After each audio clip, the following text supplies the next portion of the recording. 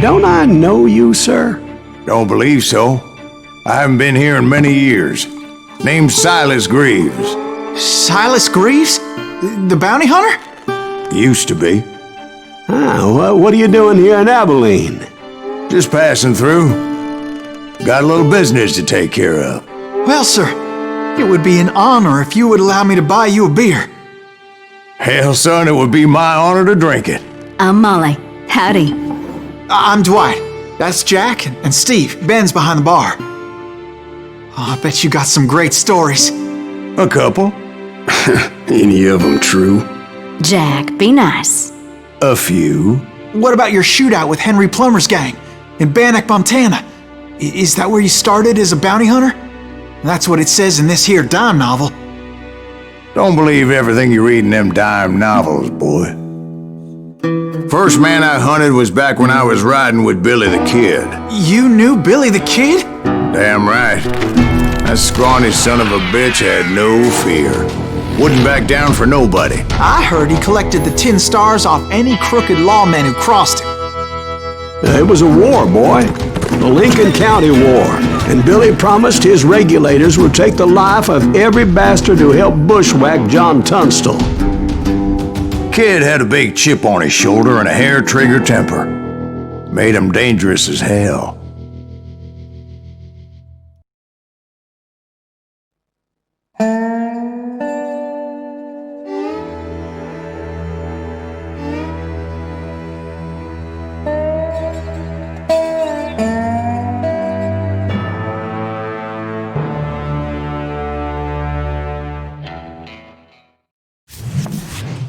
It was about 30 years ago. Billy was hiding out in an abandoned farm near Stinking Springs. I threw in with the kid because the man I had sworn vengeance on was riding with Billy's enemies. But before I tell you why I want that sumbitch dead, let me tell you what happened that day. I was heading back to the hideout when suddenly I had this funny feeling. Funny, ha-ha? No, Steve. The other kind of funny.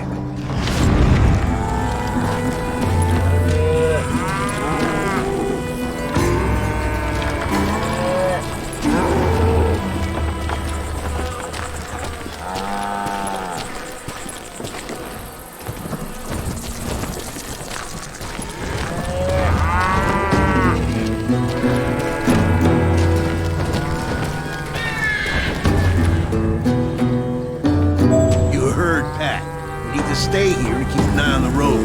That's not fair. We're missing all the fun. I knew those two morons would never let me through.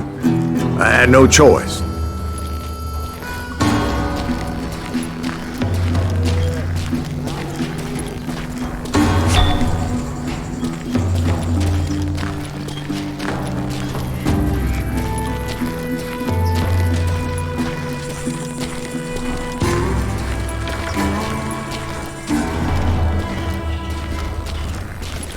Who's that? Is he with us?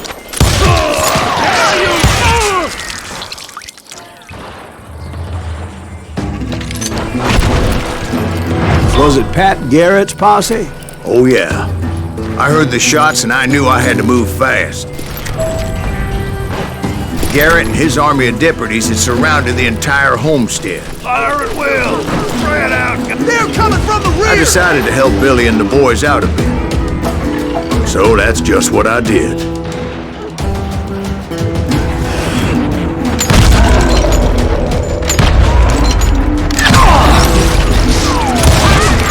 Hey, we have one behind us! Stay on it! Cover fire!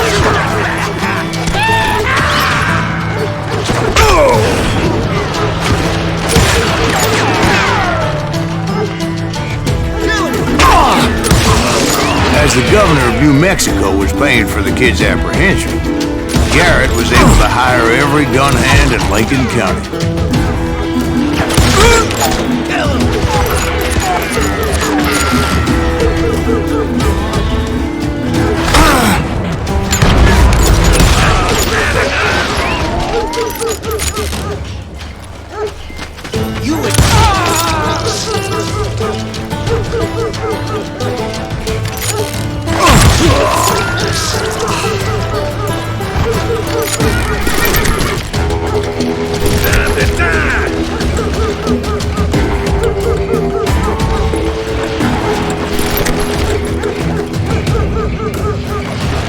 I knew that going through that front door meant putting my butt in a shooting gallery, so I decided to get sneaky. You're dead!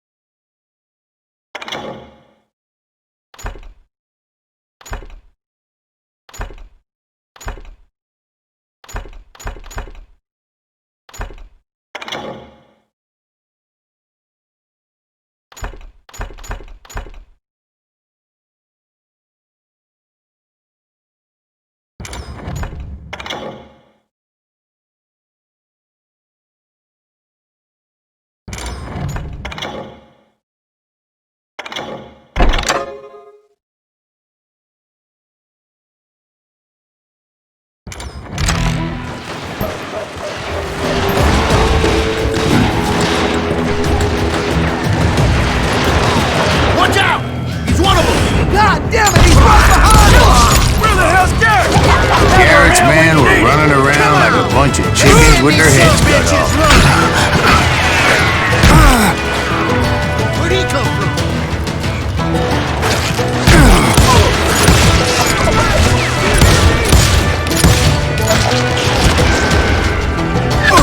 You think you can shoot me too?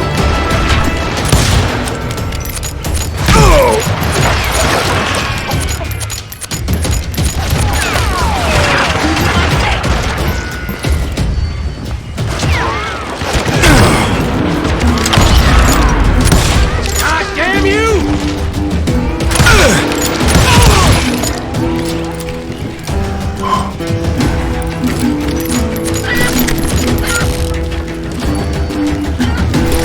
I've got this. Still, one of them reached the water tower. Not a bad idea. It would be a turkey shooting off there.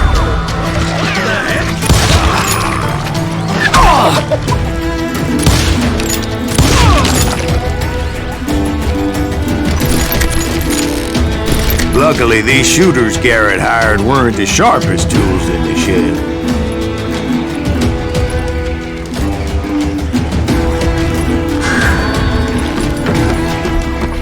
The right position is very important. Personally, I prefer to be on top. Oh, you do, do you? Indeed, darling. But where was I? Oh, yeah. A lot of them were saddle tramps or sod busters or drunken drifters looking to make a few bucks. Can't hear you!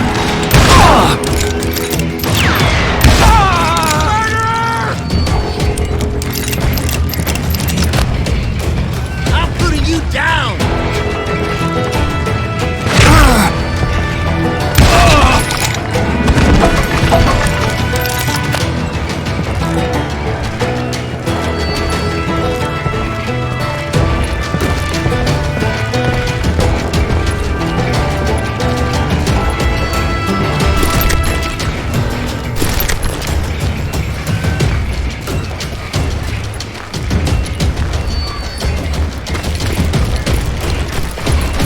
Then, I heard a friendly voice yelling at me from the window.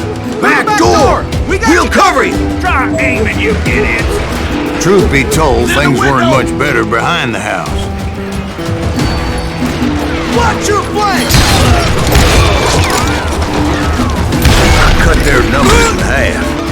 But that just made the ones that were left twice as mad.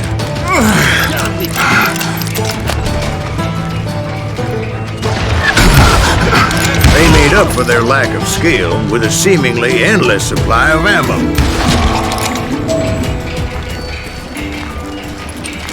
It was a bit of a slog, but I finally fought my way around the back of the house.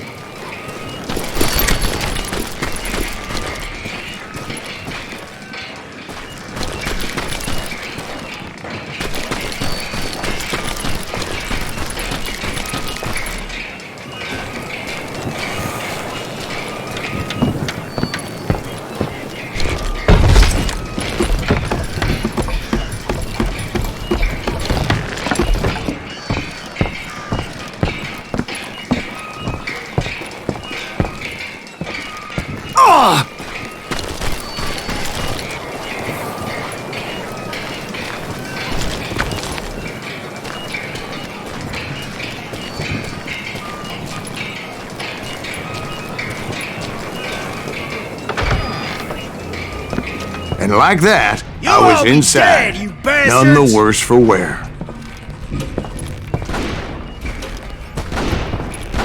I passed Dirty Dave.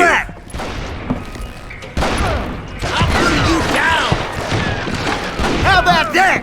And upstairs I found Billy and Charlie Beaudry.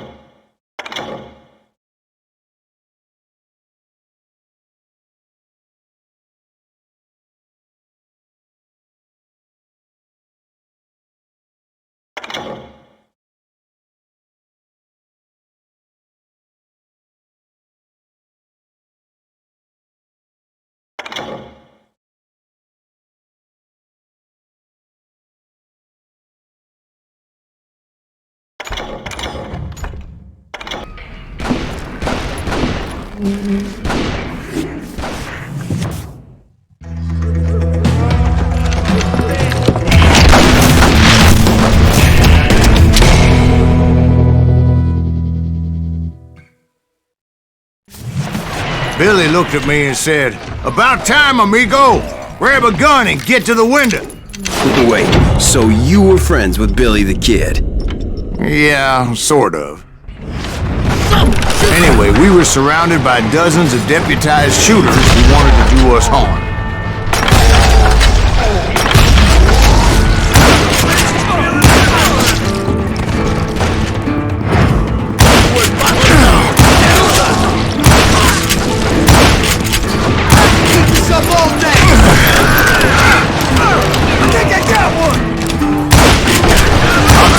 Garrett's men were dropping like flies, but they just kept on coming.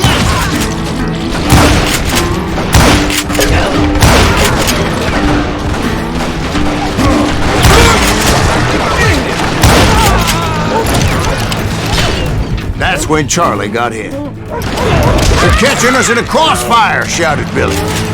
"Get to the other side!"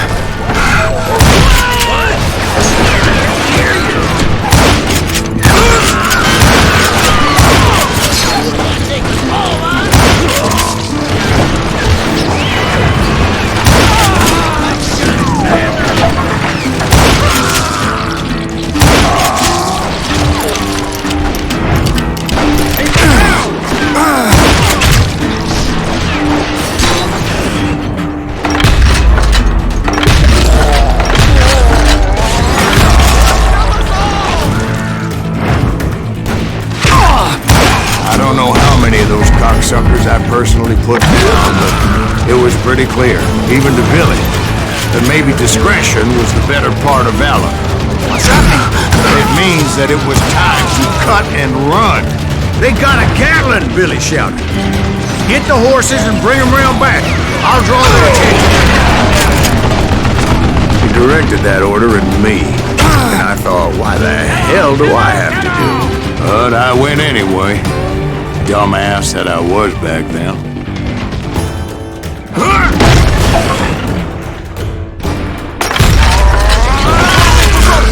Those poor sons of bitches are Many done would have for. fled in my place. But I had that false sense of invincibility that many young men have. Like Jack here. What are you saying, old man? Jack is just joshing with you. Yeah, he better be. Mr. Graves, please continue. Please, call me Silas, ma'am. Now, where was I?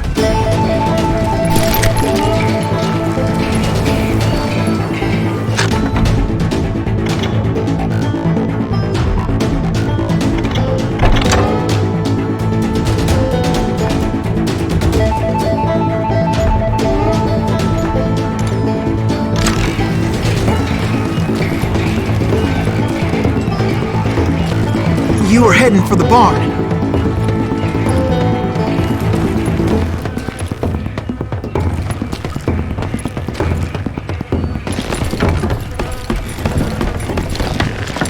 Gonna scalp your ass!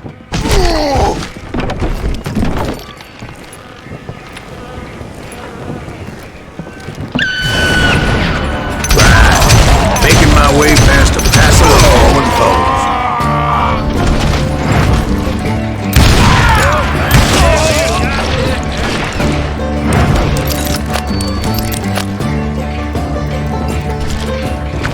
That's it for you.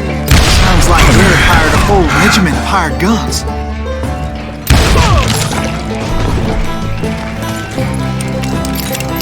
Yeah, and just when I thought I was done with them, more of these helpless bastards would pop up.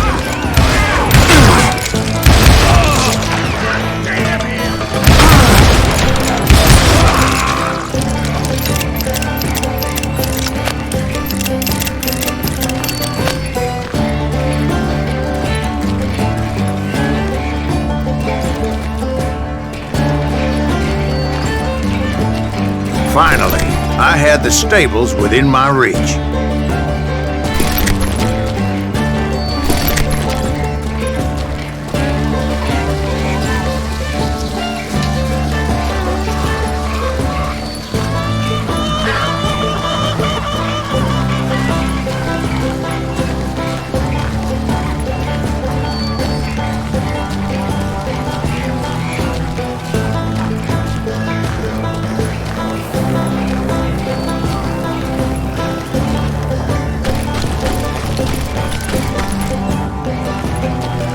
And that's when I met Sheriff Pat Garrett. I read that you went toe-to-toe with him, sir. That backstabbing bastard with that tacked-on tin star.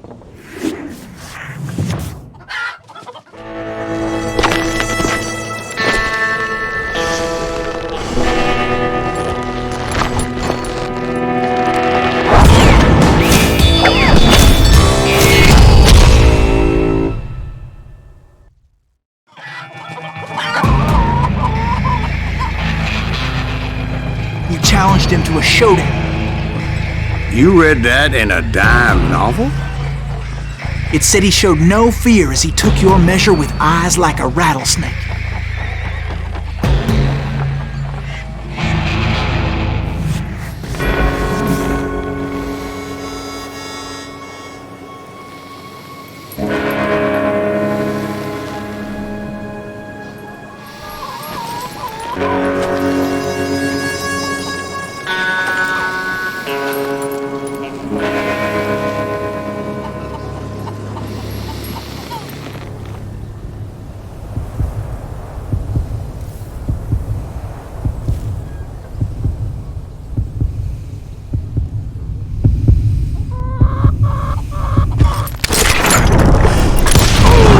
And that you killed him in a fair fight.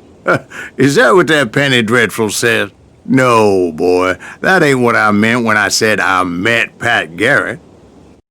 So let me start again. I finally reached those damn stables.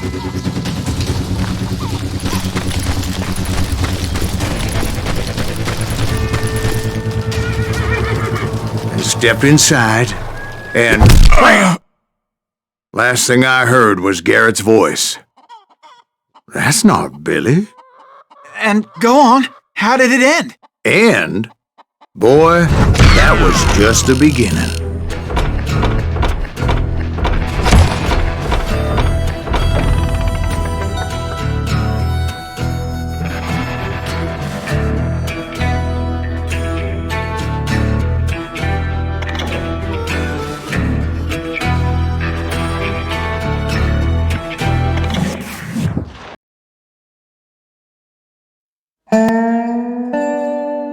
So what happened? Did Garrett arrest you?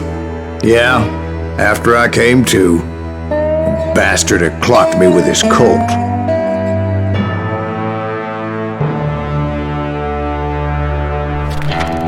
And the kid surrendered?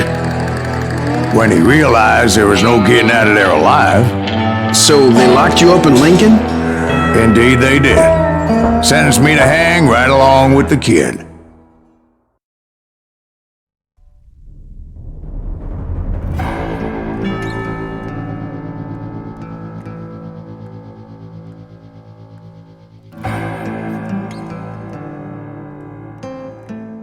It's important to know that I was only riding with Billy so I could find the bastard I was after.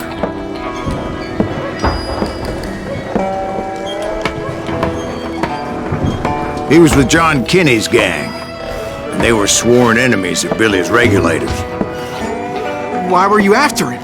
I owed that son of a bitch a bullet for what he had done to me and mine. Instead, all I got for myself was a goddamn death sentence. Luckily, it was right around then that I heard Billy make his move. He shot Jim Bell and a few other guards as he made his getaway.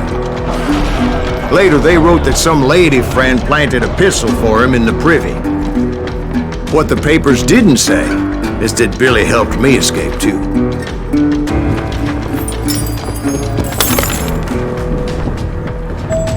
My first order of business was finding a firearm.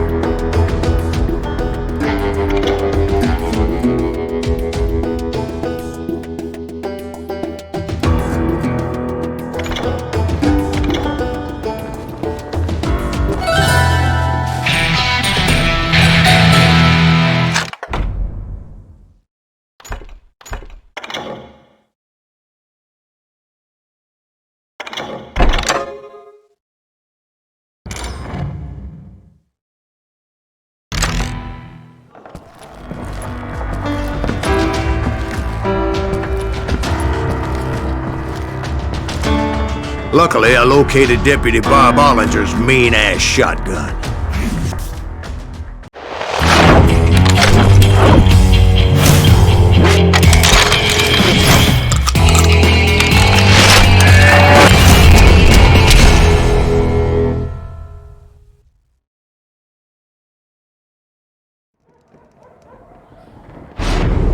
I saw Billy through the window, and he yelled that I should take to the rooftops to make my escape. So I did. Anybody see Billy? Shot Jim Bell! Hell yeah. That scattergun was like a double-barreled howitzer. It could blow a man clear off his feet. You hardly had to aim the damn thing. The kid's escape raised a huge ruckus.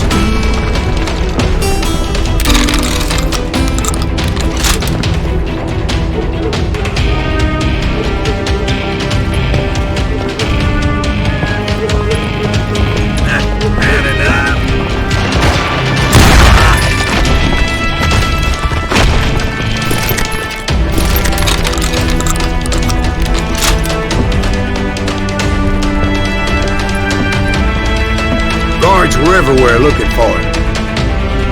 Can't let the kid get away!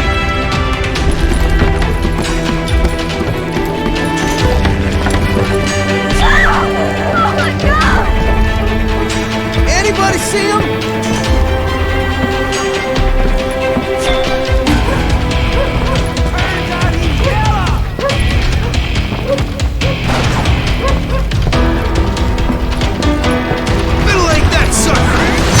Jump from roof to roof like a damn alley cat. I followed the planks where I could, but some of that wood was slippery as hell. The whole town was up in arms. Suddenly, I was a fugitive.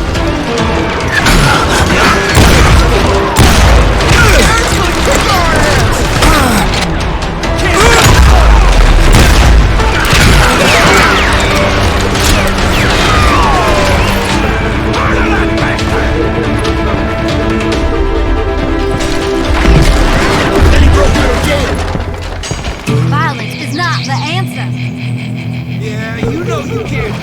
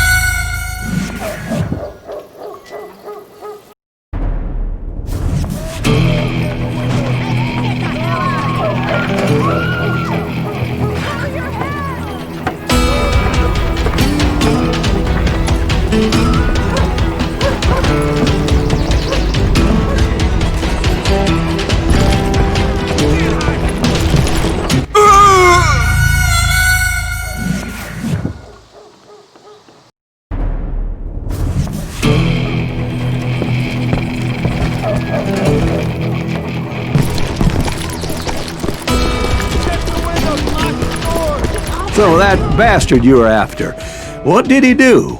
He did me and my family a grievous harm. But I knew if I was ever gonna find him, I would need to get my ever-loving ass out of there. I tried to be stealthy and sneak my way past. This town doesn't have a moment's peace.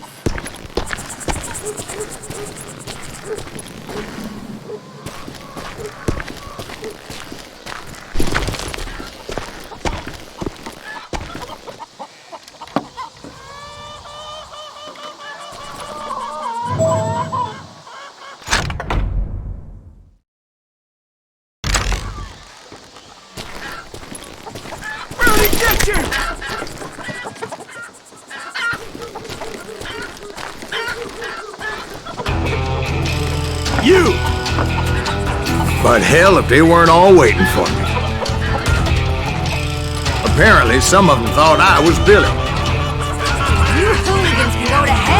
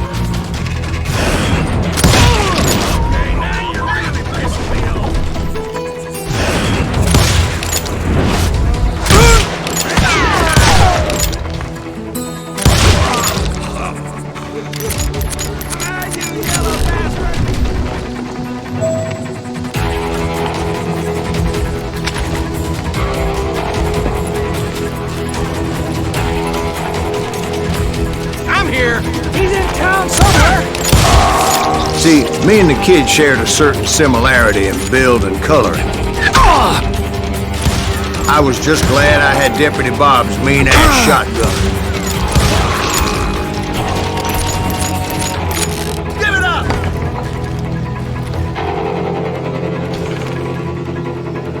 Show yourself! I don't get paid enough for this!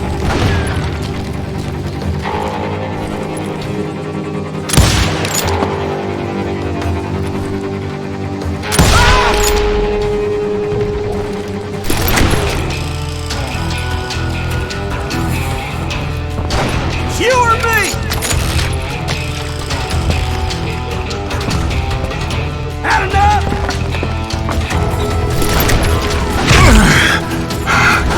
I'm done with you.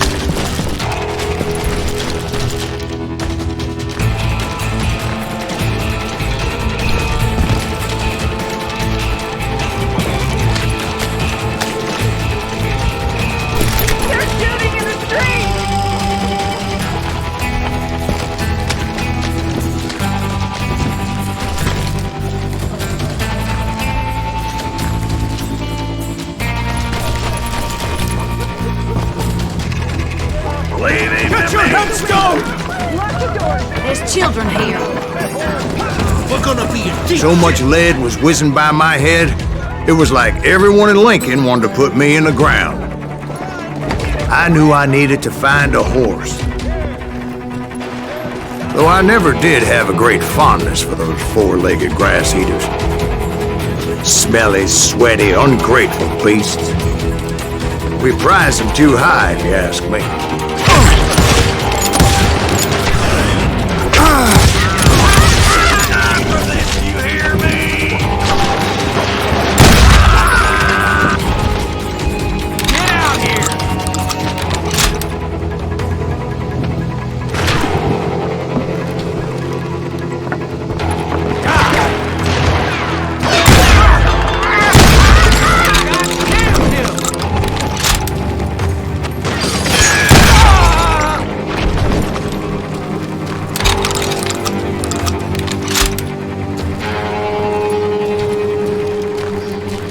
got this! You won't get away with this! Show yourself, coward! Close. Surrender yourself! That was too damn close!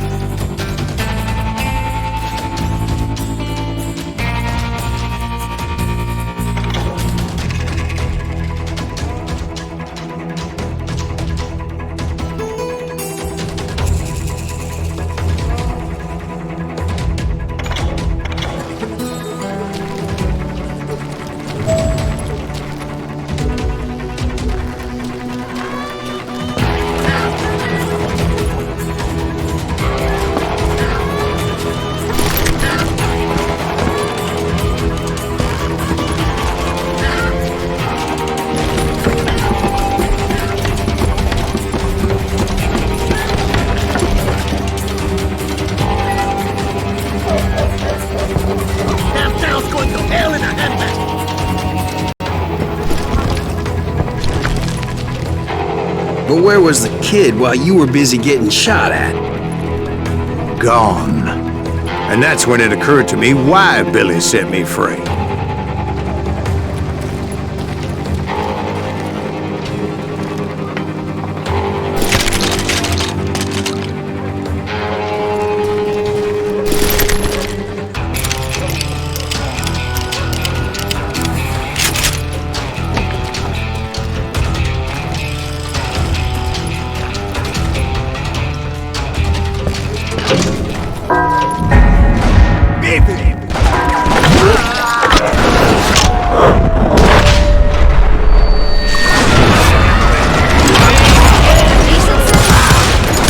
Could be a hapless decoy and draw attention while he snuck out of town.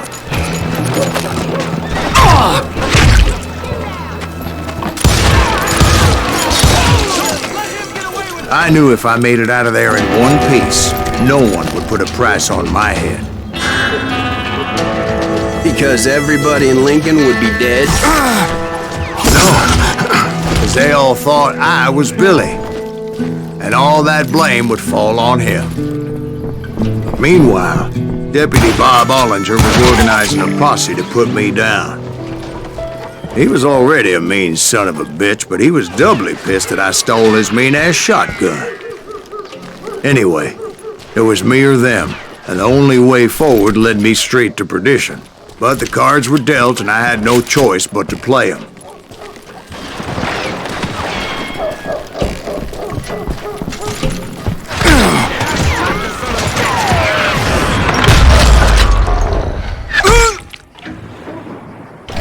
We're gonna be in deep shit when Pat gets back.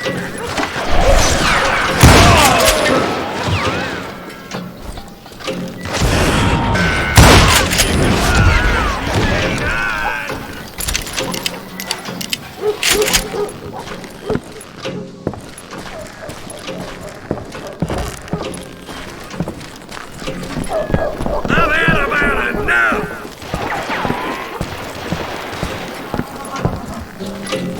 Can't hide forever!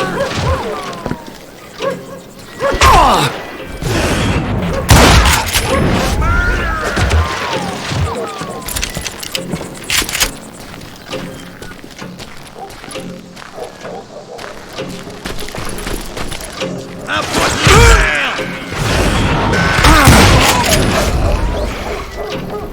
Get out of here.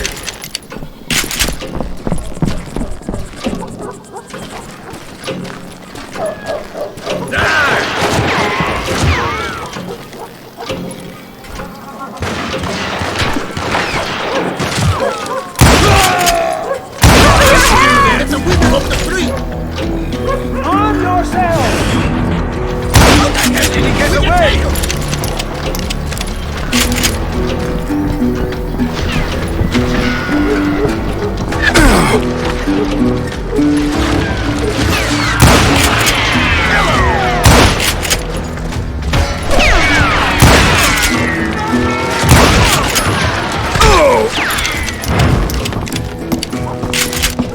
I'm putting you down!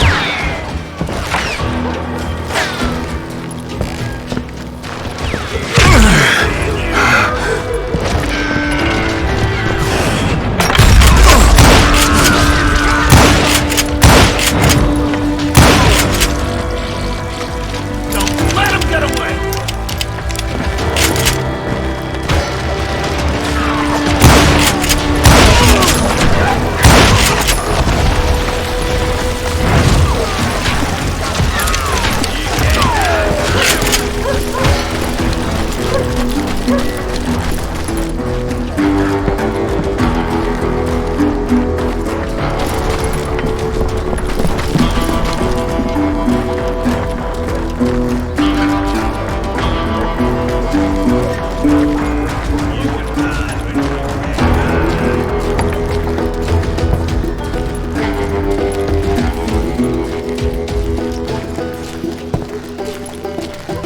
You're dead!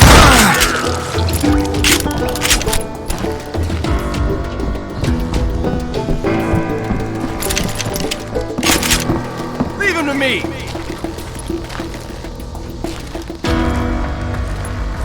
Look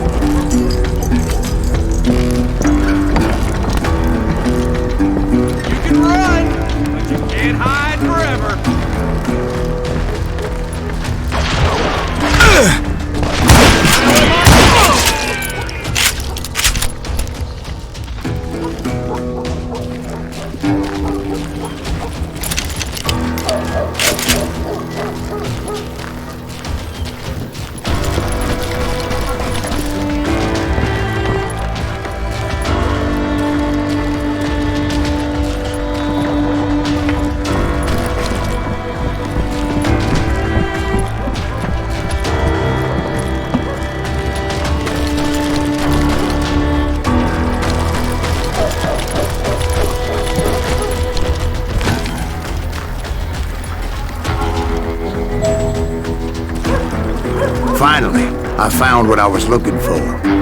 The stables on the edge of town.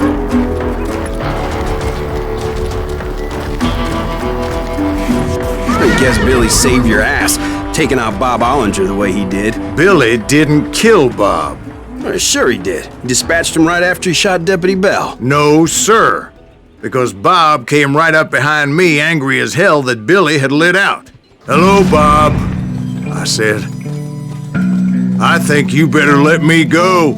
And he says, "I don't think so, boy. Not with my shotgun."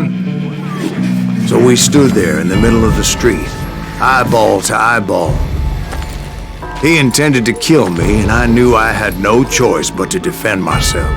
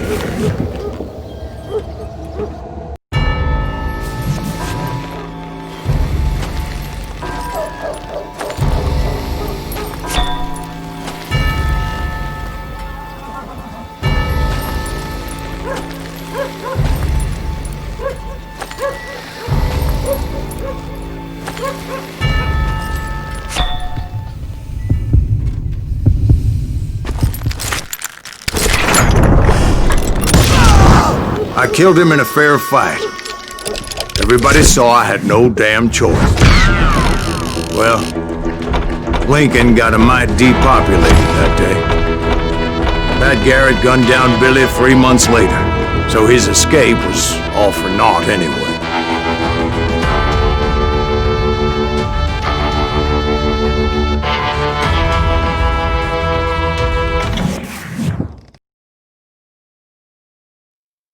So where'd you go after Lincoln? Mexico. Until I realized nobody was looking for me. I ended up taking a job at the Rurales. The Mexican Rurales? I was hired to help them track down the cowboys.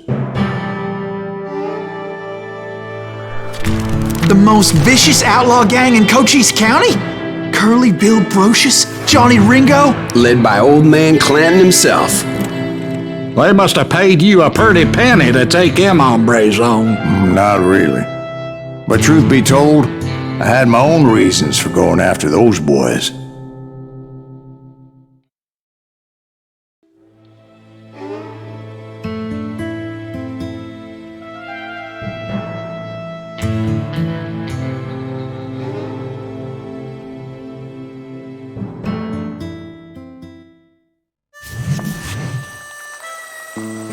So was the bastard you were after now riding with the cowboys?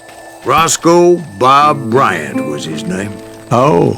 But no, this time it was a different bastard I was after. The aforementioned Mr. Ringo. And yes, he was working for old man Clanton.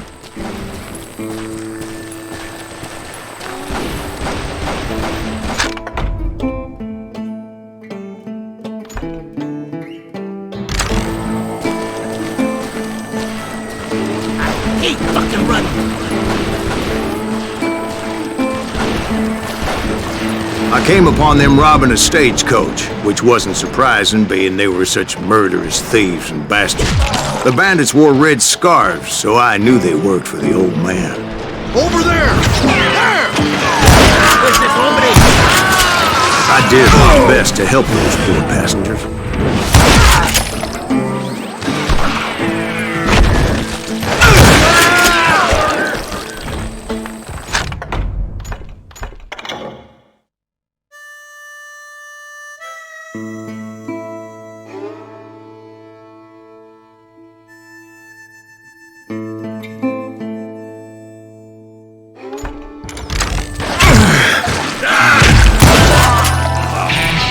Moments later, the attackers were dead, and I checked the stagecoach to see how many passengers were still breathing.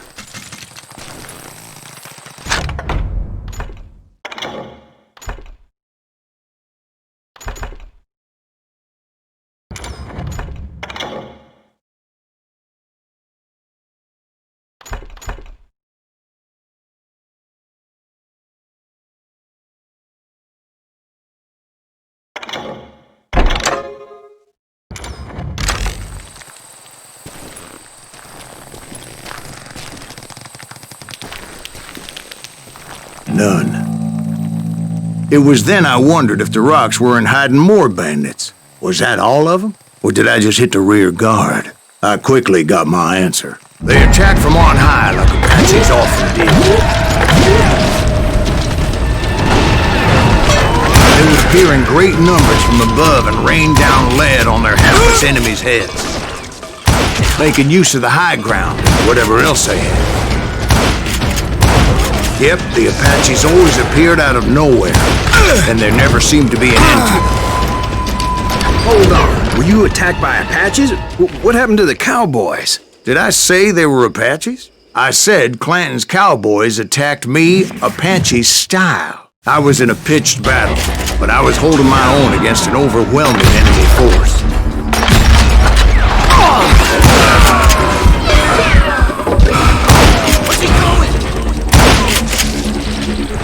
See, at the time, I was still pretty green and would often blunder into regrettable situations. But I just kept shooting at anything I could see up in those damn rocks. I didn't see Ringo, but I knew he was with the cowboys. He and Roscoe Bob had done me a dreadful wrong, and I was determined to have my revenge. But to get to Ringo, I knew I'd have to fight my way past these other assholes first. Unfortunately, I was running out of ammo. Another perfect example of my relative inexperience as a hunter of men. I immediately knew that a tactical retreat was called for, as my vengeful fury was much less impressive without the bullets to back it up.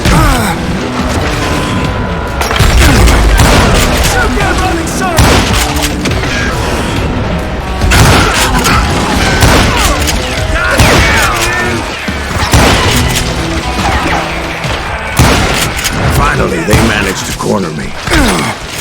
Trapped as I was, the odds of my survival were pretty slim. Luckily, serendipity was on my side as I suddenly spotted a way out of my predicament.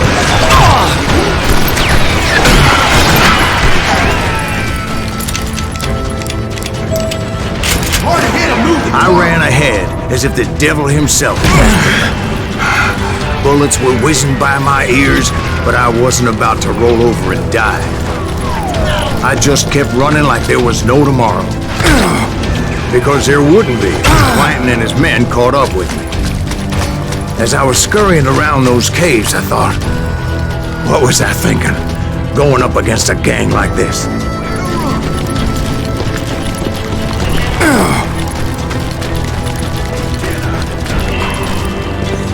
I just kept running, not knowing where the hell I was going. A dead man! And that's when something miraculous happened. Like manna from heaven, I found the desiccated remains of what looked like an Apache warrior. The old weapon next to him supplied me with some much-needed ammunition.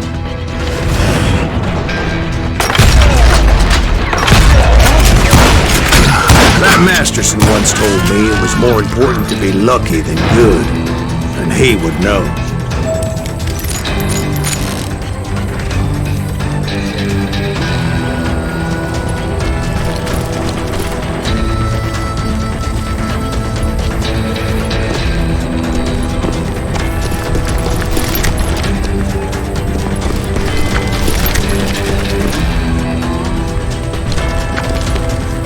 And imagine my surprise when I found a fistful of dynamite to go along with that ammo.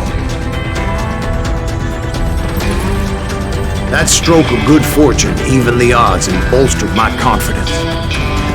It was time to turn the tables. Time for the prey to become the predator.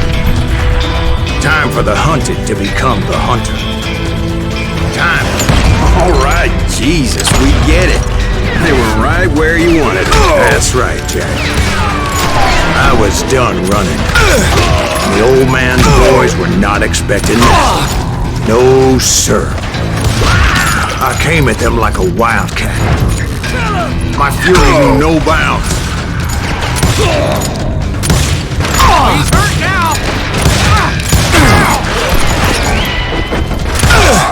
Don't let him live! Get him!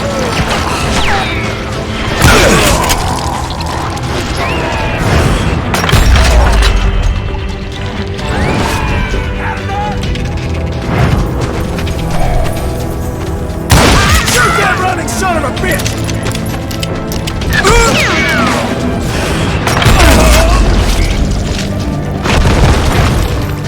It was finally time for that old man to pay for his sins. Ah, you yellow bastard!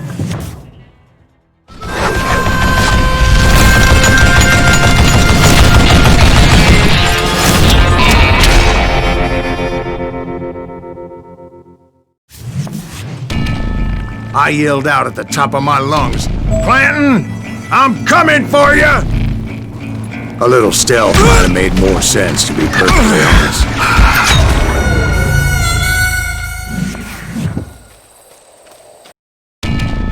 But I knew I could not let that deter me. Not if I was to find and kill Ringo. I needed to get that old man off that gun.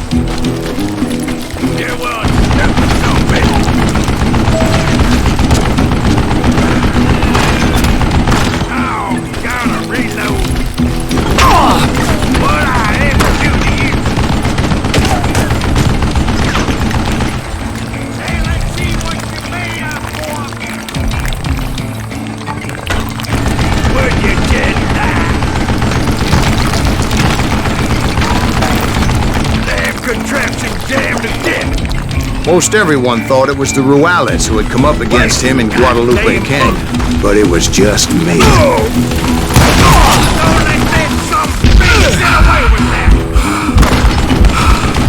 I don't know how you lived this long.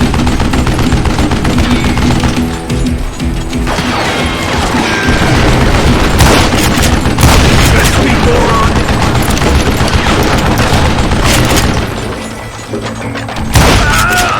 Let's see what you got.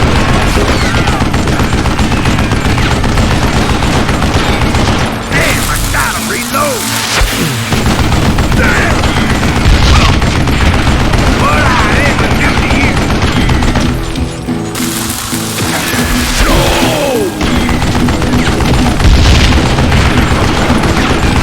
Would you get that? Oh!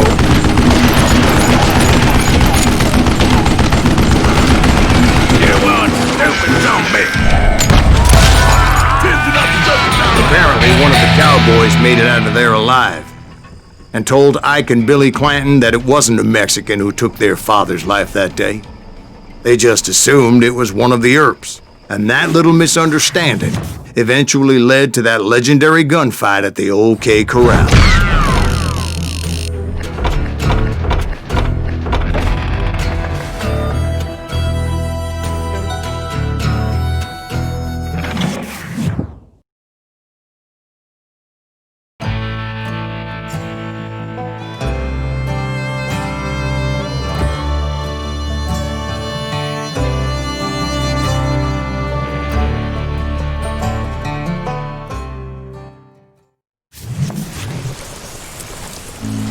A few weeks after that dust-up at the OK Corral, I was still after Johnny Ringo. I had tracked him and the cowboys to their hideout at a sawmill, and they were loaded for bear.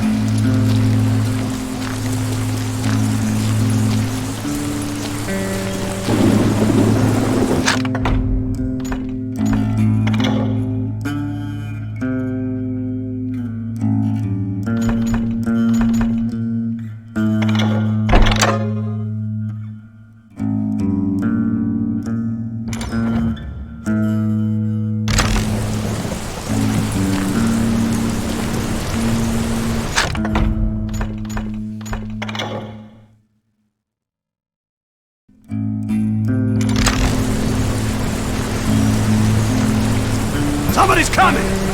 So, what exactly did Johnny Ringo do to piss you off? Well, him and that other bastard. Roscoe Bob Bryant? Yep. They both deserve to die, and I promise I'll tell you why. But first I need to tell you about the Cowboys' new boss, Curly Bill Brocious. Herb's coming! Get ready, boys.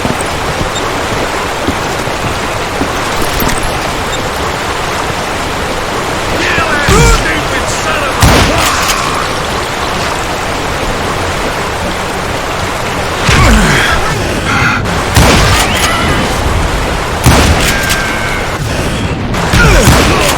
Curly Bill took charge of the Cowboys upon the old man's demise, and after that gunfight at the OK Corral, the Clantons wanted revenge.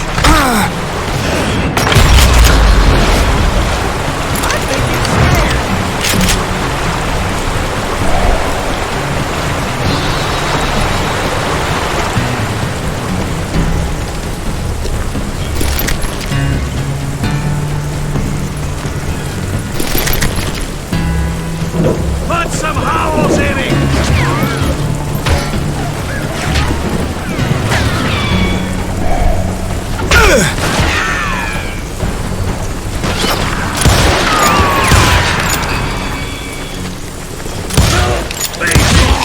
So they murdered Morgan Earp and grievously wounded his older brother, Virgil.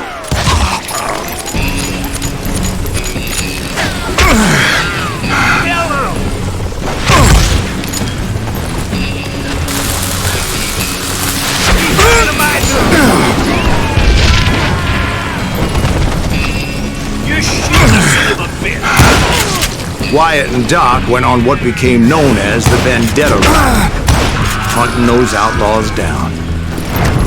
So when I showed up, that's who they thought I was.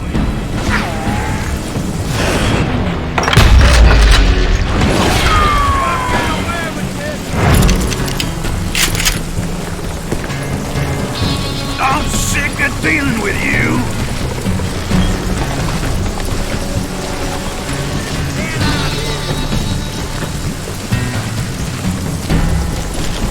I'm tired of being shot at!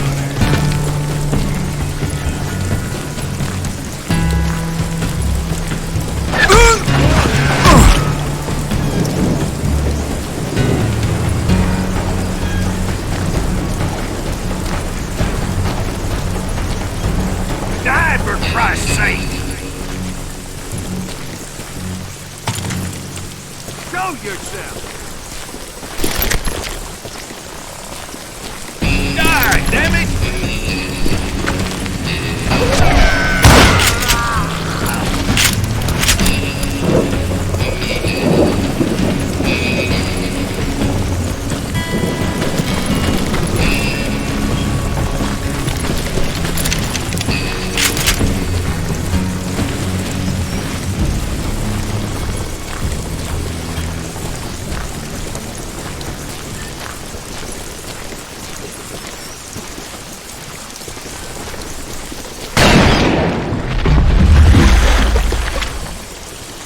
There were killers around every corner, all wearing red bandanas.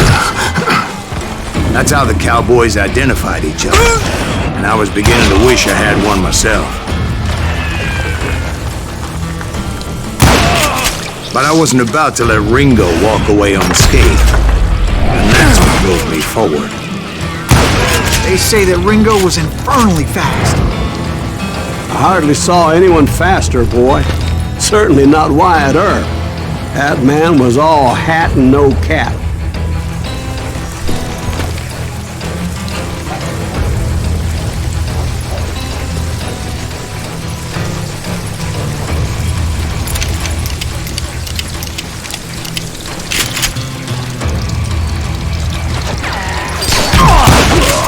Earp wasn't much of a match for him, but Doc Holliday might have taken him. That lunger should have kept his nose out of it. They never charged anyone for the murder of Morgan Earp. But everybody knew that Curly shot him in the back. That was common knowledge. Yeah, maybe so. But Ringo had nothing to do with it. He was just being loyal to a friend. Is that what you call it? Being loyal? Well, to get to that loyal friend, I had to pass by some buzzsaws as big as a man.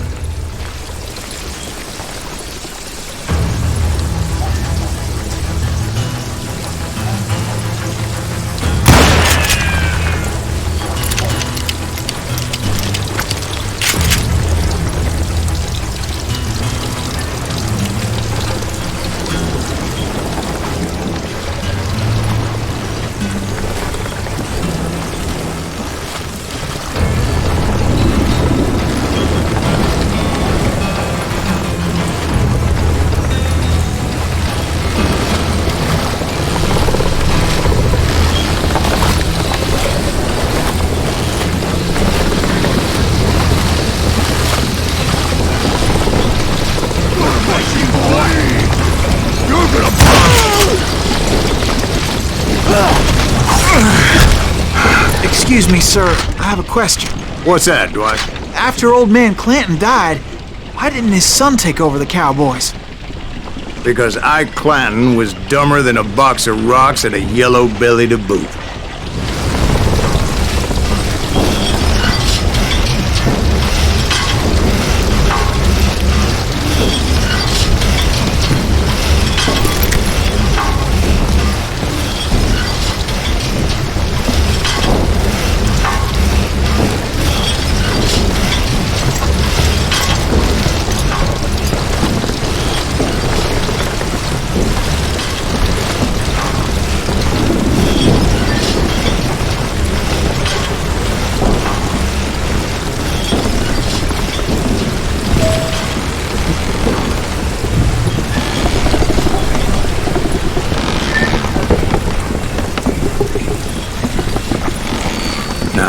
Where was I?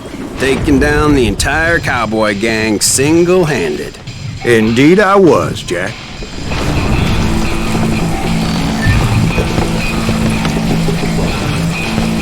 Hey, got something for you.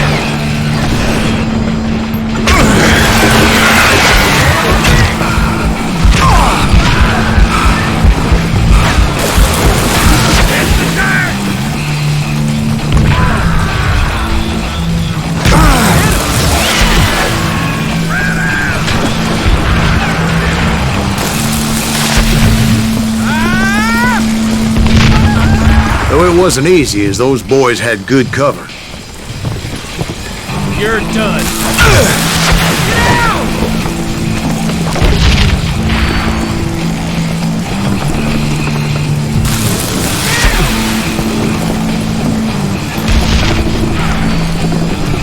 Show yourself, coward!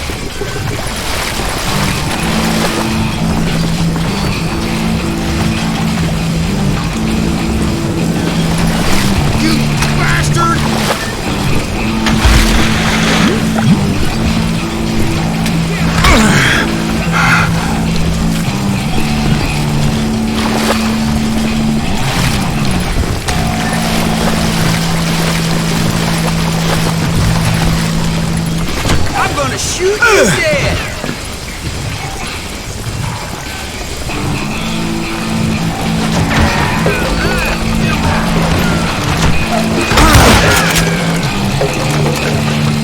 That's right. Run!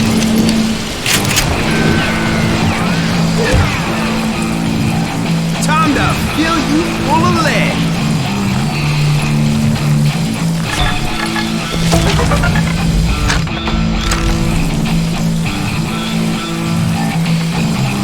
I son of a bitch.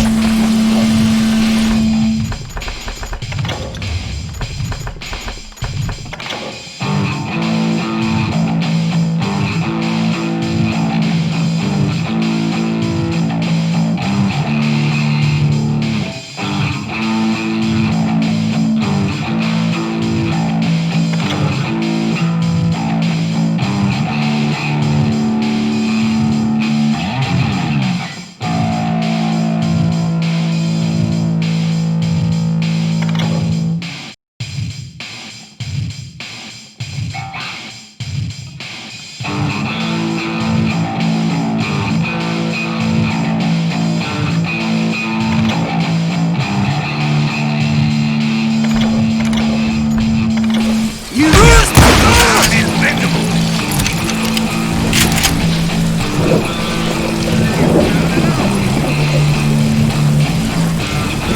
There he is.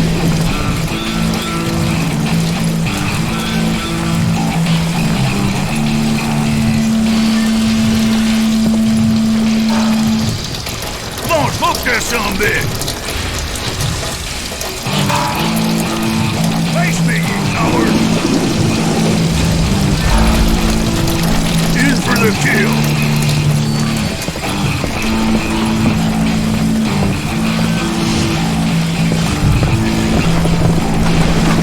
Play him.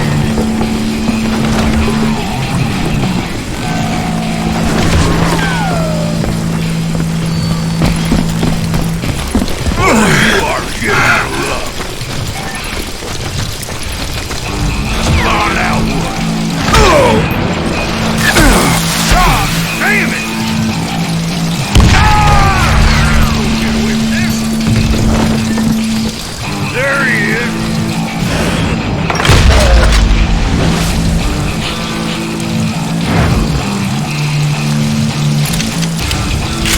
Keep shooting. I don't mind. Come on, look this up.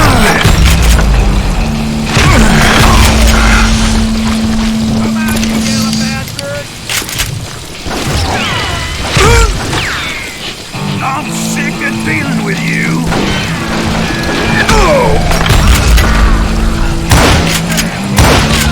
There were carts everywhere, piles of lumber, and God knows what else for people to hide behind. That really was one hell of a sawmill. Quite an impressive operation.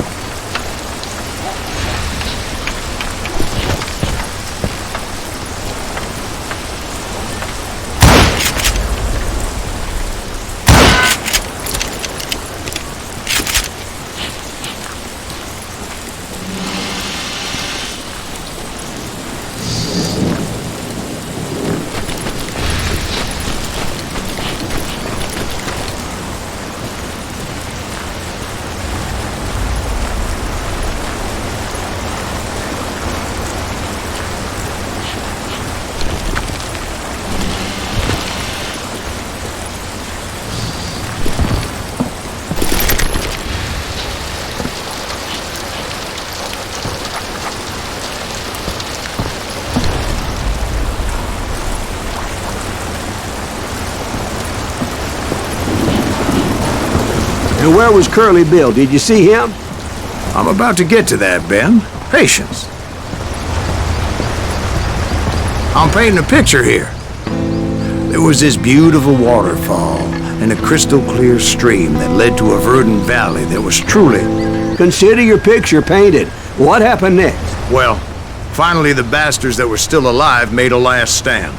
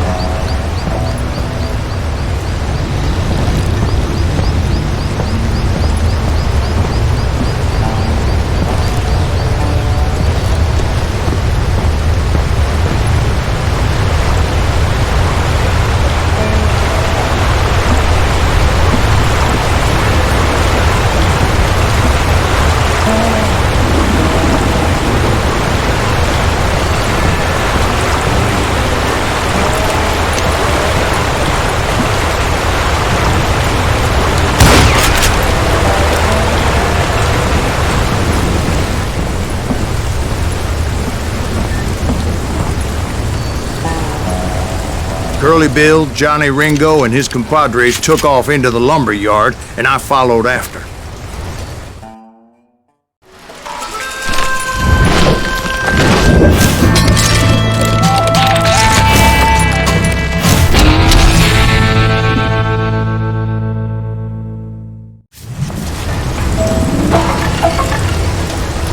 Are you saying they ran?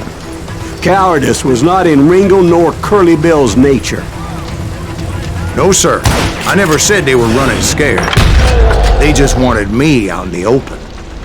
Come here, you dance with the devil! You're working for Wyatt. Let's do this! Some bitch Earth send you to kill me! Let you pay for that! Got a lot of sand up here all by your lonesome. Come on out, son! Make your case, brother!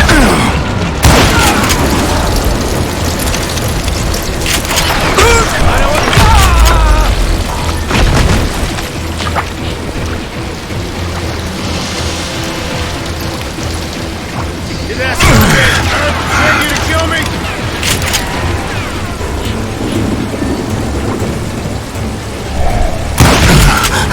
See you dance!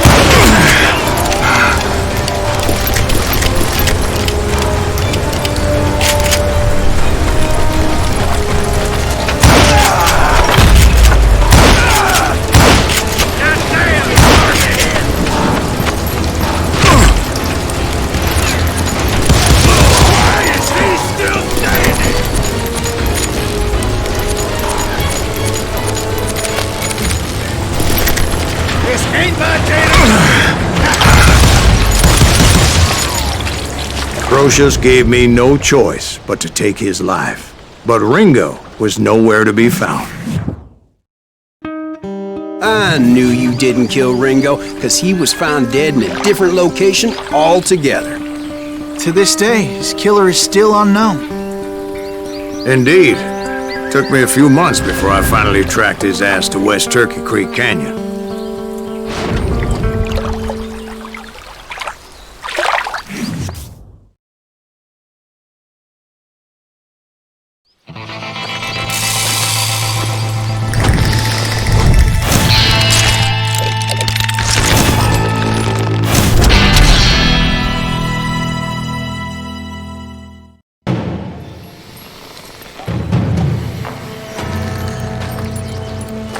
That's incredible, sir.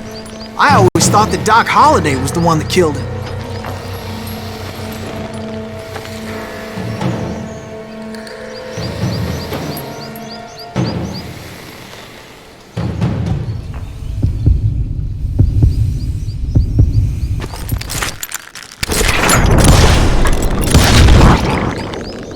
Sorry I had to ruin the legend for you, boy. But the legend ain't always true. Doc Holliday had nothing to do with the death of Johnny Ringo.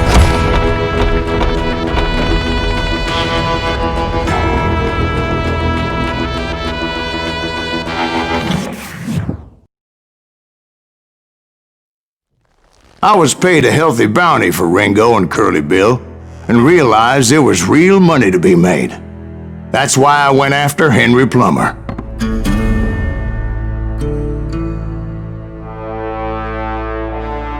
Now, wasn't he the sheriff who augmented his income by shaking down miners and robbing gold shipments? That's the one. Oh, yeah, I remember him. He ran that gang of thieving outlaws called the Innocents. So it's true that you went toe-to-toe with him?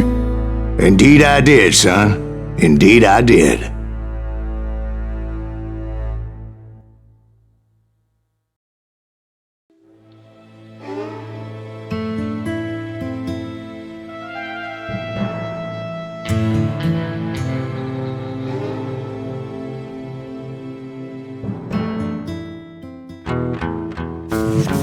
I knew I needed resources if I was going to track down Roscoe Bob Bryant, and hunting Plummer looked like a good way to get rich quick.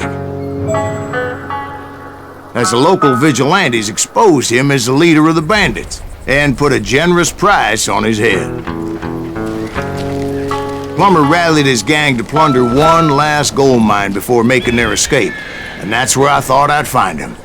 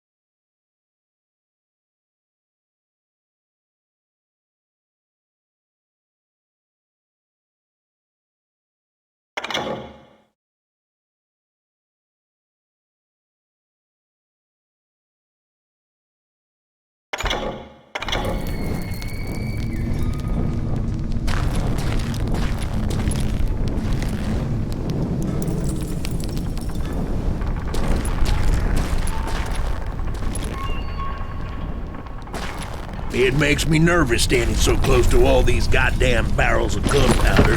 Why would you be nervous? No one has the cojones to come after us. As long as you don't light up a cigar, we're fine. Besides, George is up there on the rocks with that rifle of his. Nothing gets past him.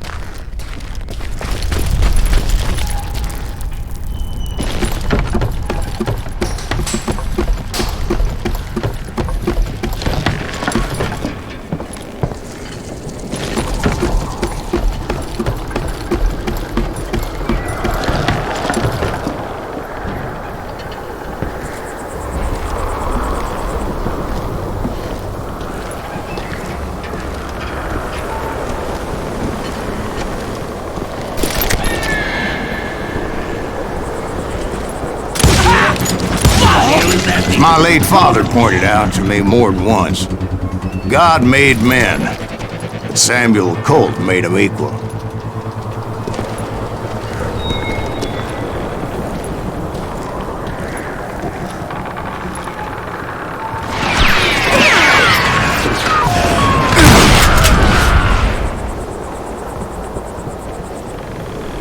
I do not deserve to die like this!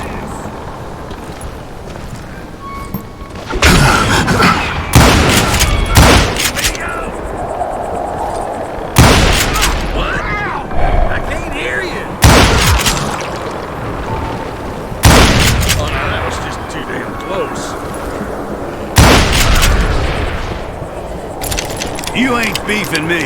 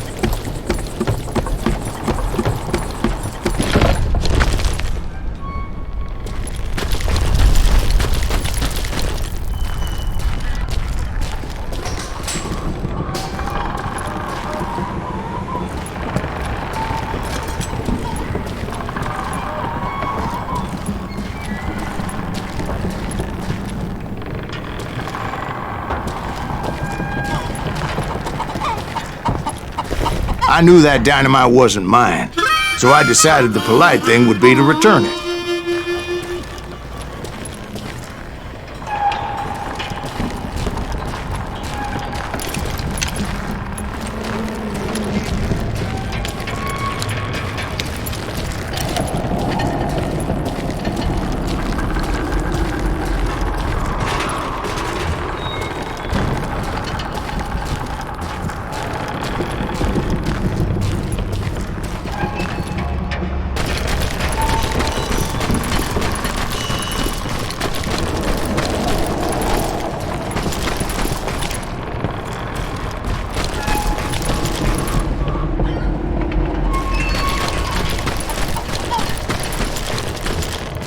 It was the biggest gold rush since Sutter's Mill in '48. Unfortunately, prospectors weren't the only ones drawn to those riches.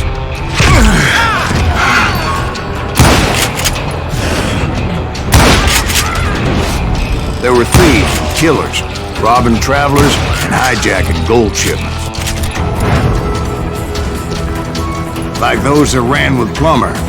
Some were just regular folks I knew from town, drawn by greed and easy pickings.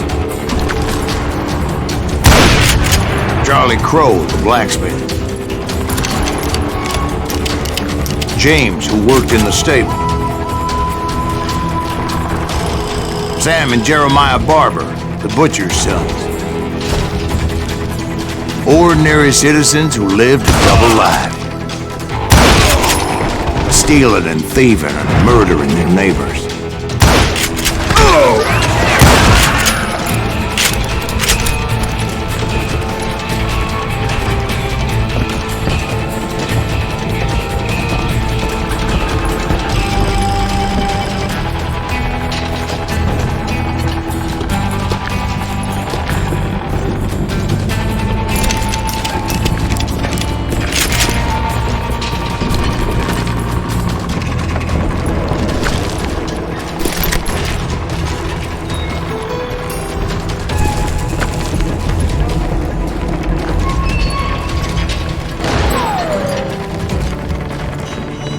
Time to blow your shit up.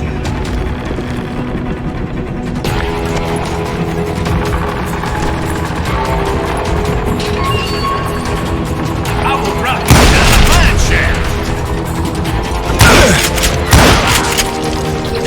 Of course, the rest were veterans of the Civil War. Stone-cold killers trained on the bloody fields of Shiloh and Antietam. Dangerous, desperate individuals.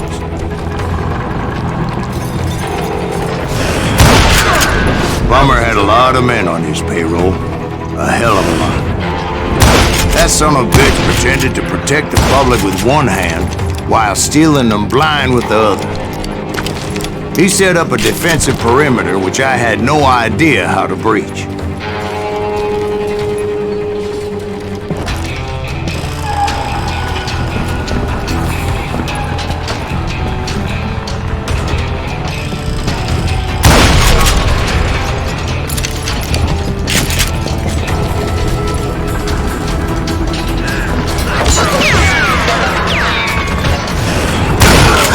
I was outnumbered and in way over my head, but I was too damn stubborn and stupid to realize it. They must have thought I was touched, or had some kind of death wish, seeing as there were barrels of gunpowder everywhere. One stray bullet, one stray spark, and I'd be blown to hell and gone. Did I have any second thoughts about what I was doing? No.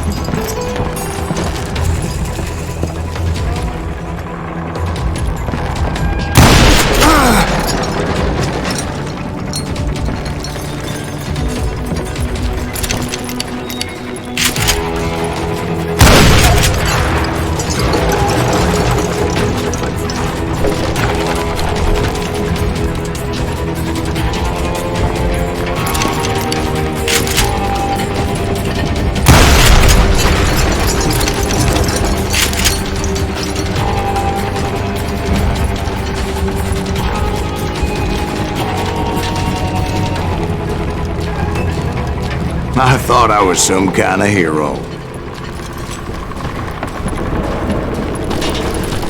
I finally made it past and headed on to meet my destiny.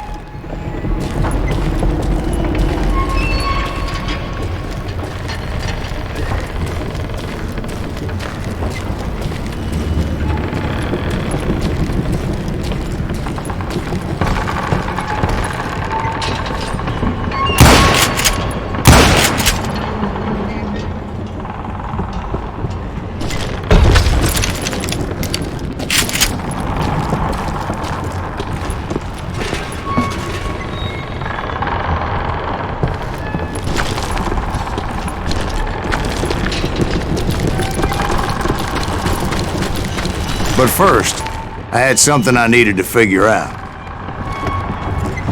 I had a few ideas on how to get into that mine, but once I made my decision, I knew there was no turning back. So my first thought was to enter the nearest mine portal.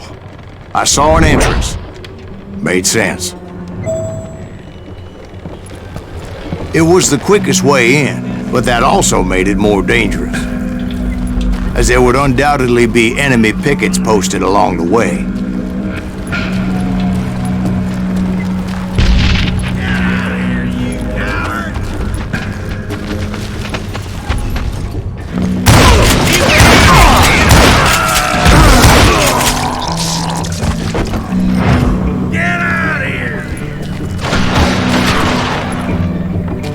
Besides, once you enter a mine like that, it's easy to get all turned around.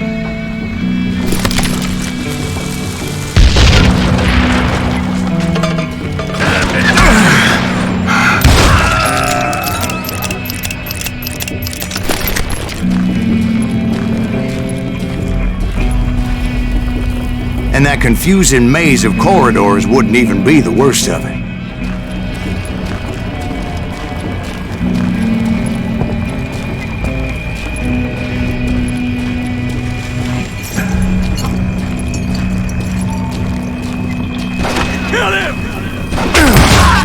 Some of those shafts could be as deep as hell.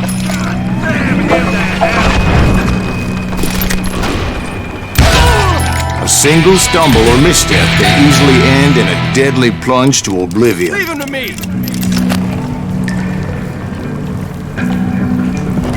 Come out, you yellow bastard!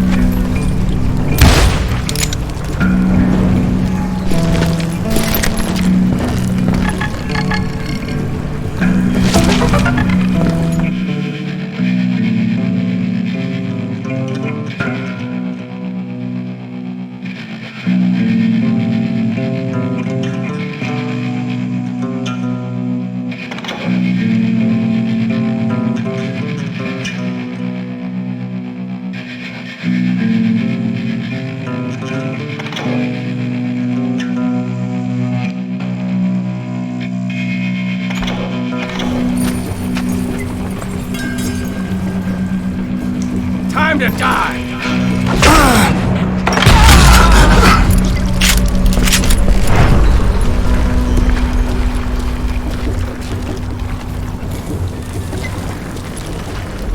Quick reflexes often make up for a lack of common sense.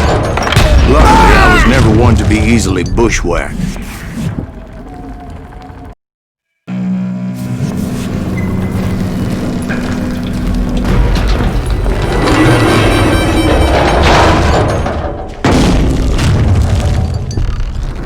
I would just need to be careful not to blow myself to kingdom come.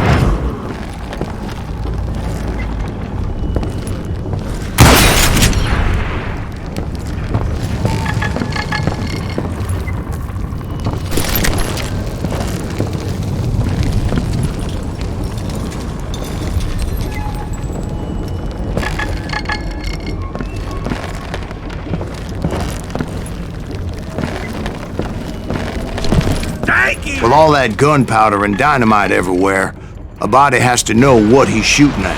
Bullets! All it takes is one tiny spark, and boom. Take him! Take him!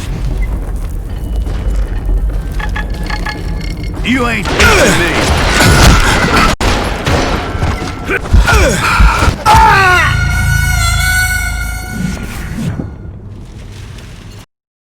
Take that asshole out!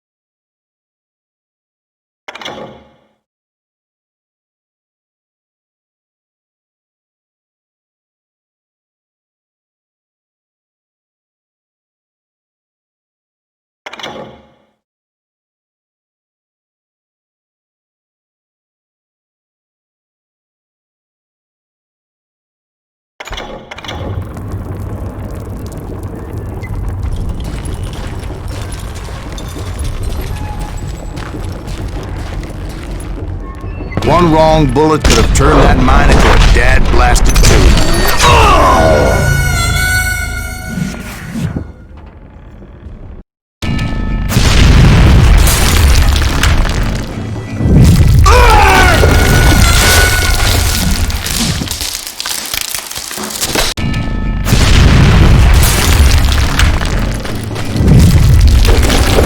I freely admit that my plan of attack was not just moronic, but clearly insane.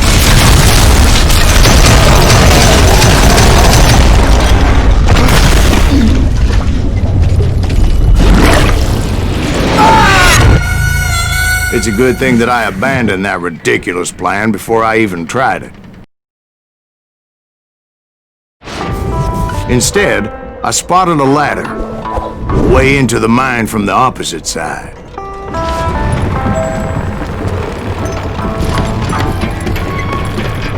It was a long way around, but that approach seemed more sensible at the time.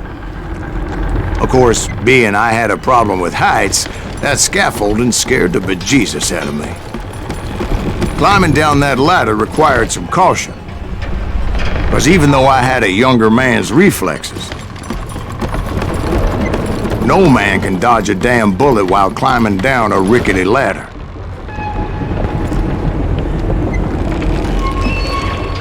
I needed to make a leap of faith, which ain't easy when you're suspended between heaven and hell.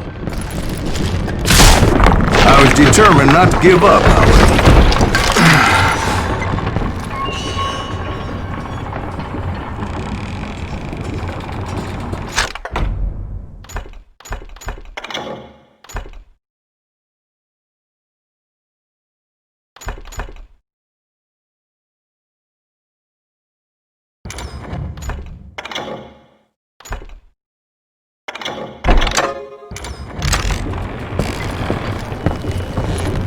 That Sheriff Plummer seemed quite the despicable character. When the vigilantes discovered what the sheriff was up to, people were outraged. Surprise! That 10,000 they put on his head would go a long way to helping me find old Bob. And I had made it my mission to settle that score come hell or high water.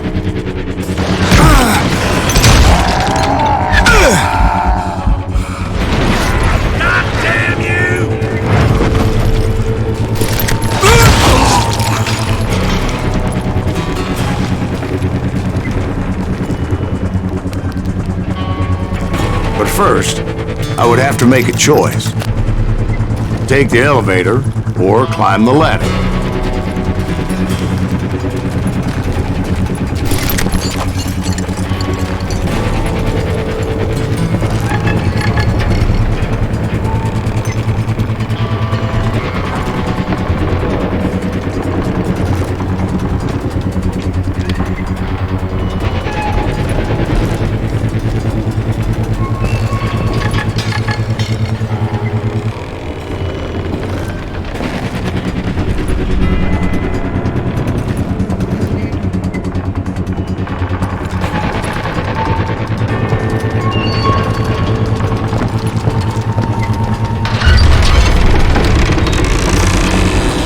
I picked the more convenient and more dangerous route.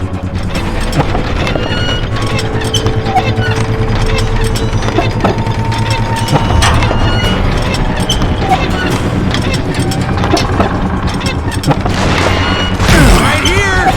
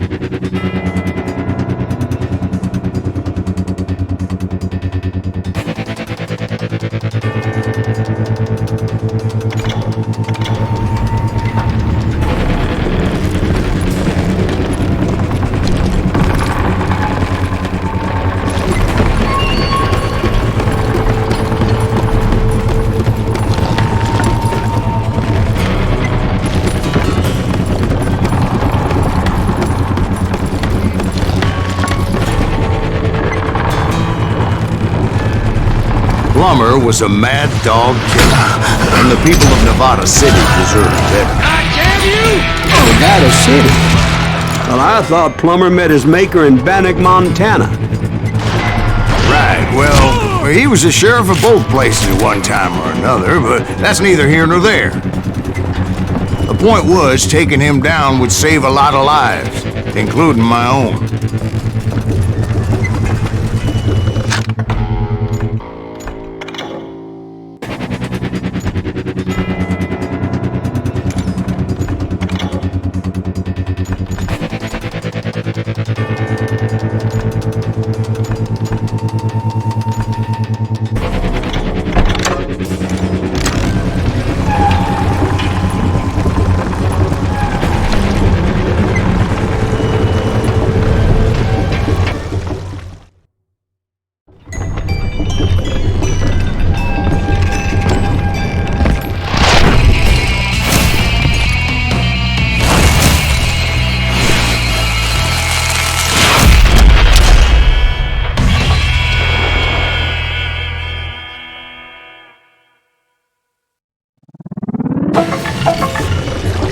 They're gonna need a dustpan to pick you up! This day is just getting worse and worse for you, ain't it? Henry Plummer was clearly unhinged, and I could see right away that this was gonna take some doing.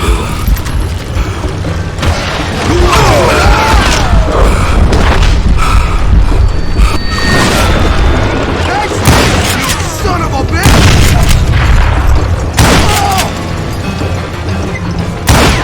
You can shoot, but can't you aim?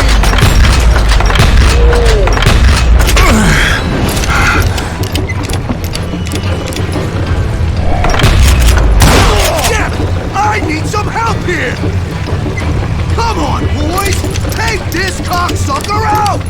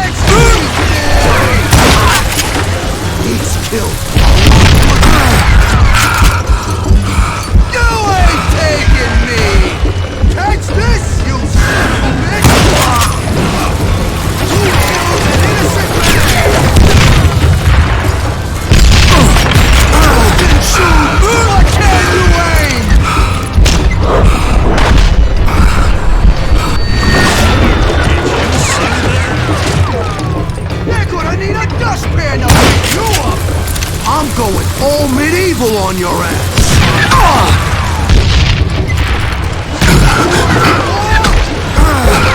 Gonna blow you into next week!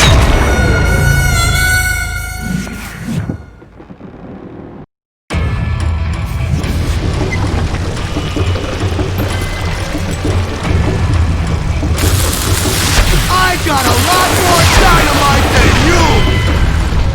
I can shoot fools!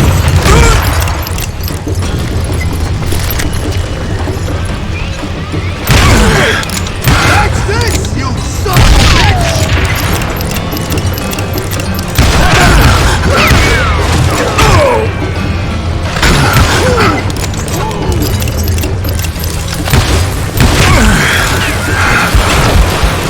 All blood money for you today! I'm fine.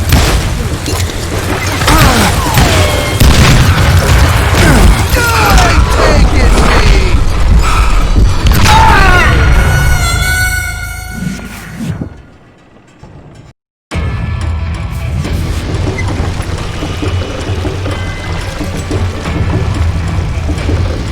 I'm gonna bury you in a million pieces! I'm gonna own evil on you!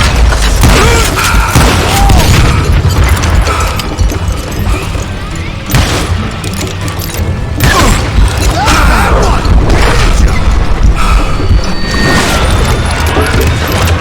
Gonna blow you into next week, boy!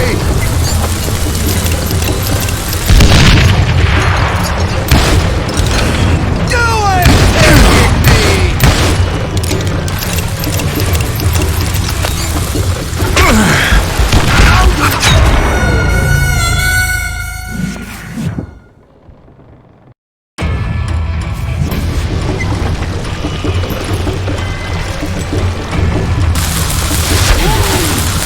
This cocksucker is smarter than he looks! I can shoot too! Why not just give up and die?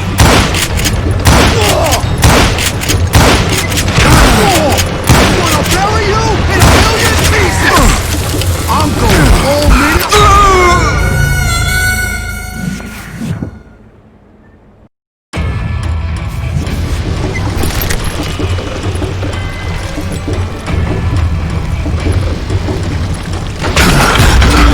You want some more? You ain't taking me! Who said you could throw dynamite? No blood money for you today! Gonna blow you into next week, boy! What the heck just You can shoot, but can you aim?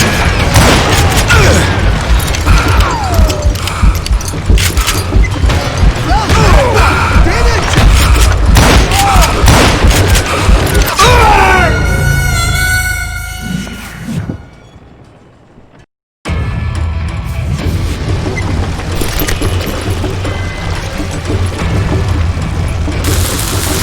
I got a lot more dynamite than you! No blood money for you today!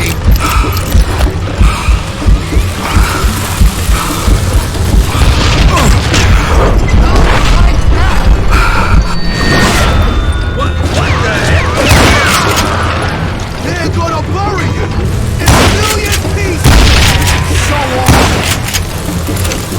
You ain't taking me! That kind is smart!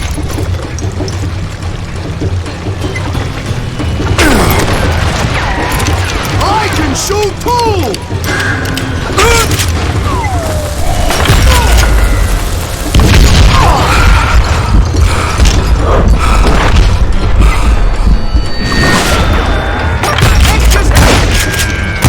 You can shoot, but can you aim?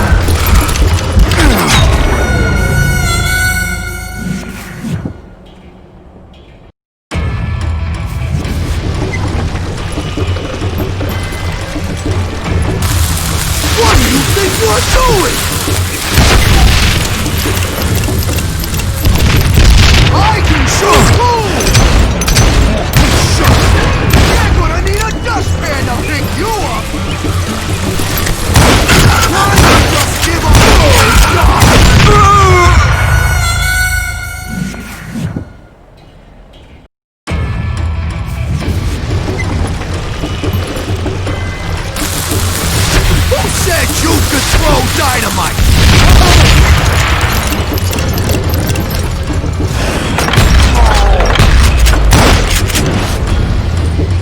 You can shoot, but can you aim?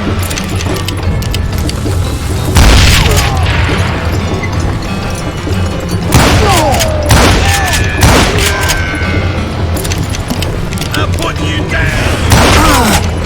This is gonna hurt! So that's how Henry Plummer died. Him and his crew were worth their weight in gold. And now, I was officially a bounty hunter.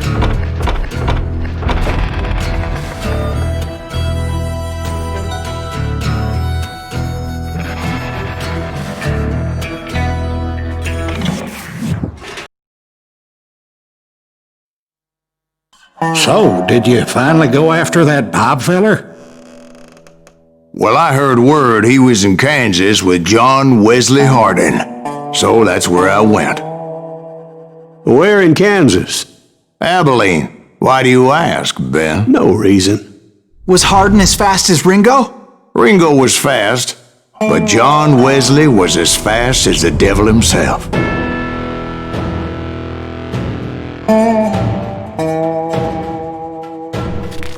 Hell, he killed his first man at 15. From that day forward, he had a price on his head and wouldn't back down for nobody, not even Wild Bill Hickok himself.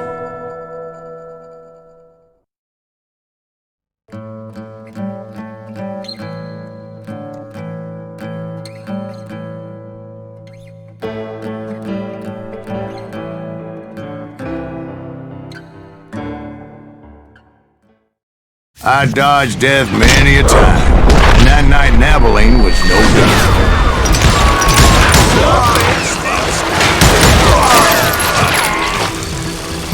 I was there with the intention of finding that bastard Bob and collecting the bounty on John Wesley. I thought the Texas Rangers got Hardin. Yeah, that's what they want you to believe.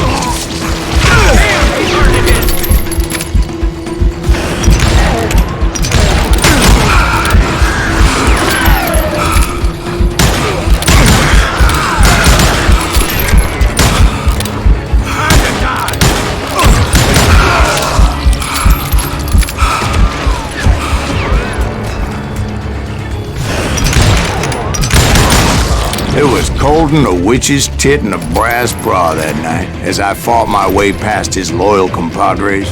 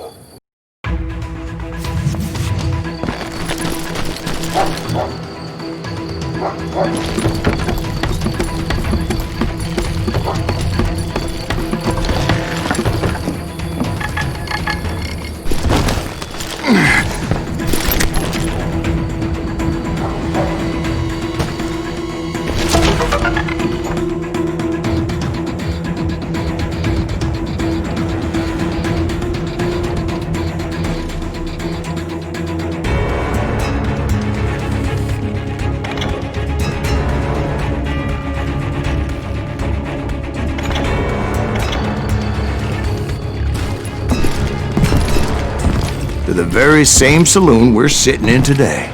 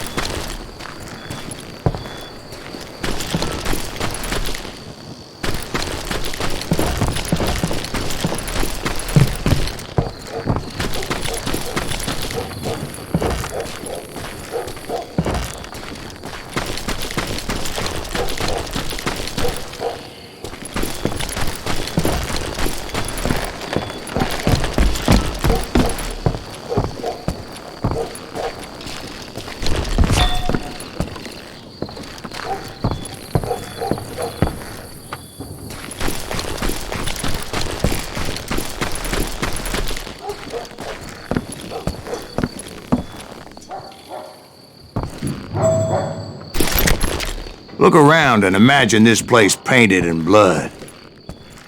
Hardin was waiting for me, and...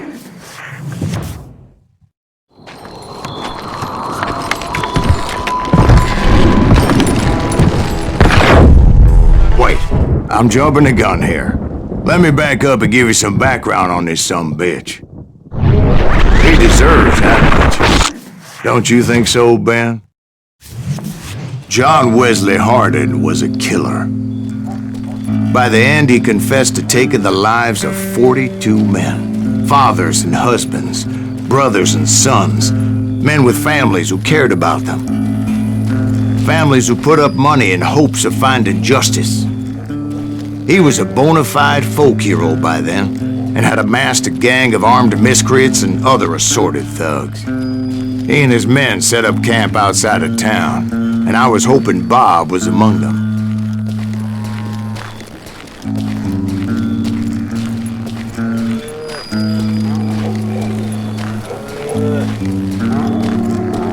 Shit, it's cold out here. Freezing my giblets off.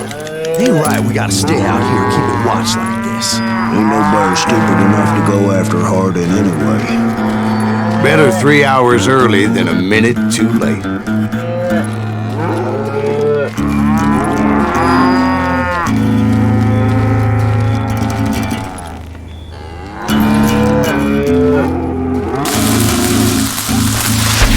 God damn it! Shoot that son of a bitch! They didn't ask why I was there. They knew. As most of them were wanted as well. I figured Hardin was here somewhere, but to get to him, I'd have to get past his gun hands. And that was easier said than done, as most of them were as foolish and full of bravado as I was.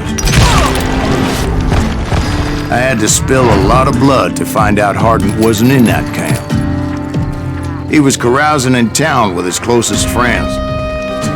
Hardin's boys apparently didn't want me to reach the Bull's Head. Some were hightailing it into town to inform their jefe of my unwelcomed presence. That's right! Run!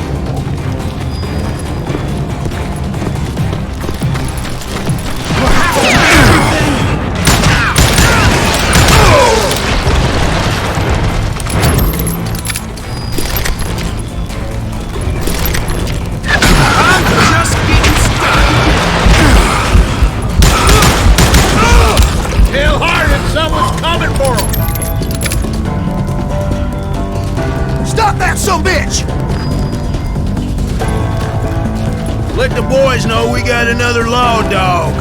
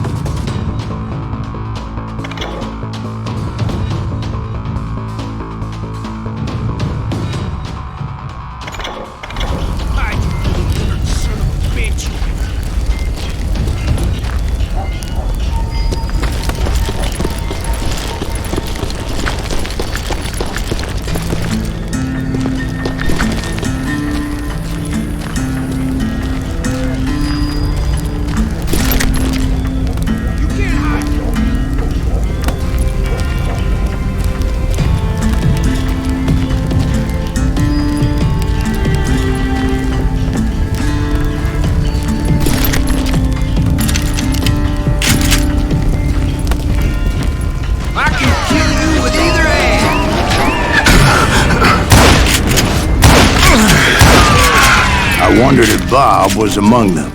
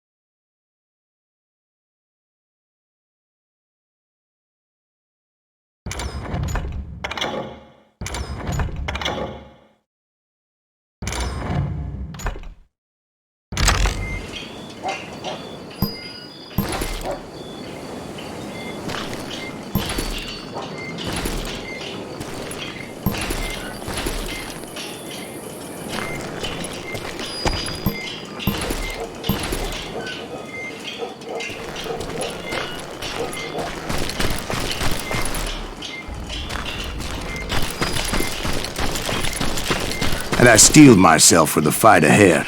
For as good as I was, deep down I wondered if John Wesley wasn't just a little bit better.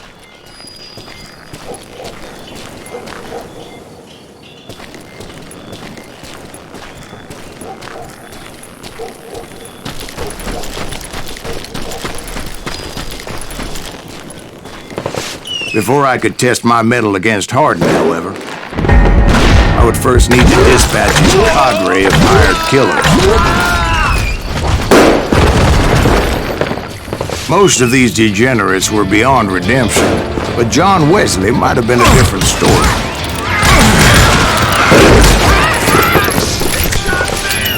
I didn't learn until later that that night was in fact his birthday celebration.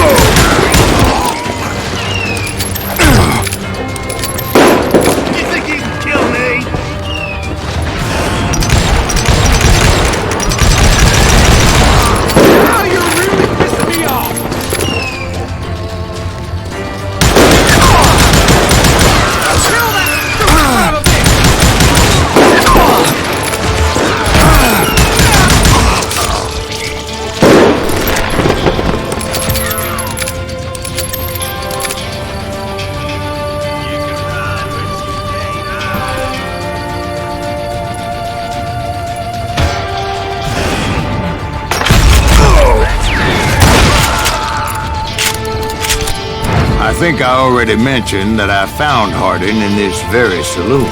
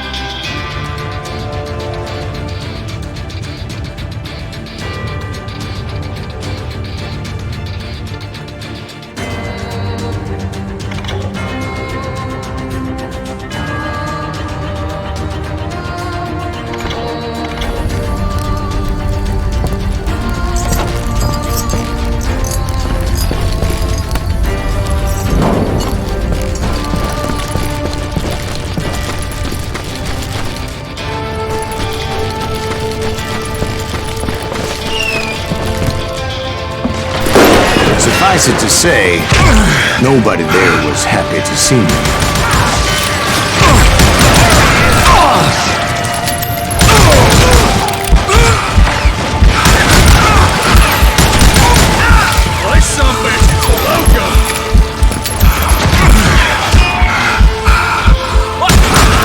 In fact, I felt a certain hostility.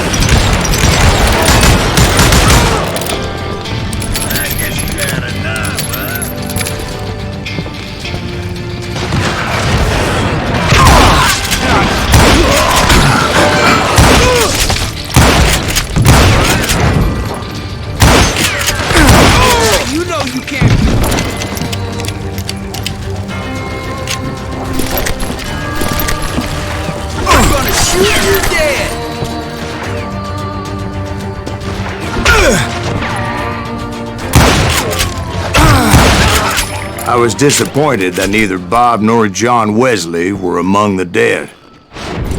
But that was short-lived, as a moment later I was facing down the fastest gun in the West.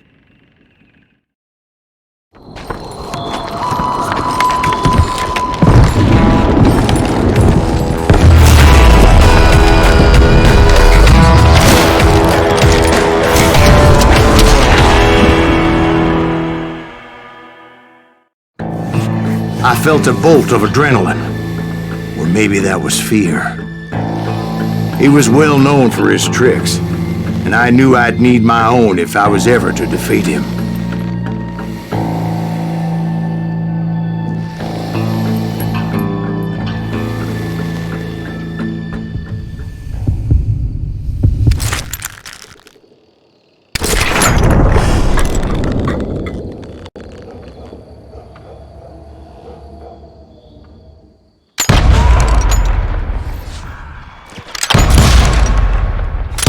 That man was faster than greased lightning. But being inebriated as he was, he didn't count his shots. And now, he was at my mercy. So he didn't die?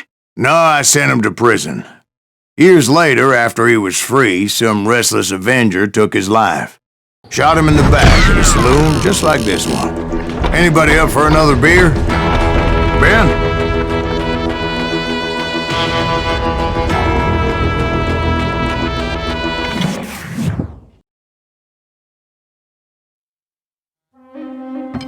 Thank you, darling. Yeah, some say revenge is a dish best served cold. So whatever happened to that Bob guy you were after? Personally, I'd like to hear some of your other adventures. Like, I don't know, did you ever go toe-to-toe with a red man?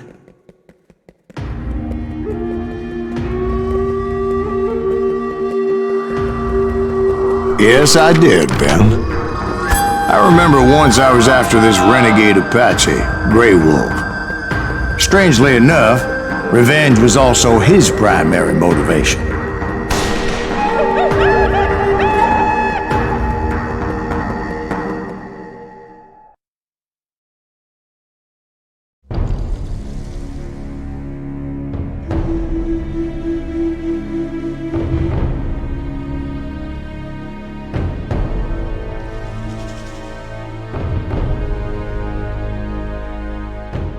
A bounty was put on Grey Wolf's head, and that's how I came to hunt him in the mountains.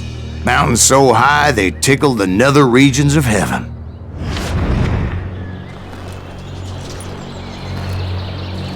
Grey Wolf was a Chiricahua Apache medicine man who had led a war party in revenge for a massacre against his people. The U.S. Army had attacked his tribe during his daughter's sacred sunrise ceremony, and the slaughter was unspeakable. I understood his anger, as there's nothing more traumatic than seeing those you love die in a cruel and painful death.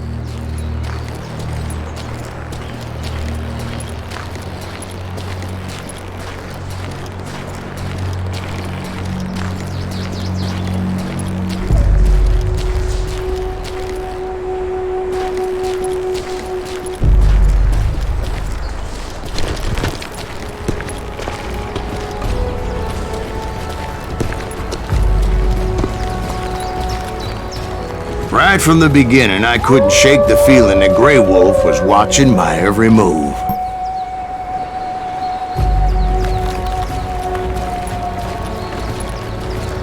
He led a band of young Apache warriors who wanted retribution and were more than willing to die for him.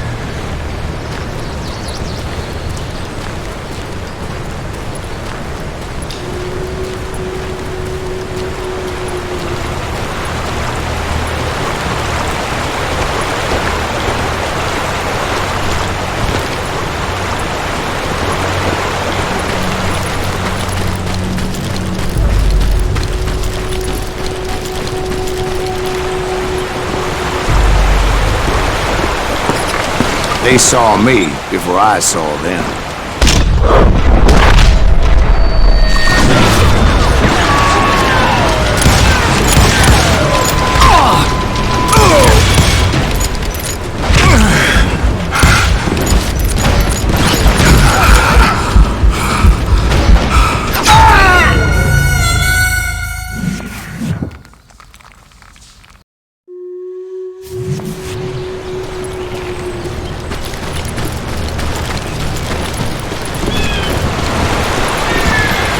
They saw me before I saw them.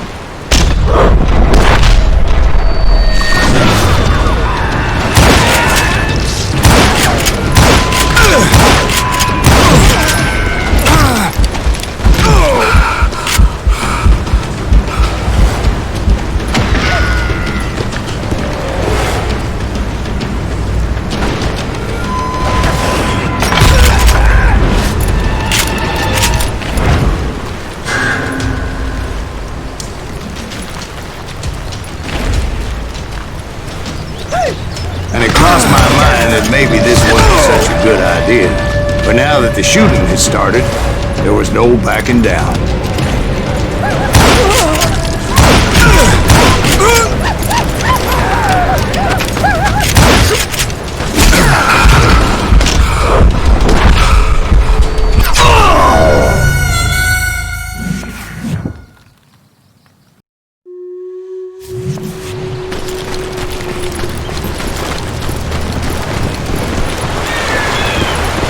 They saw me before I saw them.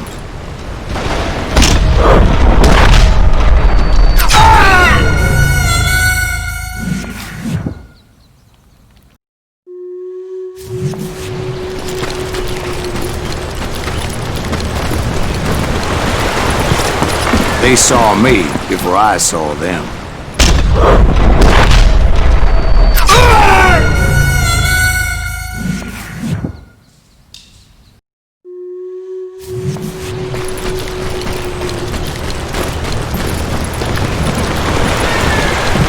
They saw me before I saw them.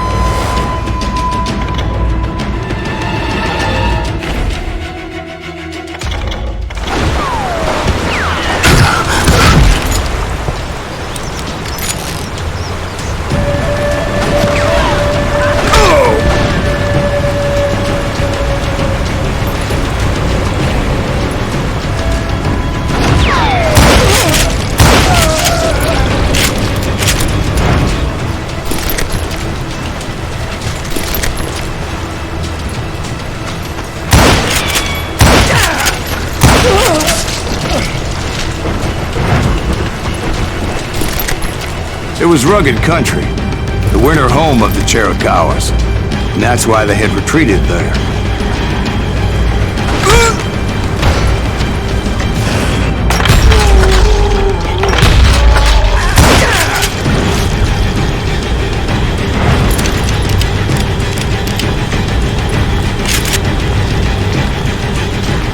I admit to having some regrets about going after them the way I did. But then again, I got a lot of those.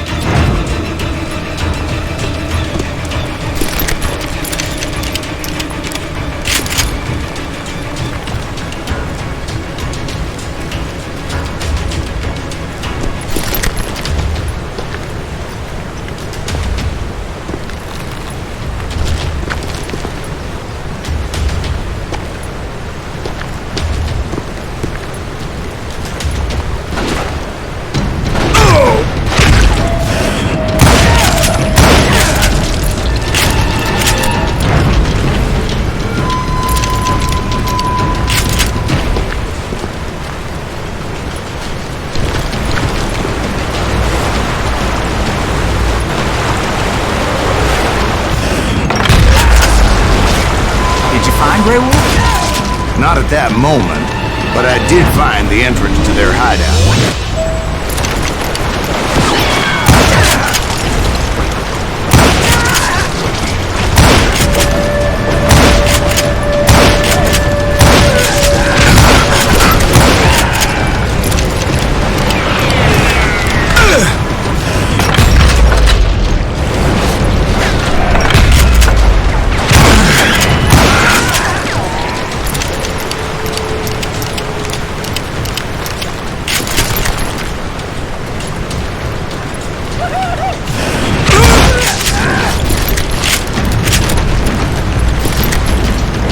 Deep crevice that led to a deeper cave.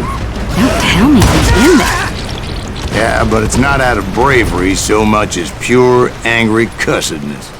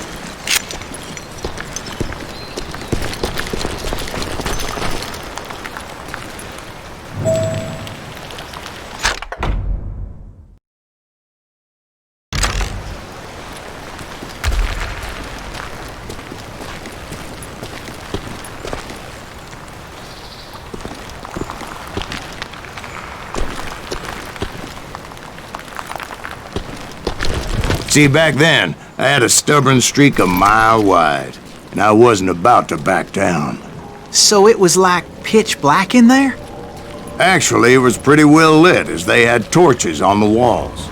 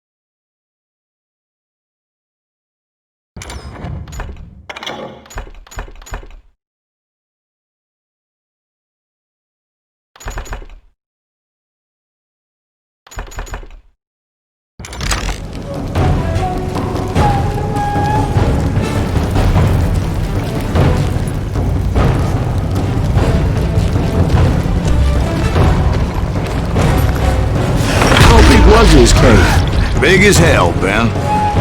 Chiricahua had hid out there during the Indian Wars.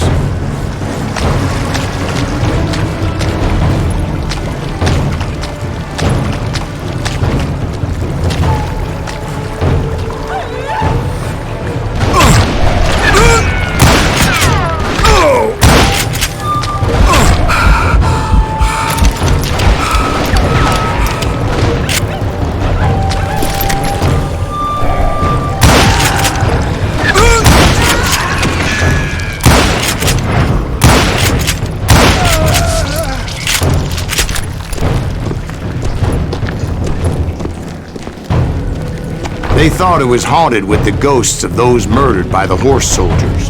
The cave was haunted with dead Indian ghosts?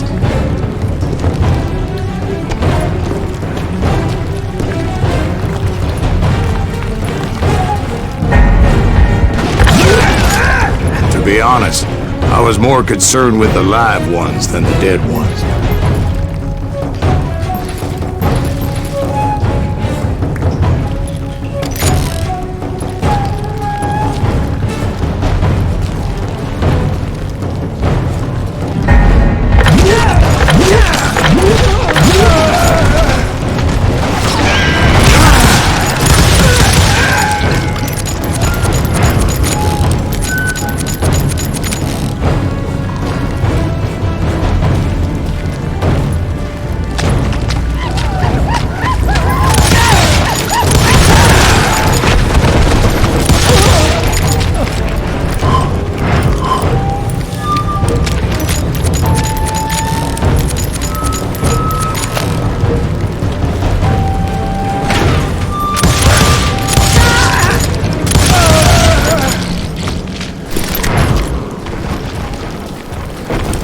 How come you know so much about engines? A few years back, I was married to 2 Mescalero women. At the same time? Yeah, they were sisters.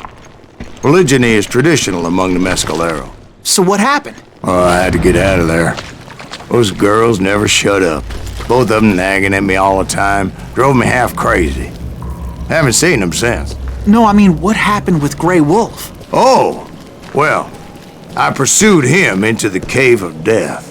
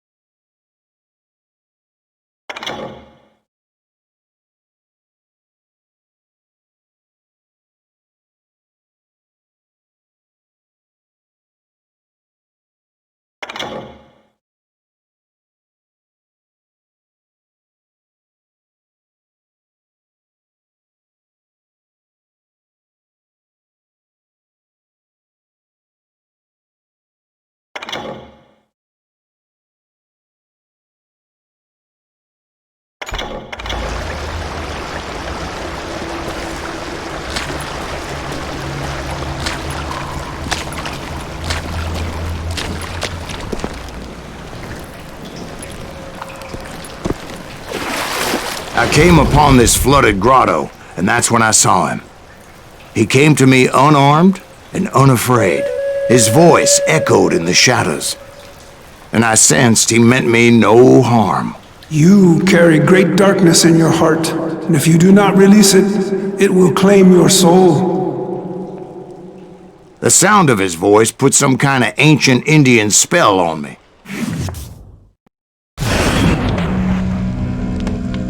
As his story unfolded in my mind. You will come to this place again and kill many more men, and the darkness will grow until it consumes everything that you are. The soul would have no rainbow, the eye had no tears.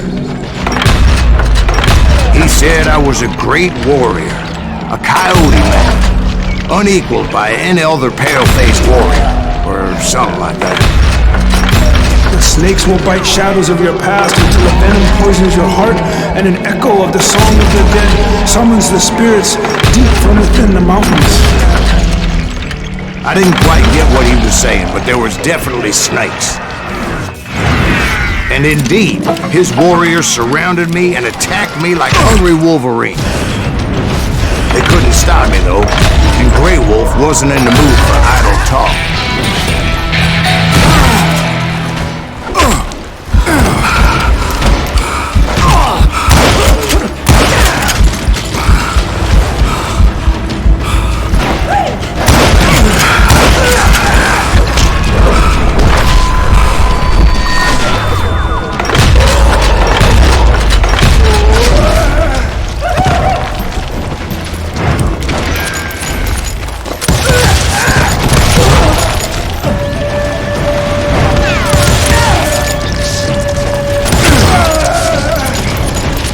I swear I couldn't see any way out of this trap. But suddenly, one just appeared. Kinda like a miracle.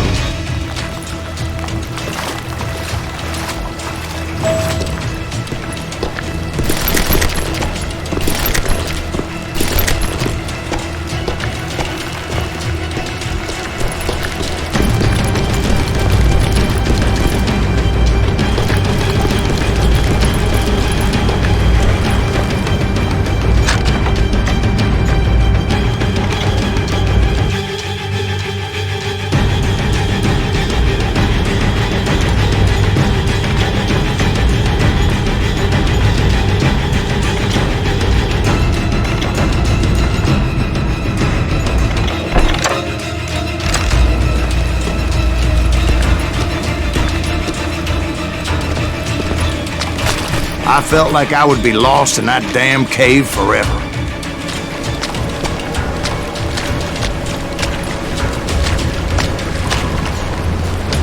Finally, I found myself back outside, perched on the edge of a precipice, overlooking a thundering whitewater river. To get where I was going required several leaps of faith, but no way in hell I was turning back.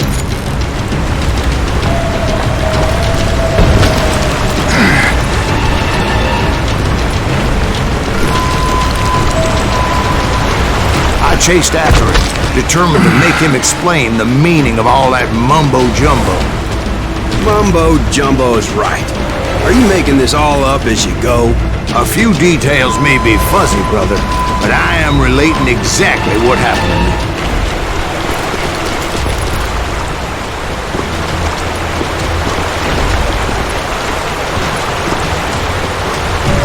There were dozens of Apache warriors aiming at me from on high. Dozens? Well, maybe not dozens, but there was a lot of them. At least 3 or 4. Well, more than that, little lady.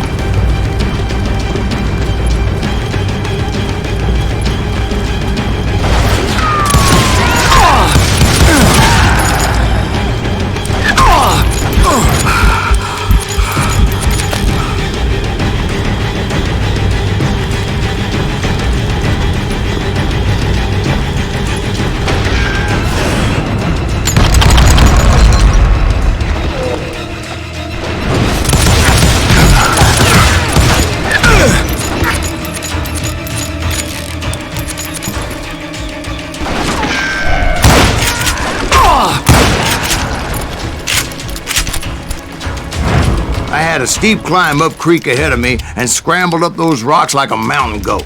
I was determined to locate Grey Wolf and find out exactly what the hell he was trying to tell me.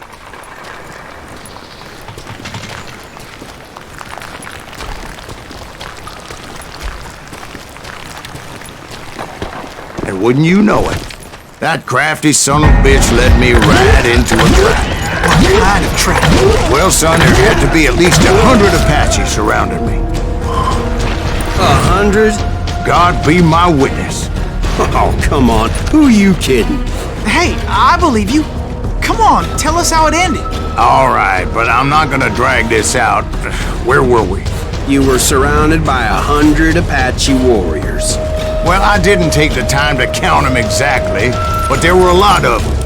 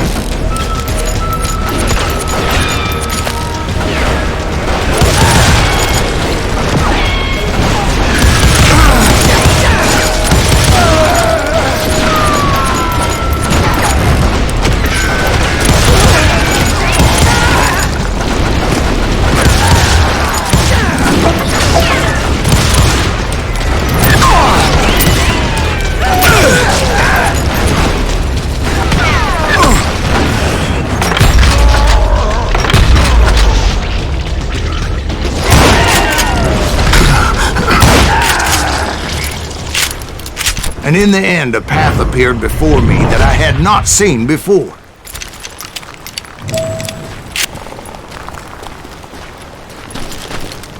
I followed it as I desperately needed to find out what Grey Wolf was trying to tell me.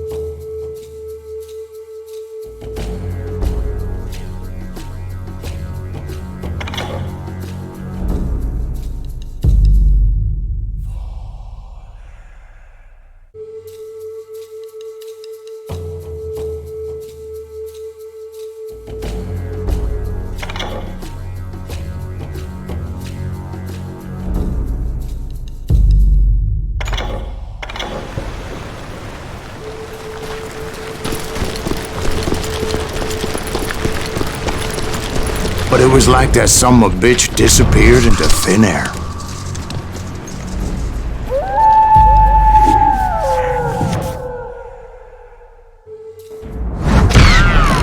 Never did find him. And never did collect my goddamn bounty.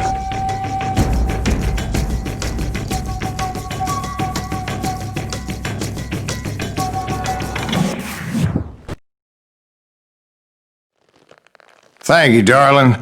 It's interesting how the truth can sometimes seem might malleable, depending upon your point of view. Like how those dime novels make you out to be something you're not? Jack, don't be starting trouble. No, he's right. They do tend to exaggerate. Did they exaggerate your part in taking down the Daltons? Well, I was there in the flesh, boy, so I saw what happened firsthand.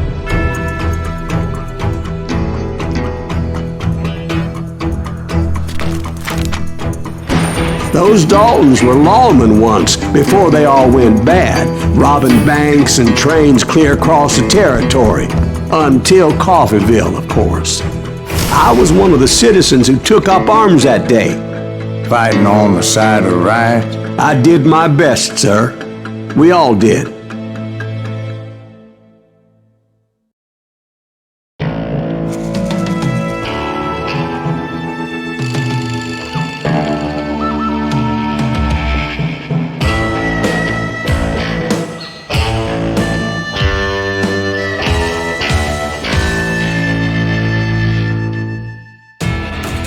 It was early morning.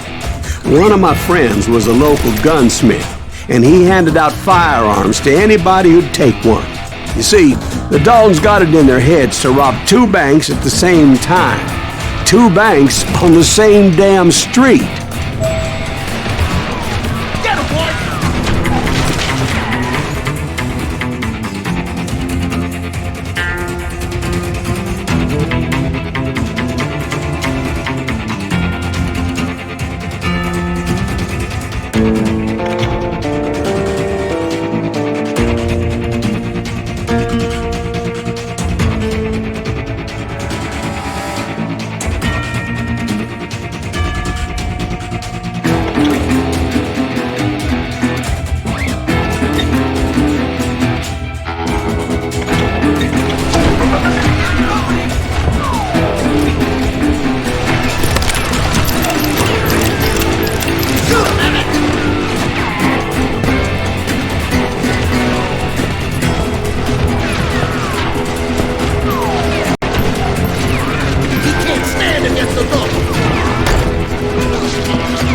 Story was Bob Dalton's girl was always riding him about how he had no ambition.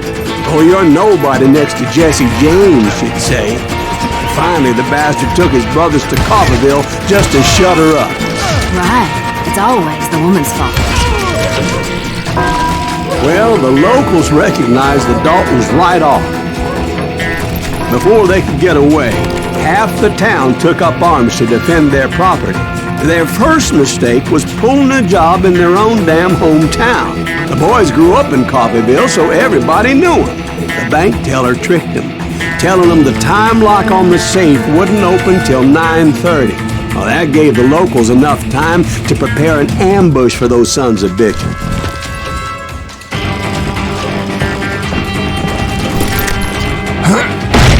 You got us a hero. Put some holes in!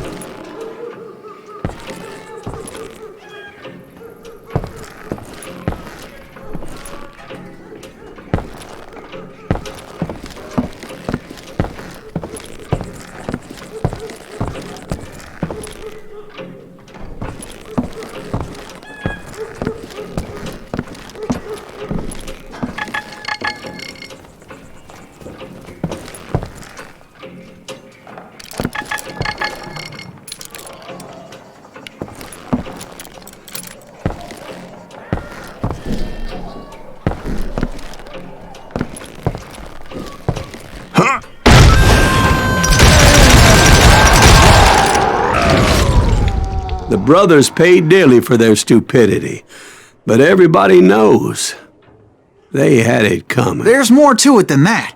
I read all about that day, so I know for a fact that it went down very differently.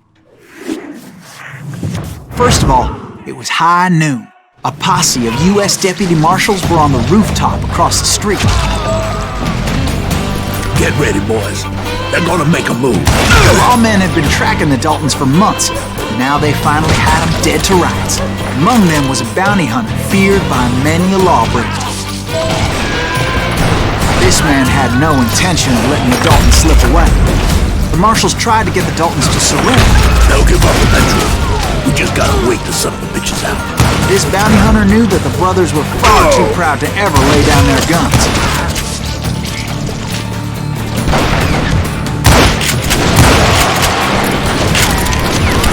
He went in there alone to confront those criminals. One of the marshals shouted, "Where are you going? Are you crazy?" Hey, where do you think you're going, dumbass? That rifle's mine. But he paid him no mind.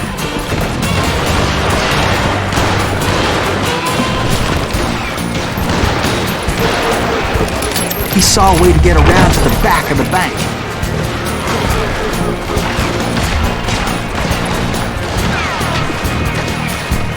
Then he figured out how to hit the Daltons from a direction they weren't expecting.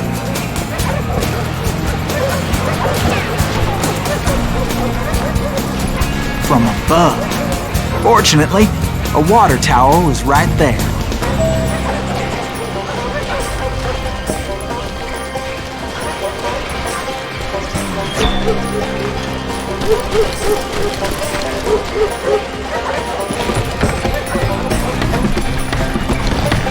A moment later, he was climbing up a steep ladder, laughing at danger as he did.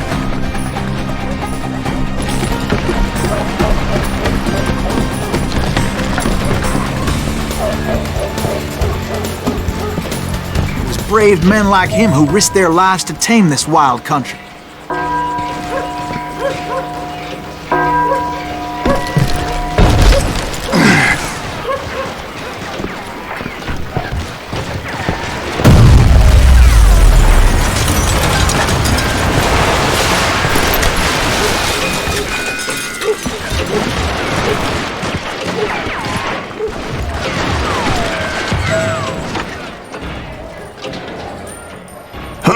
We've got company! Heroic men like him, who did what other men couldn't or wouldn't to make this country free. Like Jim Bowie and Davy Crockett, who died defending the Alamo.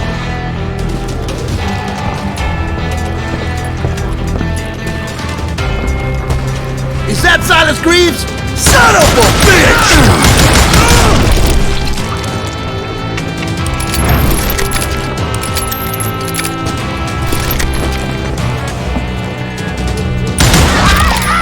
Yeah, you know you can't beat me.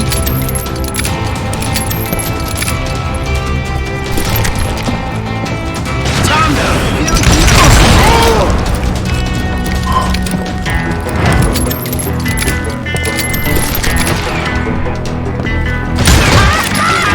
One sorry son of a bitch.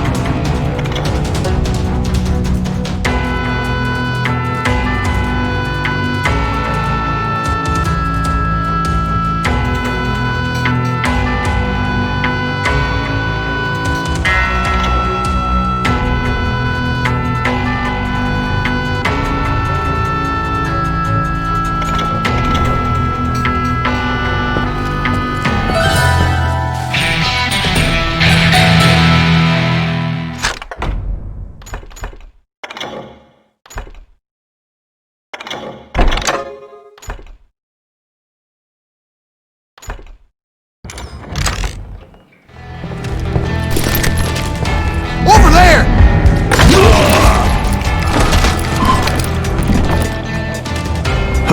That's Silas Greaves! What the hell? Blam! He came away victorious, taking down those thieving Daltons.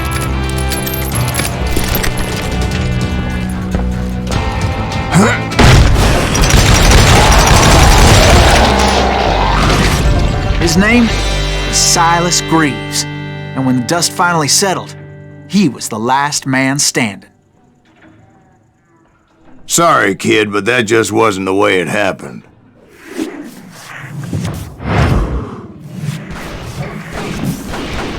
It was early evening, not high noon.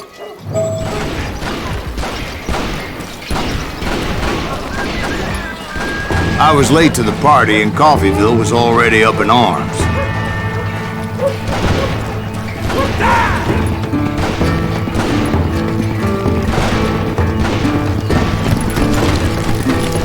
Daltons blew up a safe, and we're all set to hightail it out of there.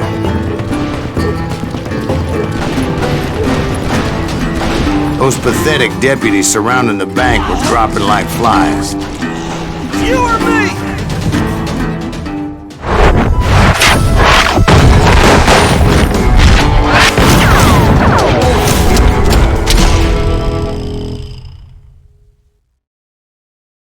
tracking those jokers for months, waiting for them to do something reckless.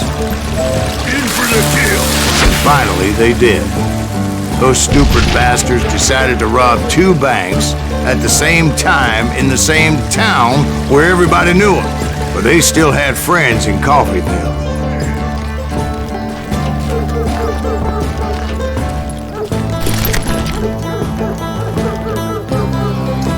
You can't get me.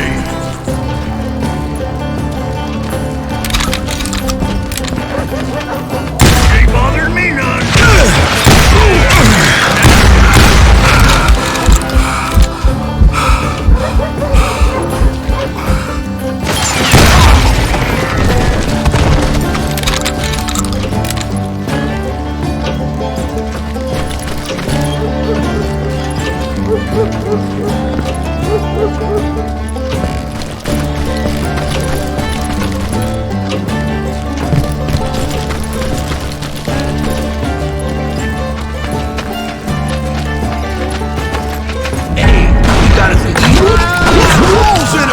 Those friends came after me like a pack of wild dogs, tooth and nail. They were coming at me from all directions.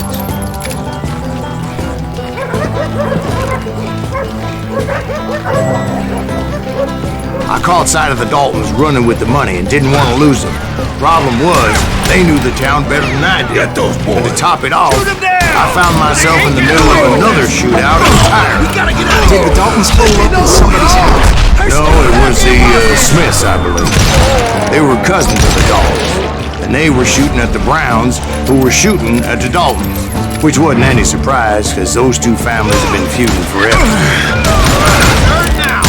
Since the Joneses are related to the Browns, they shot at the Smiths, pissing off the Heimhoffers, whose daughter recently married a Smith. Well, bullets were flying every which way as all the old feuds in Kansas caught fire all at once. There was a hell of a lot of pissed off people in Coffeyville that day. But that's just the way life is sometimes. Shit happens.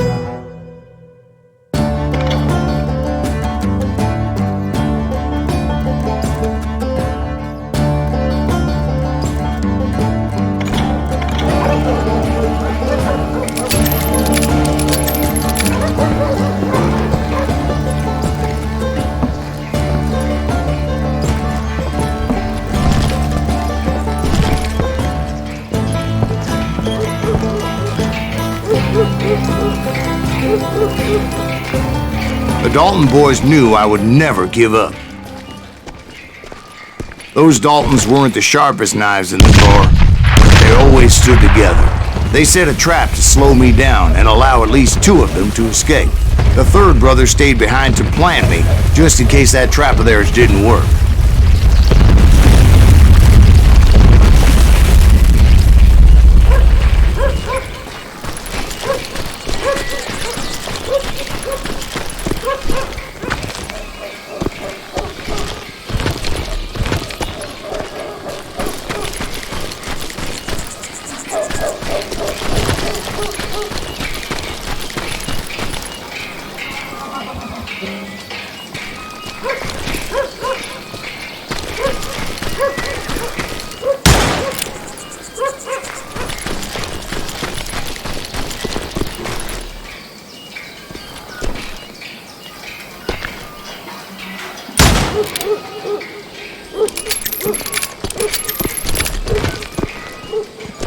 It was Emmett, the youngest, and he decided to stand his ground and face me down.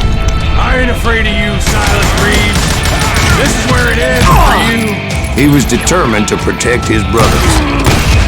And I understood how he felt. Taking me on all by his lonesome wasn't exactly a recipe for a long life. I'm gonna tear you apart!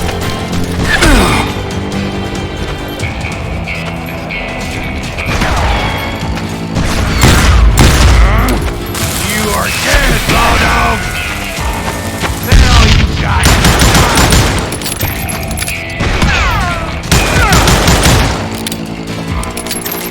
I'm gonna put you where you stand!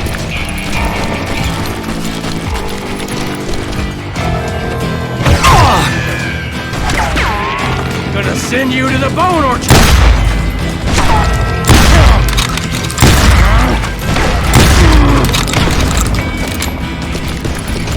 I'll blow your damn head clean off!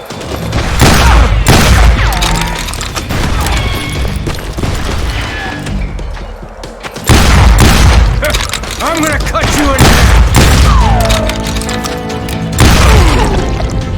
But Emmett Dalton survived the robbery in Coffeyville. He's the only Dalton who did.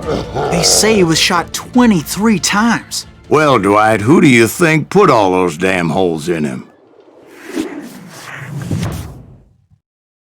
But I have to admit, that boy had grit.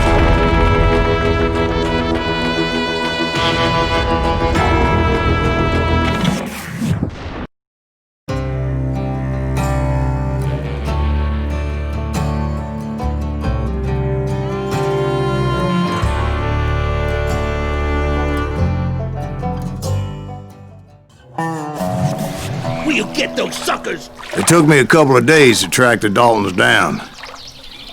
They can't get away with this! And in that time, a whole posse of local vigilantes offered to lend a hand. We'll track him to the ends of the earth. They seemed as determined as me to find those outlaws. But as we headed into those swamps, it was like I had my own private army. There was no way those boys were getting away this time.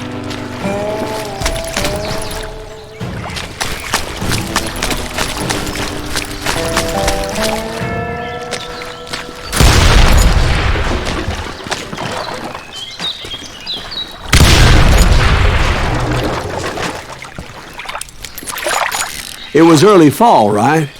Beautiful time of year. At least you had the weather on your side. Not by my recollection. It was damp and foggy as hell.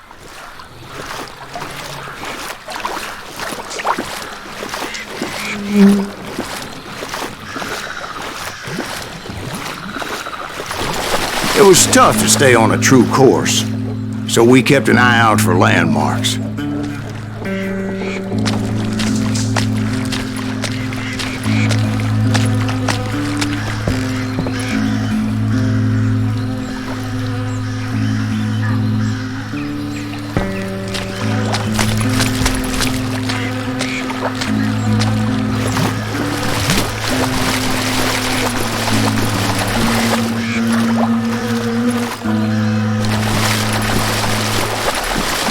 It was autumn. The maple trees were in full color, red as blood.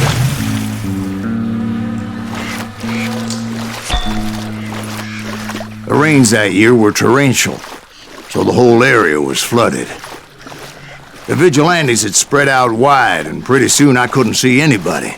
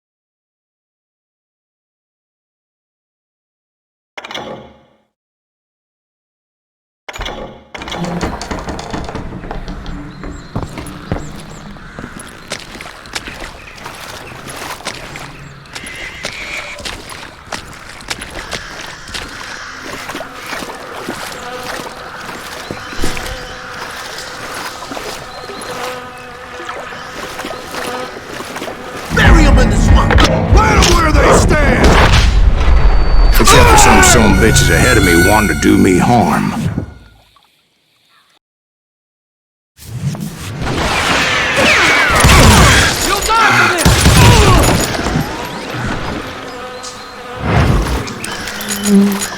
Can't hide forever.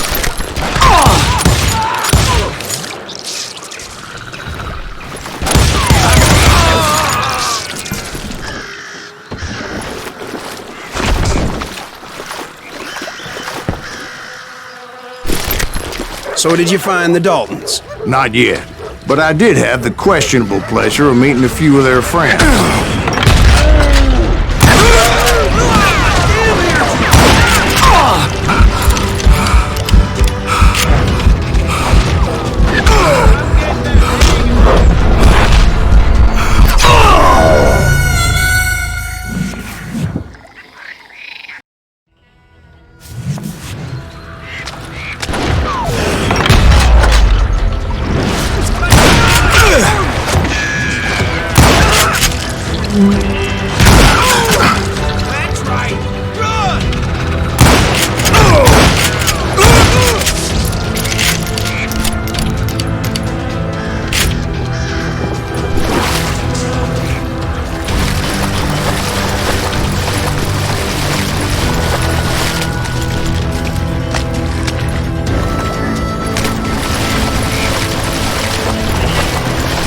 The boys had established quite a reputation by that time, so they attracted all manner of riffraff to their cause.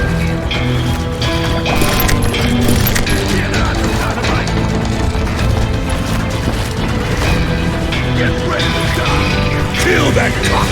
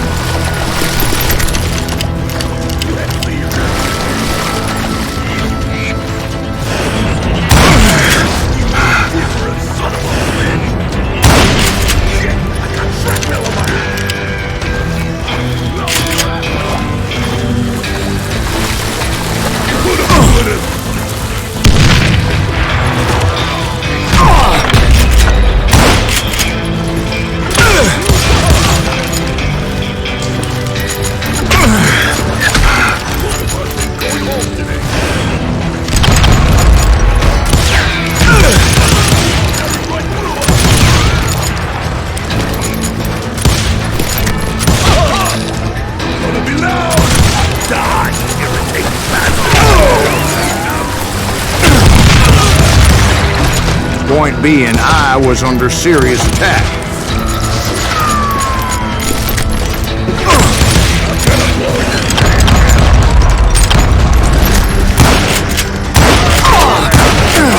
And my reinforcements was nowhere to be seen.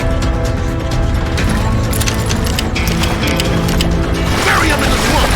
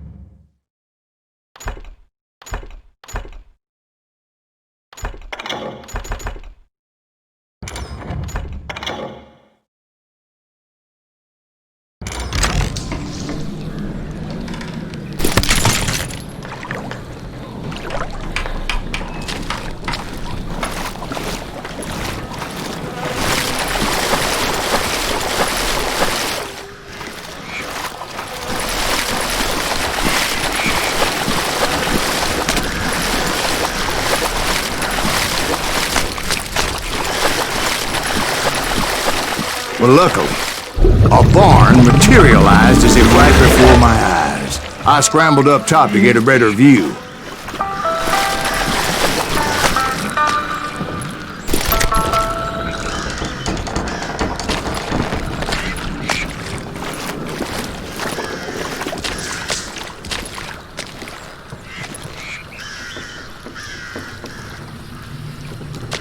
But just ended up falling inside. So, how did you get out?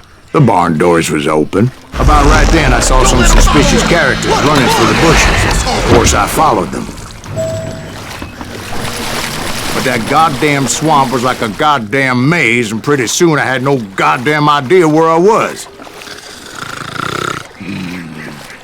Steve? So I just started walking, and pretty soon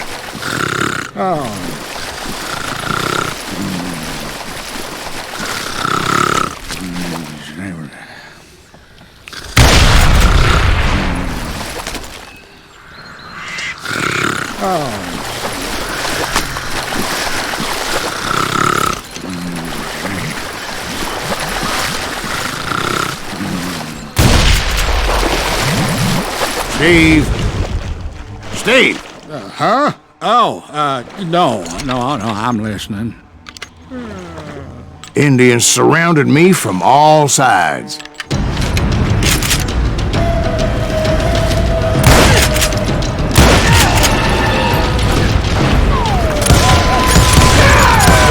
Indians?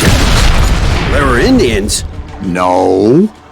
I just wanted to make sure Steve was paying attention. Now, where was I? You were following the Daltons through a swamp? That's right. See, Steve? Dwight's paying attention. Oh, I'm listening. I was just resting my eyes. So, where was I? The Daltons. Right. See, there's a reason so many outlaw gangs are made up of brothers. Being a brother is a very sacred thing. It's a bond like no other.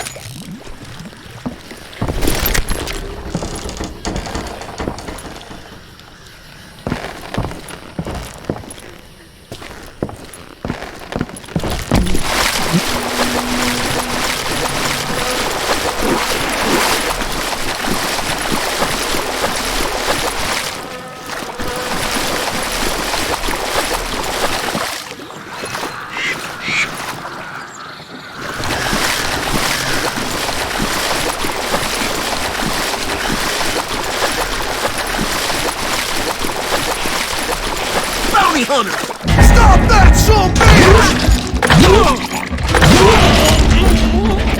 So did you ever find the damn Daltons? Not yet, but I did find a few of their cousins. You Kansans breed like rabbits. More Smiths or Heimhoffers or who knows what.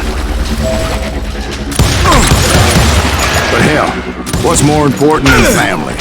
I'll bet Ben knows what I'm talking about.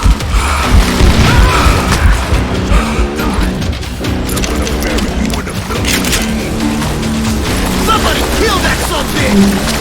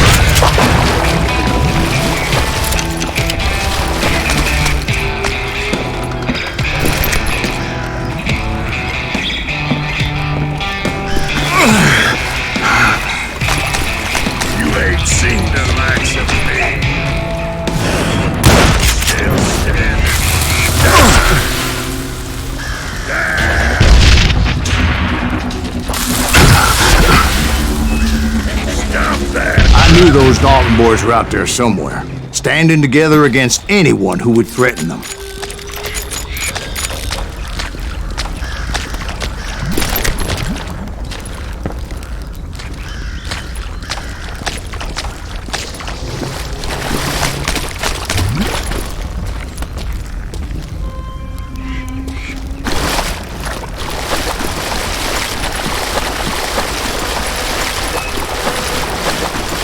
And that's when I saw it. A goddamn steamboat. A steamboat in a swamp? Yeah, Steve, but this wasn't much more than a wreck, really. But how'd a damn steamboat end up in the swamps? Guess it floated off during the flood of '89. Now, was it a stern wheeler or a side wheeler? What? Does that really make a difference, Steve? It was a steamboat with a goddamn army on board. It was then that a fusillade of bullets come raining down from on high. Those vigilantes who accompanied me weren't anywhere to be found. But among those men that were shooting,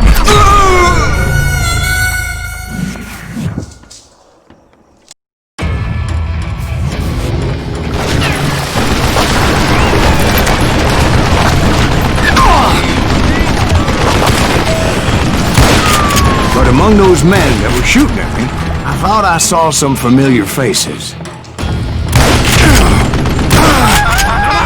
I'm okay.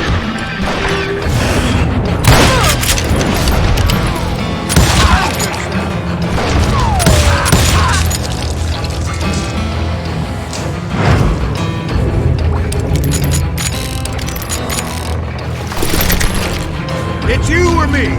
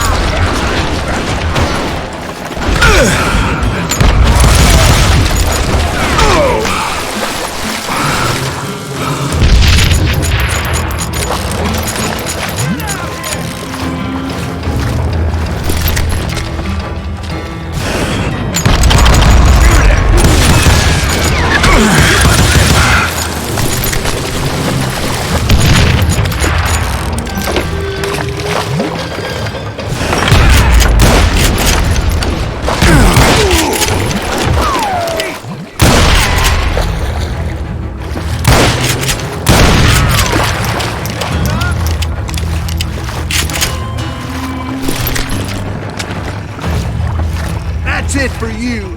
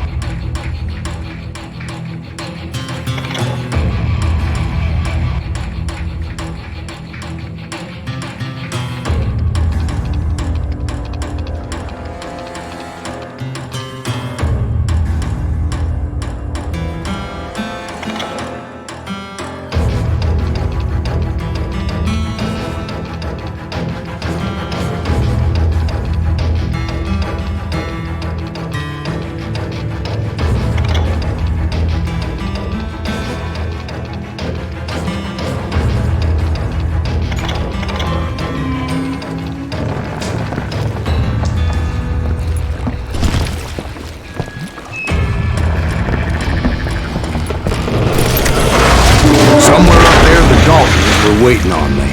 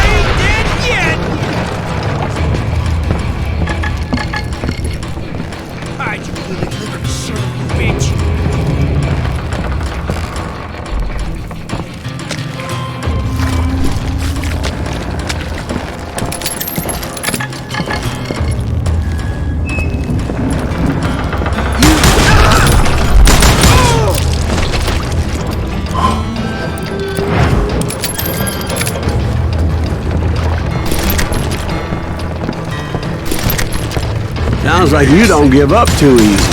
That's the kind of man I am, Ben. I set out to do something.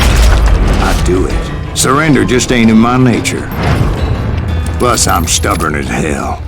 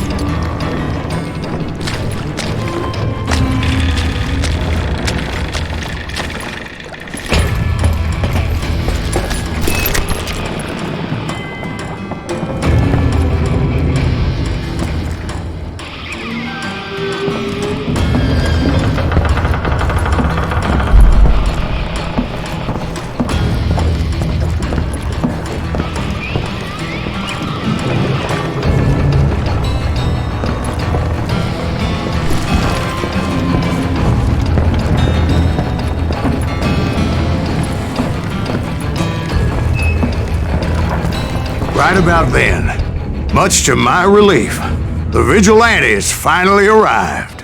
Their leader motioned at a cabin in the middle of the top deck, pointing me directly at the Daltons. I finally had them, after months of dogged pursuit. But it turned out that they had me. Take him out! I'm sending you to hell!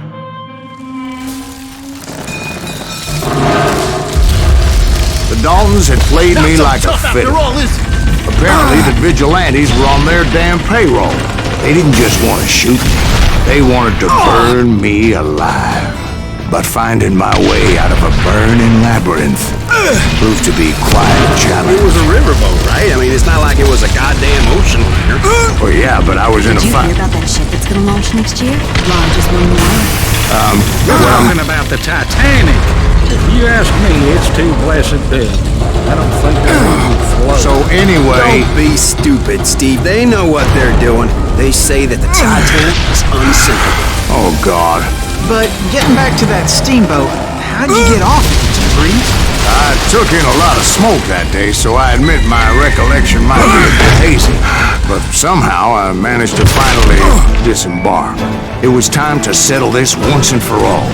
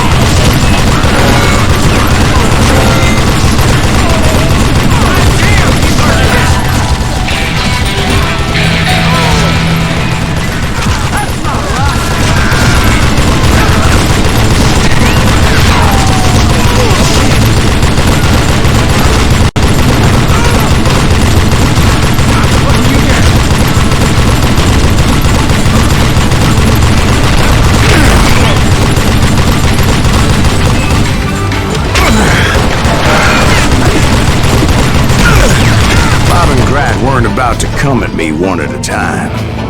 They were in this together. Two brothers side by side, determined to take me down. Confident that this time the odds were on their side.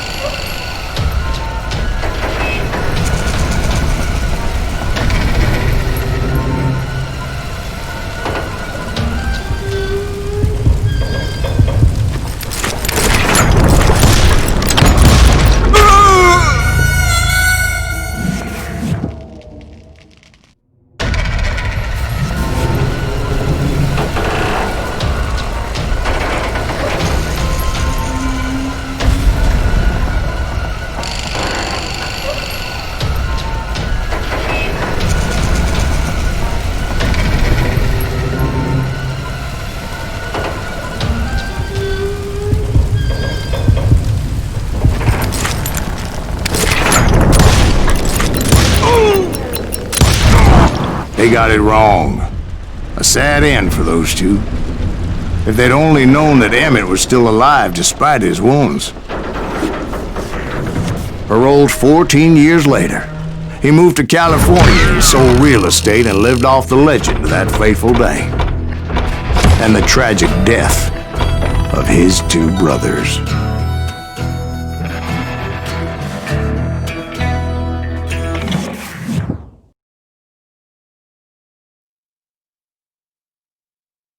My own brothers died tragically as well, truth be told.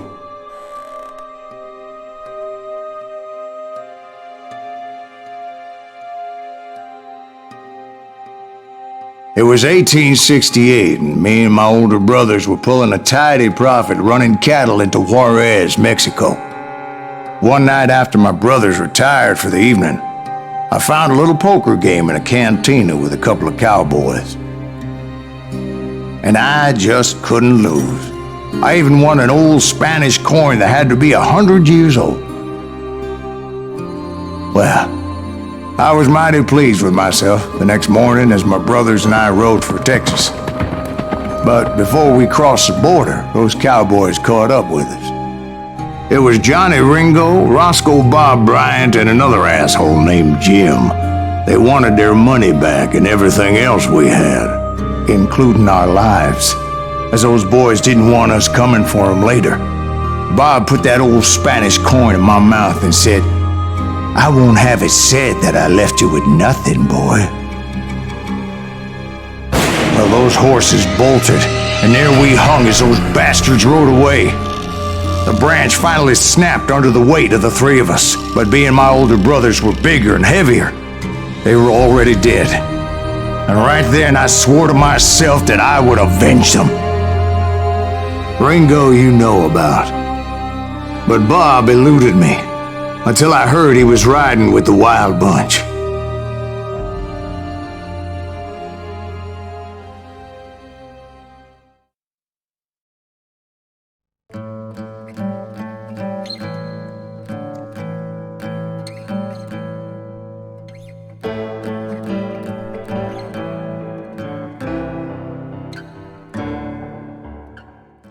I'd been on their trail for months, ever since they left their hideout in the Bighorn Mountains. Led by Butch Cassidy, they were a loose association of outlaws who robbed banks and trains from Colorado to Montana.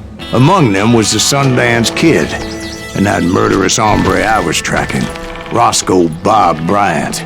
Were you a part of that giant Pinkerton posse after the Wild Bunch? No, boy. A circus like that would have slowed me down. Besides, I wanted Bryant all to myself. I'd heard about a large shipment of gold being transported to Wilcox, Wyoming on the Overland Flyer. I figured the Wild Bunch would likely hit such a treasure, and by God, I figured right.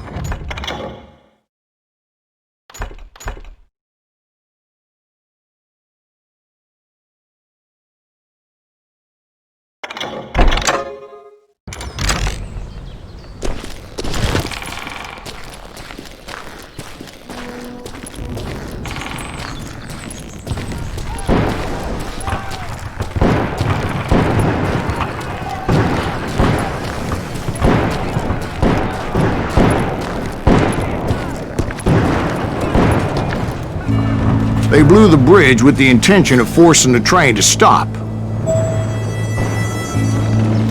Well, I assumed the Wild Bunch was likely in the still intact part of the train high above, so I had no choice but to make my way up through the passenger cars dangling down.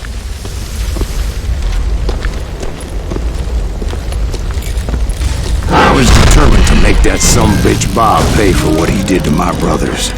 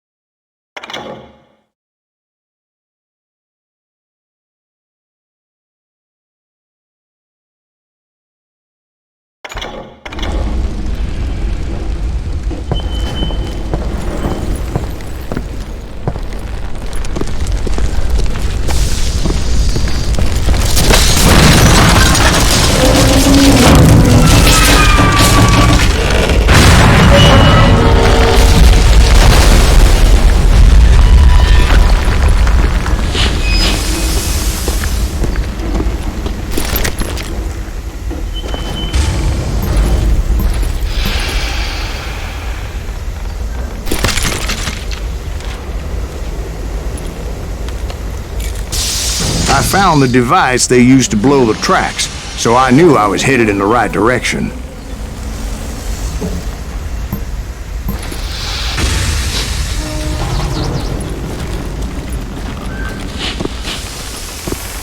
My ears are still ringing from blowing up that bridge. What'd you say? I can't hear a goddamn thing. Well, I made my way off unscathed and came upon a few members of the gang and had no choice but to dispatch them. That silence breeze! What the hell? From there, I had to negotiate an even more precarious route.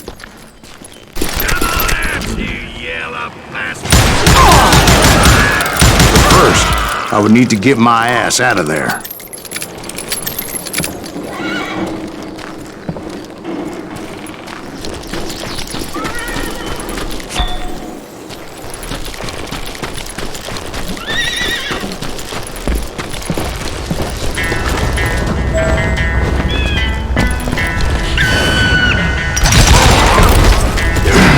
jumped from the frying pan into the fire as the train was clearly fixing to fall. I had found the gang, but in order to find old Bob, I needed to fight my way forward past a whole passel of desperados. Outside, inside, any way I could, I made my way towards my prey. Well, what about the passengers? It was mostly a freight train, as I recall. There were no passengers aboard that day.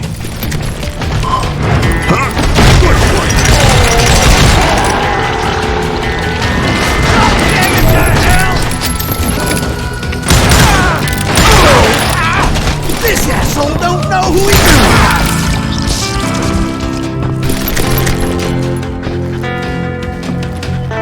As I mentioned before, I am not fond of heights, but I was too busy dodging bullets to worry about falling to my death. Odds were I was likely to die that day anyway, so I was determined to take down as many of those bastards as I could. You'll die for this! You hear me? Get out here!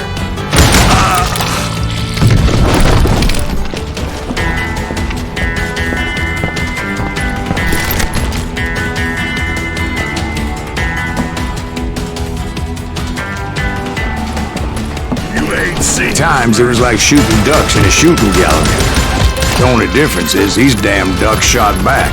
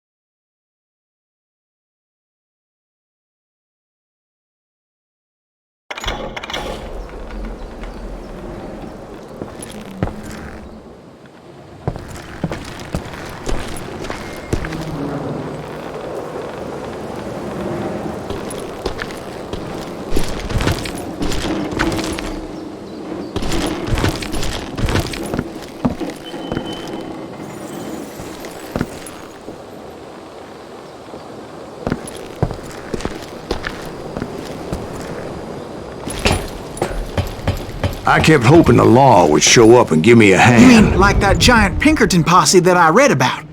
Did they come riding in, guns a-blazing to help?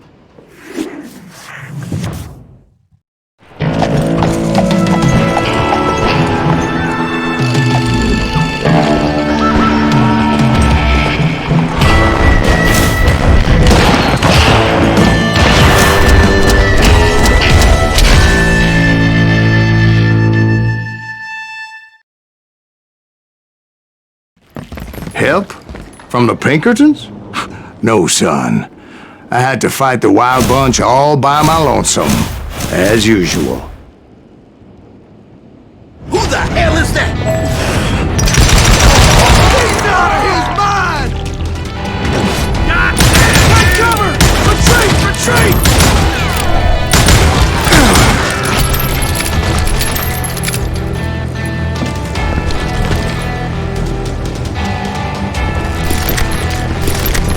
He's killing everybody! He'll kill us all!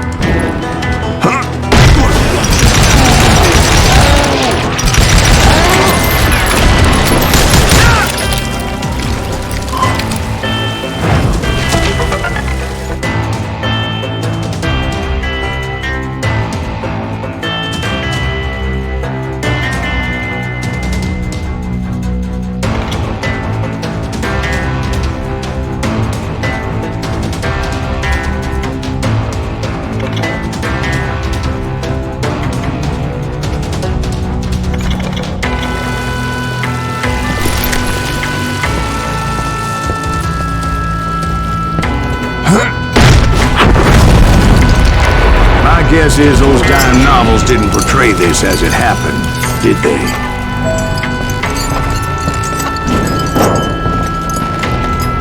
Only a few stragglers were left. I had to cut them down pronto if I was going to stay on old Bob's trail.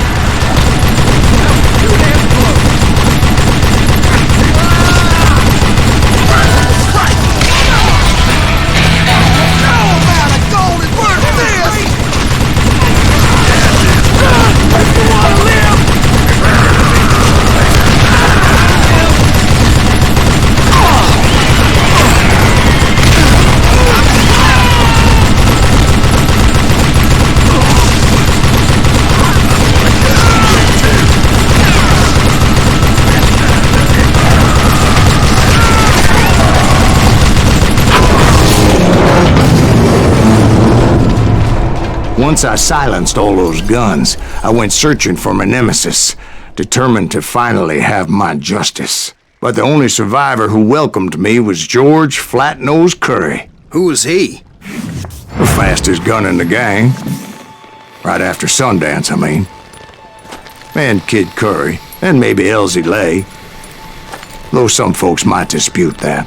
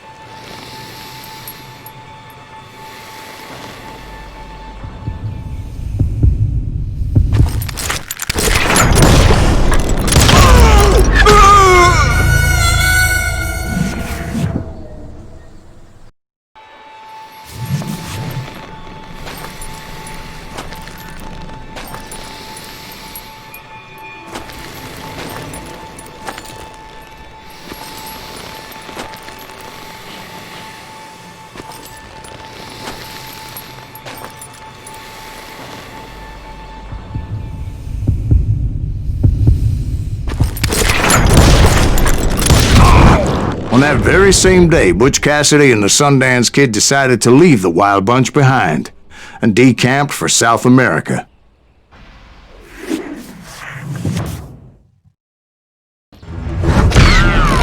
They ended up living down there for many years, but I'm sure you already know all about that.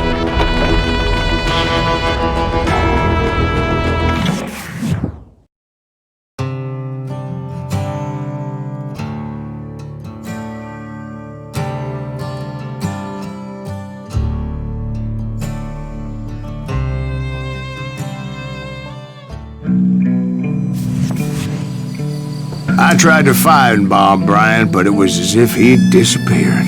Sometime later, I heard the Wild Bunch was back together. Kid Curry escaped from jail, and now he was running the whole shebang. So I took to their trail, as I was still in pursuit of my brother's killer and hoped that he was back with him.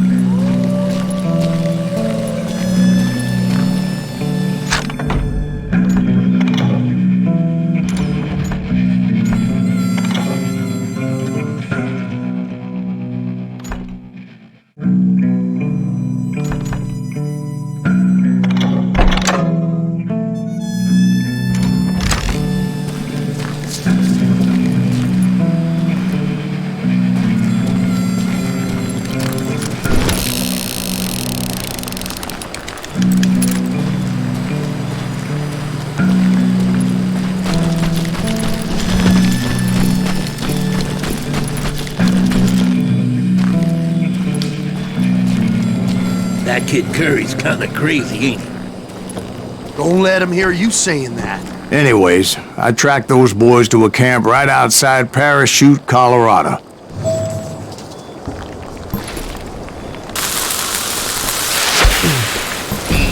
Who's shooting at you? We're on fire!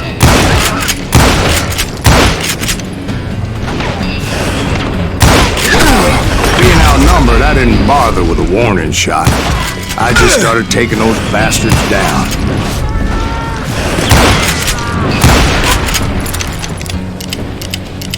Old Bob wasn't among them, and neither was Kid Curry. I could sense him close by, however, plotting something nasty. I just needed a clue as to their whereabouts.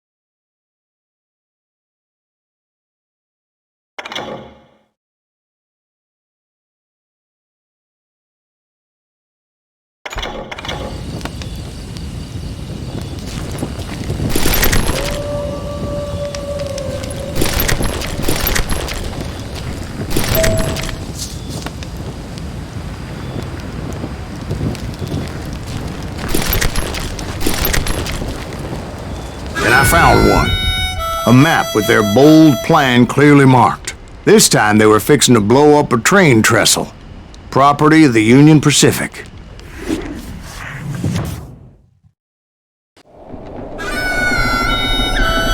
The plan clearly indicated how they were fixing to undermine several of the weakest wooden supports.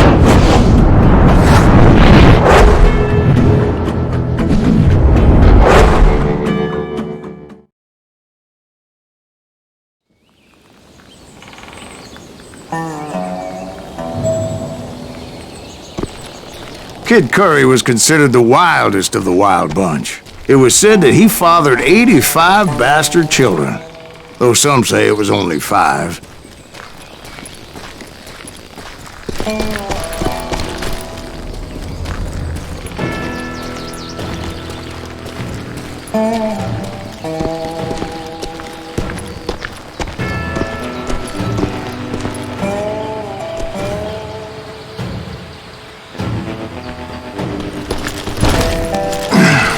Kid Curry had bragged to a whore how he was gonna rob a train heading to the U.S. Mint in Denver. And that whore, Fat Sally, she told me.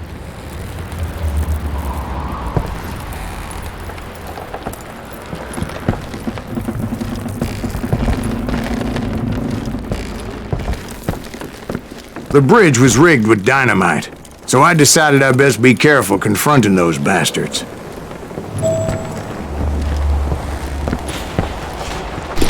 I made it a point to remove any dynamite that I came across. A moment later, I saw a ladder that somehow had escaped my attention. Don't you blow us up now. Don't worry, I know what I'm doing.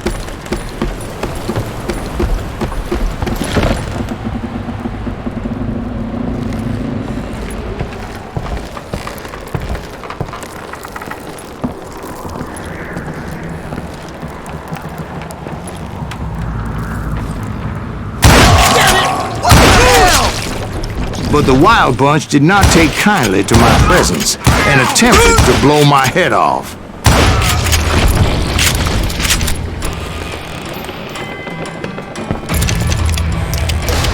It appeared the kid had found a number of new recruits to bolster their ranks. I guess there's always desperate men willing to trade their lives for stolen treasure. What happened next? Well, having removed the first bundle of dynamite, I decided I might as well remove the other one.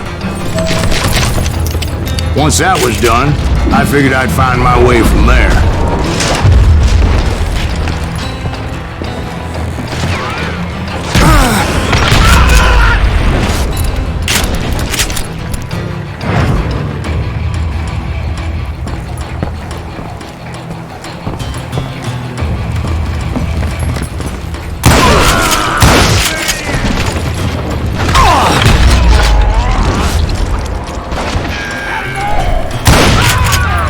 My damn ears are red.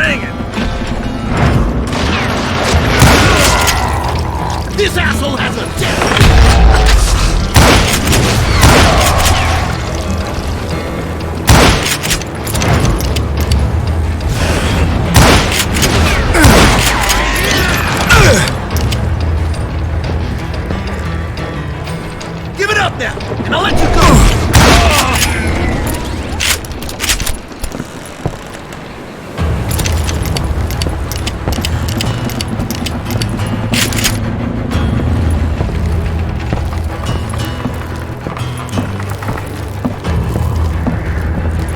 Hell's a coming. Still standing.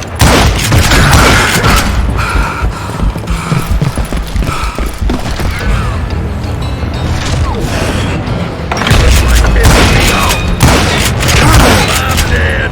So are you. I'm gonna cut you to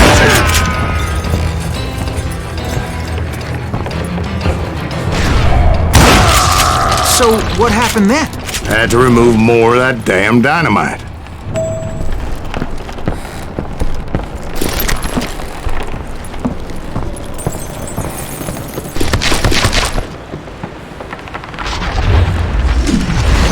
It must have been terrifying trying to make your way across. I was sweating it a bit, but then I noticed a footbridge tied up on high, so I shot the rope.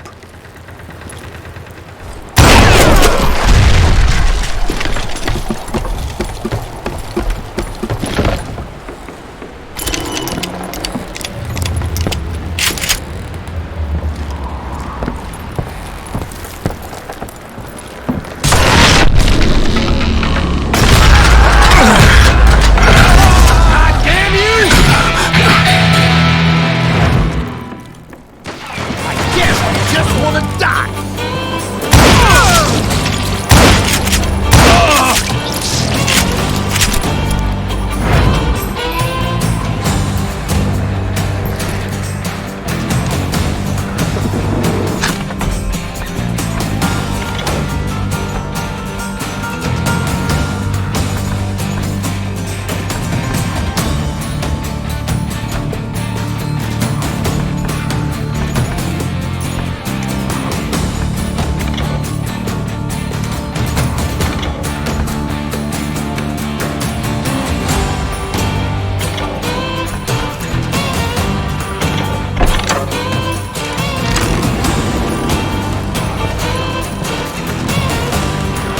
So that was all the dynamite? Well, funny you should mention that, darling. As actually there was a fourth charge impeding my progress.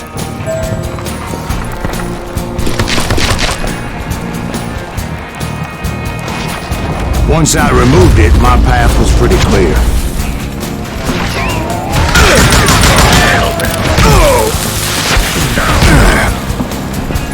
You must be pissing me off. I'm gonna blow your damn head off.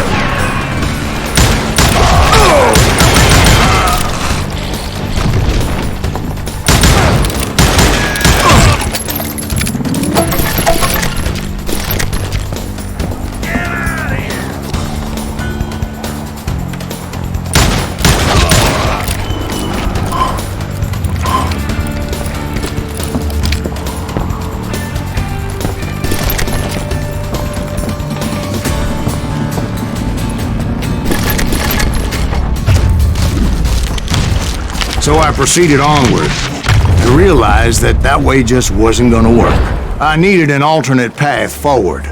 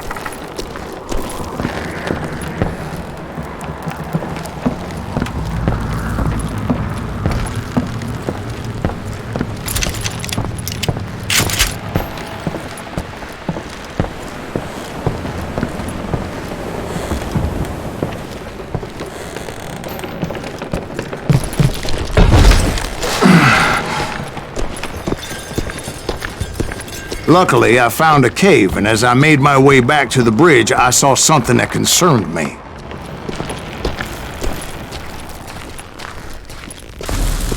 It was a long, burning fuse, and it was moving fast as hell. I had to catch it.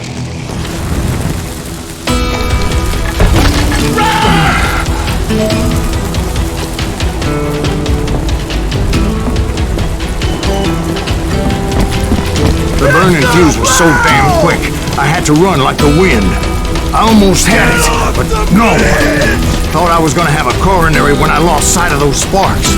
My heart was pounding like a sledgehammer. I knew that failure meant boom.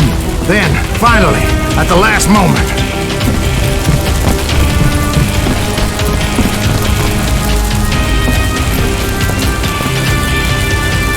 Whew. Of course, I was successful, or clearly I wouldn't be talking to you folks here today. Naturally, I removed the last dynamite charge. Well, it was a touching reunion.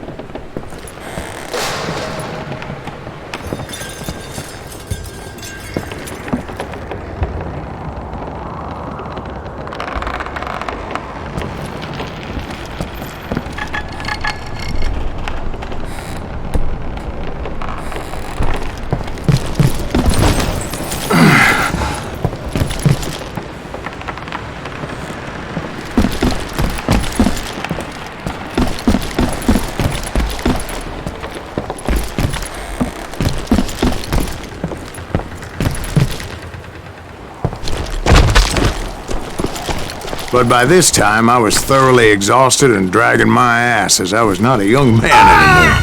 Of course, I had to tread carefully. Otherwise, I could, well, die.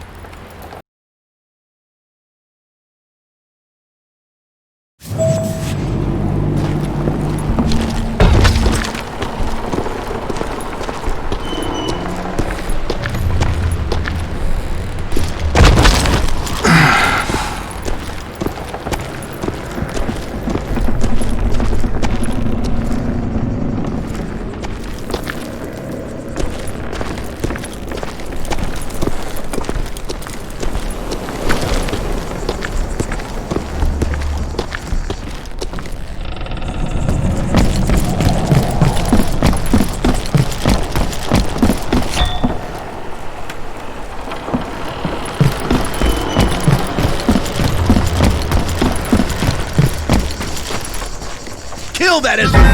Make him bleed! Finally, I found those boys. Or more precisely, they found me. Sorry, ass damn fruitcake!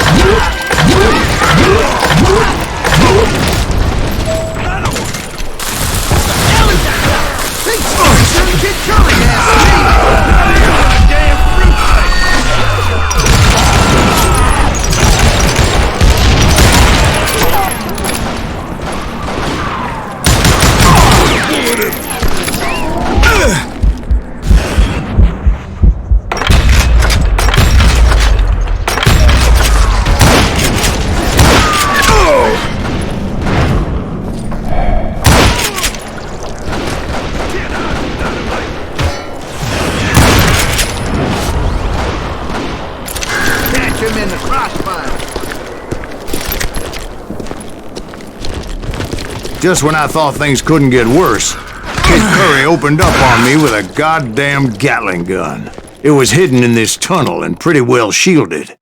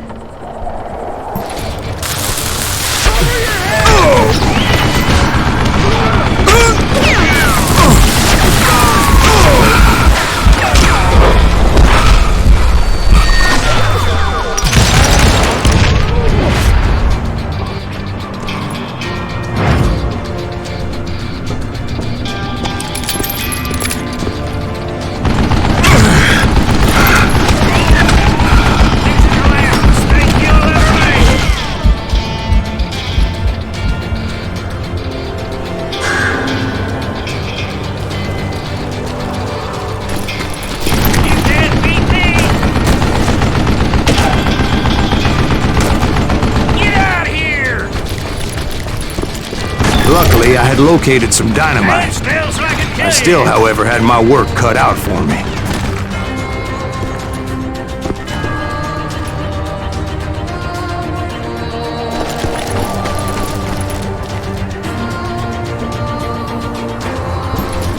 Get out of here, you coward! It's not fair! You know who I am?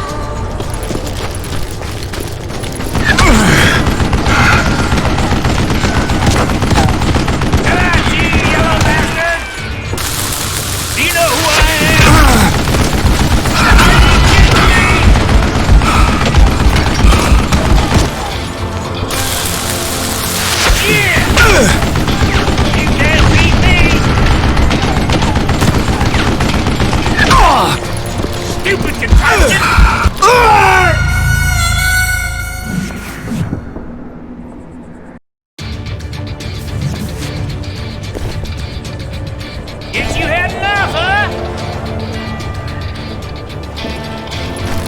This is the last mistake you'll ever make. Come on, come on, come on! Damn! You can't beat me! Yeah!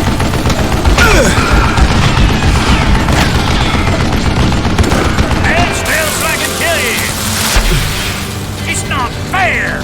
God damn it, I need some help here! Come on, boys! Take this sumbitch out! Are you kidding me? Enough?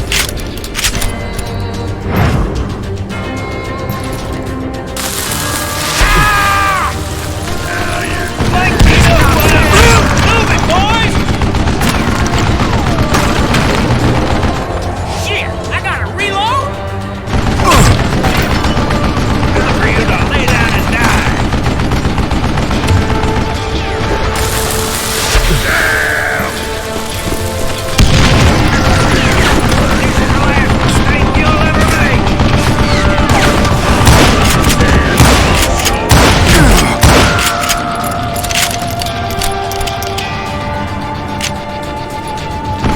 Stand still so I can kill you. Am I out of bullets already? You can't beat me.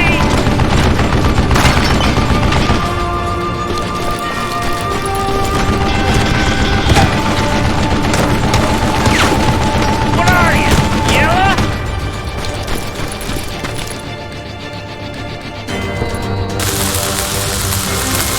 Yeah! Do you know who I am? Ah!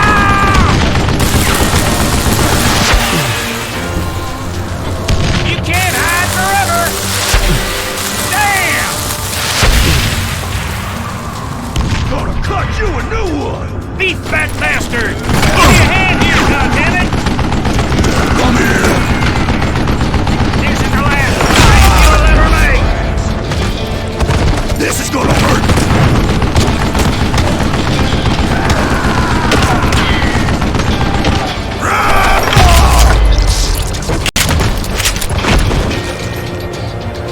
Show yourself, you coward!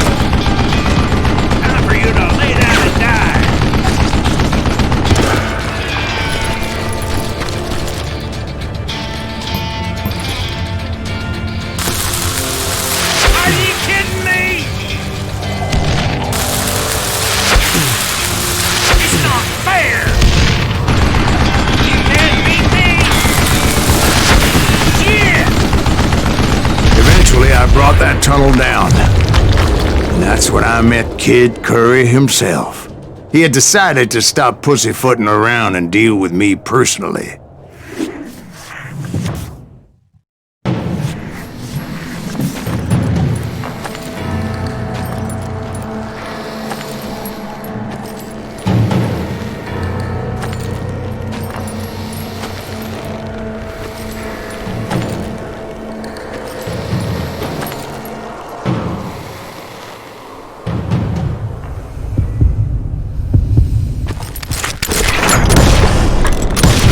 Fast as he was, I was just a bit faster. And as he lay wounded, I demanded to know the whereabouts of Roscoe Bob Bryant. He shouted at me, "Is that what this is about? Bob went with Butch and Sundance to South America.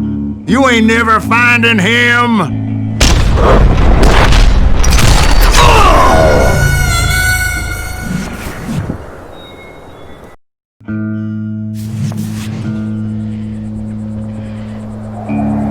He shouted at me, "Is that what this is about?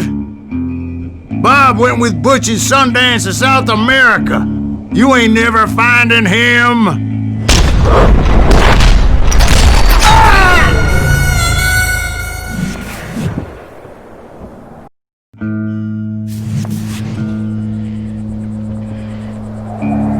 He shouted at me, "Is that what this is about? Bob went with Butch and Sundance to South America. You ain't never finding him."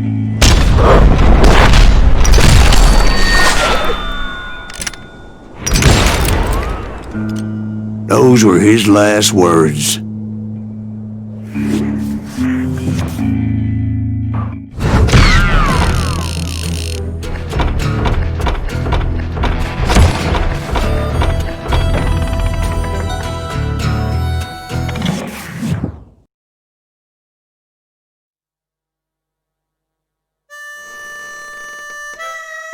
So, Bob Bryant got away?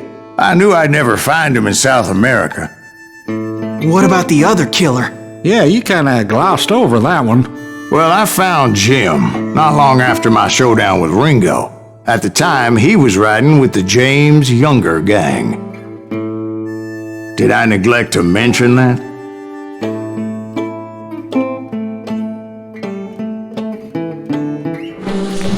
Jesse James?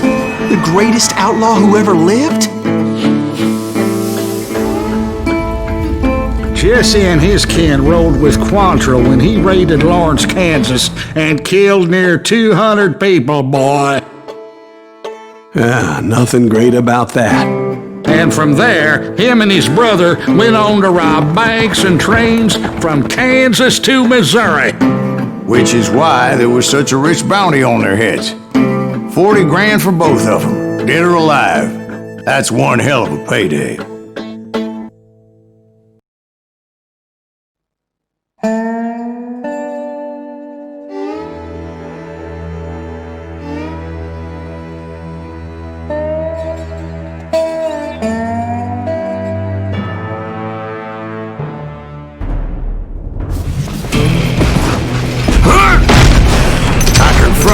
They were robbing a train. Bullets were flying at me from every which way. But I knew I'd have to fight my way forward if I was gonna find this Jim.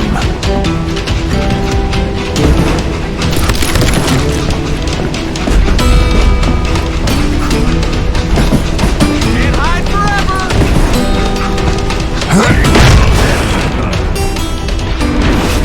You don't wanna mess with us!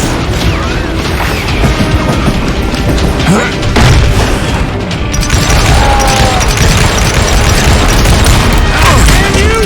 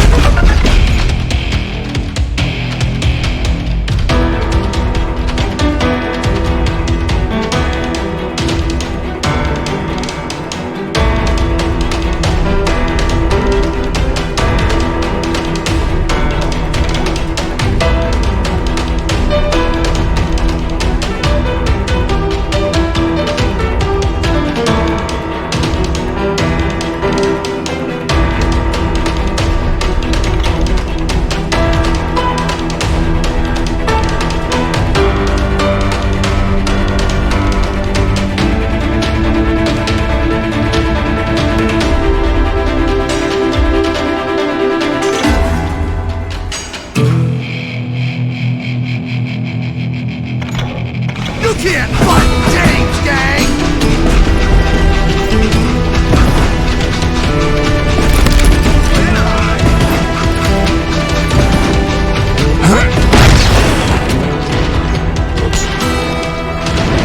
You know who we are!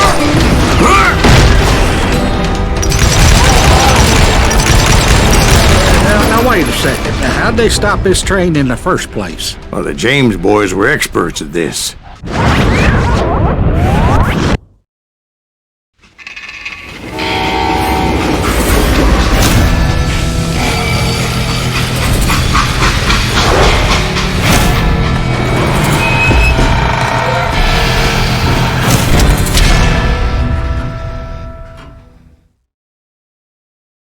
They hopped a freight train having heard there was a big payroll in the express safe. So, I hopped the same train.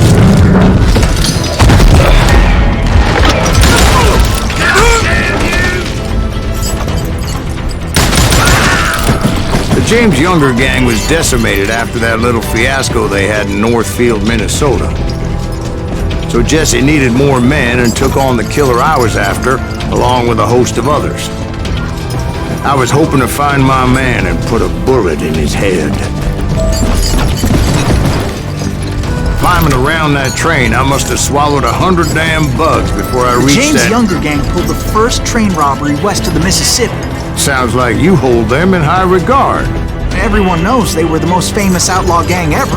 And you took them all on by your lonesome. Again.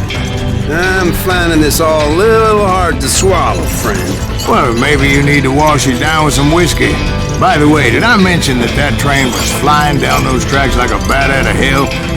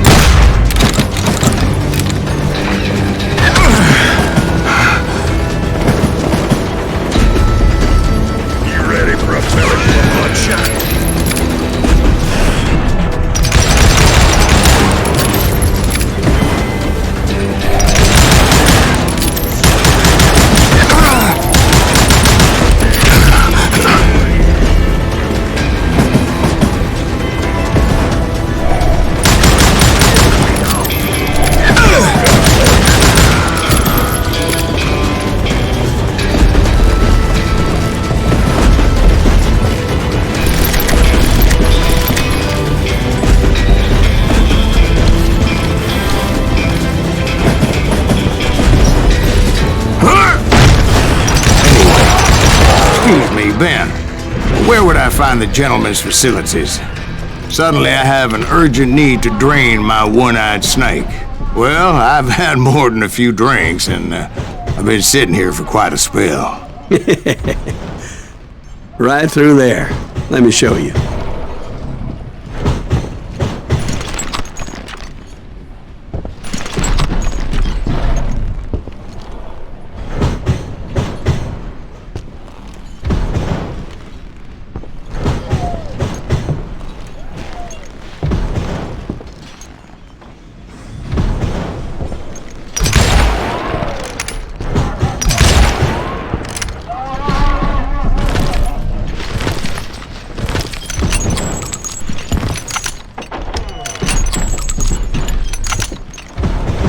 I never heard so much malarkey in my life.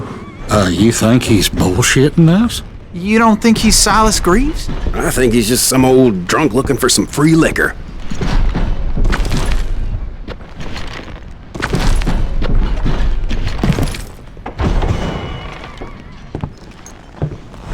I don't know, Jack. I think I believe him. You don't think he met Jesse James? Oh, you gotta be kidding me. That story makes no sense at all. Jack. I mean, you gotta be 2 bricks short of a load to believe that cock and bull story. I don't agree. Jack, lay off the bar. Oh, you seriously think that tired old man went toe-to-toe with Jesse James? Huh? Well, that's better. Did I mention that this Jim was married to the infamous Belle Starr? Of course, I didn't learn that until later. Anyway, I made my way forward the best I could. Around the sides, over the roof.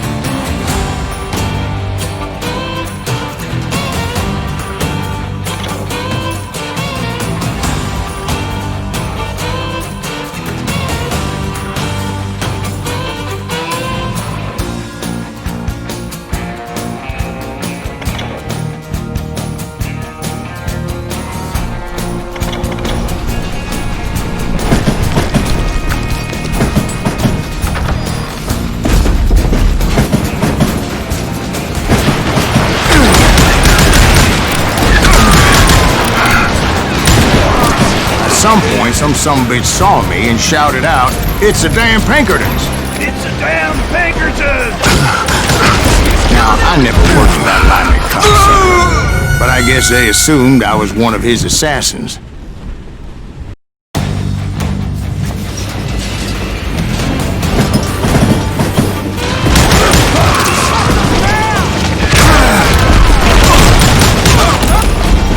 You don't want to mess with us!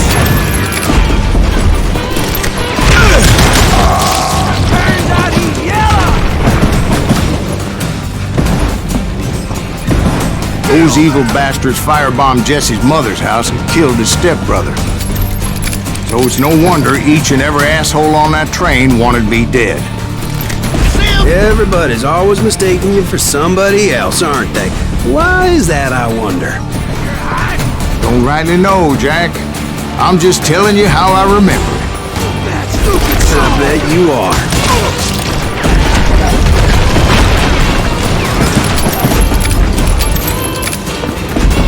You can't fight me!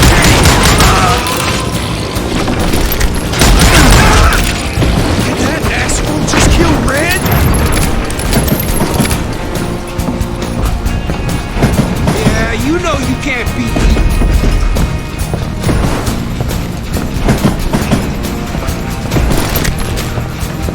You just made your man.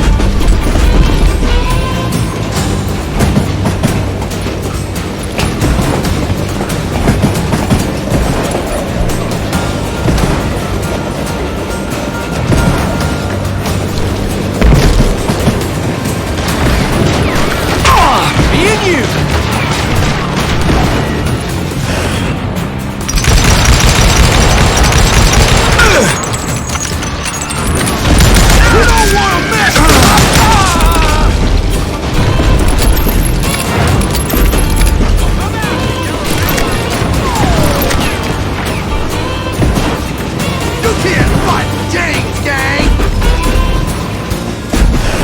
I came across a flat car piled high with logs and had to come up with a creative way to make my way forward.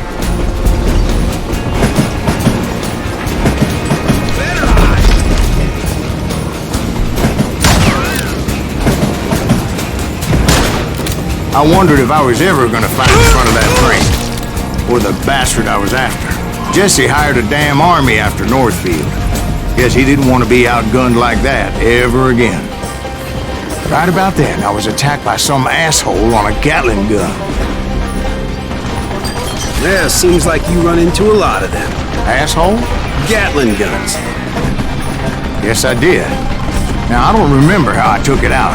It was either a bullet or dynamite. Where would you find dynamite? Does it really matter, Jack? You're messing with the flow of the story here.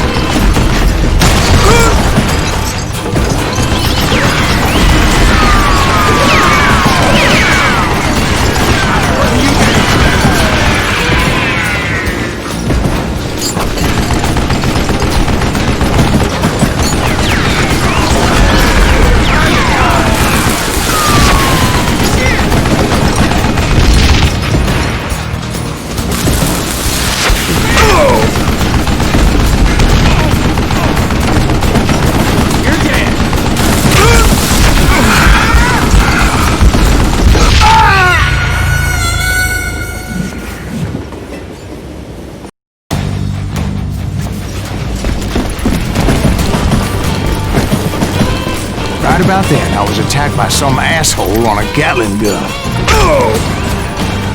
Yeah, seems like you run into a lot of them. Asshole?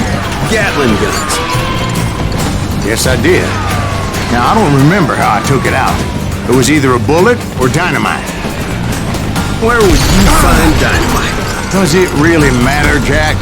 You're messing with the flow of the story here.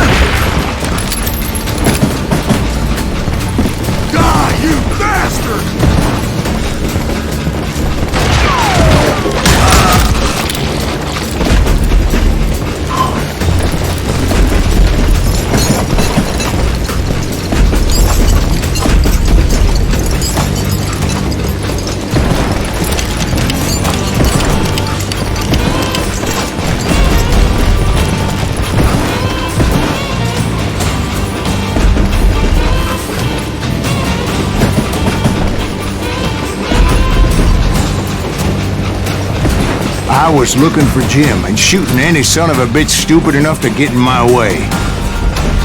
And that included Jesse James himself. Ready to meet your maker. You know who we are!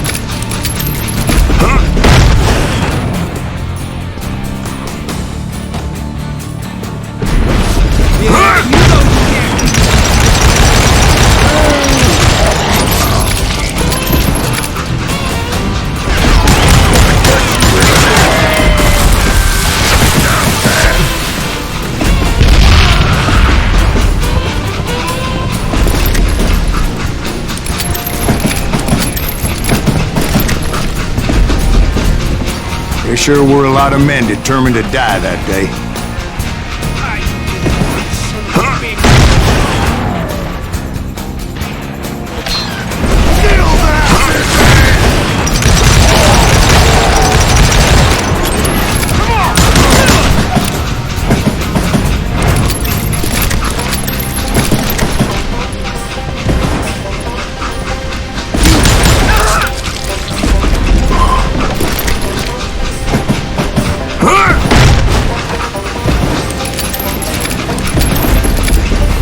It was then that Jesse detached the express car from the rest of the damn train. I could see Jesse waiting for me, fixing to kill me so he could get away with all that money.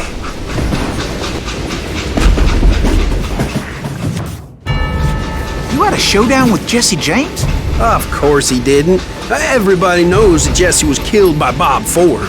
Yeah, Jesse went out like John Wesley Hardin. Coward shot him in the back of the head. Guess it doesn't matter how far you run, does it, Ben? Your past always catches up with you.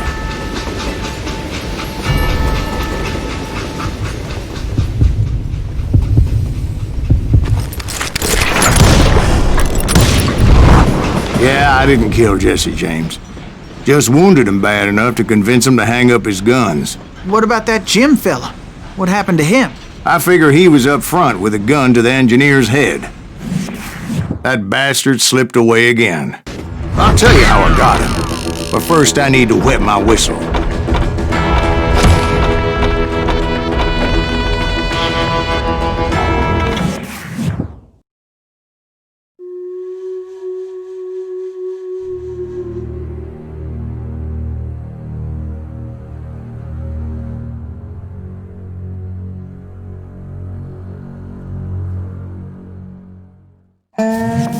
After my showdown with Jesse, I continued to track his brother, Frank, and that sumbitch Jim.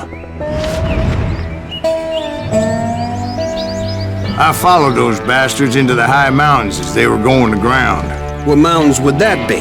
Somewhere in the Ozarks, I believe. The perfect place to hide out from the authorities.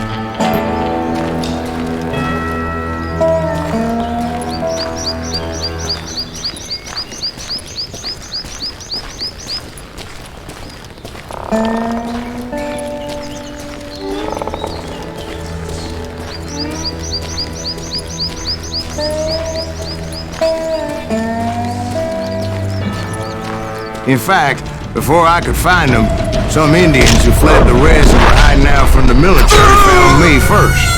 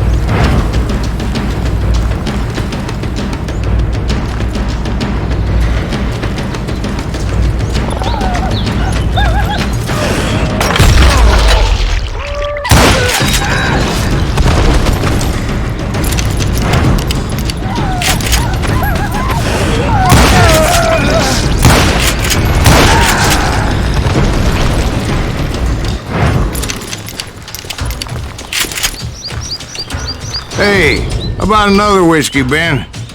Nothing better to soothe the troubled soul.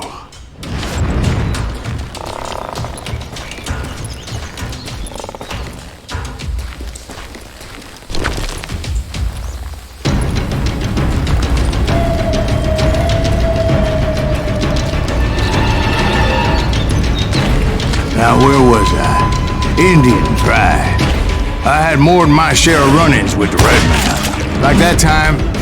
Did I tell you about Grey Wolf? Yes, sir. You did. Of course I did.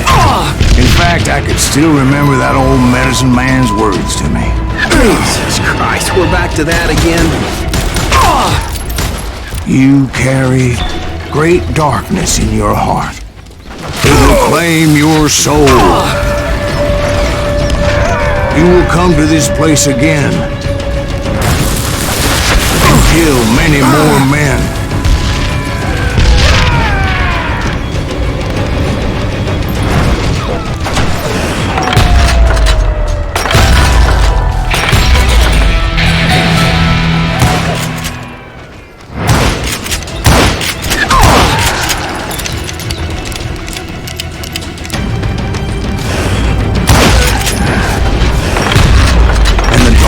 Will grow until it consumes everything you are.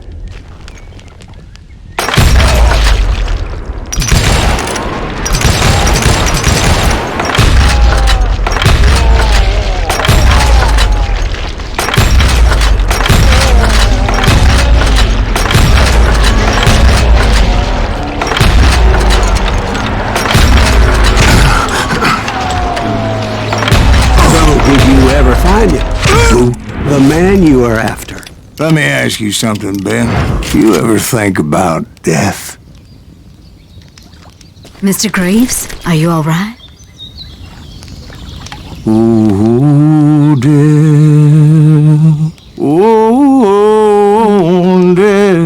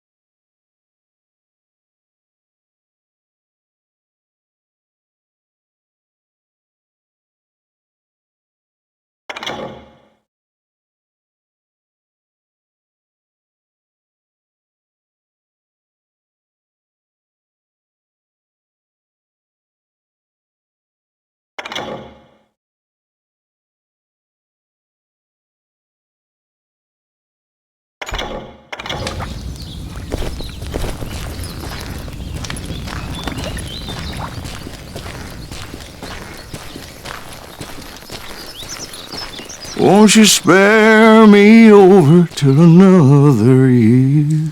What is this that I can't see with ice cold hands taking hold of me? Oh, death. Oh, death. Won't you spare me over till another year? Well, I am death, none can excel. I'll open the door to heaven or hell. Oh, death. Oh, death. Won't you spare me over till another year? Oh, death. Won't you spare me over till another year? So are you going to answer the question? What question is that? Jim Reed. Did you ever find him? Reed was indeed that son bitch's surname. That's right, Ben. A despicable character. I remember him laughing like a hyena that cold morning they lynched me and my brothers. He was intent on avoiding my vengeance, but nothing was gonna stop me. Nothing.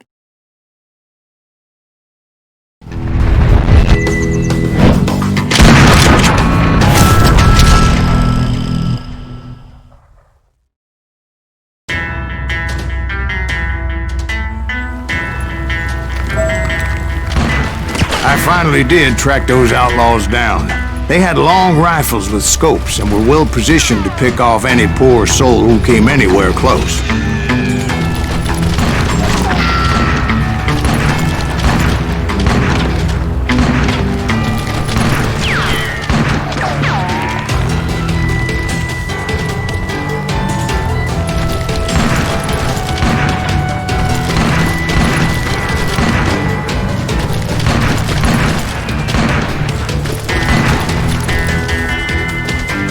I'm guessing Frank James believed I was responsible for the demise of his brother Jesse. I couldn't really disagree with the man, as I thought Jesse was dead then as well. He backed off as I closed in on him, but he was still intent on killing me. And when I closed in on him again, he backed off again, looking for a better angle on me.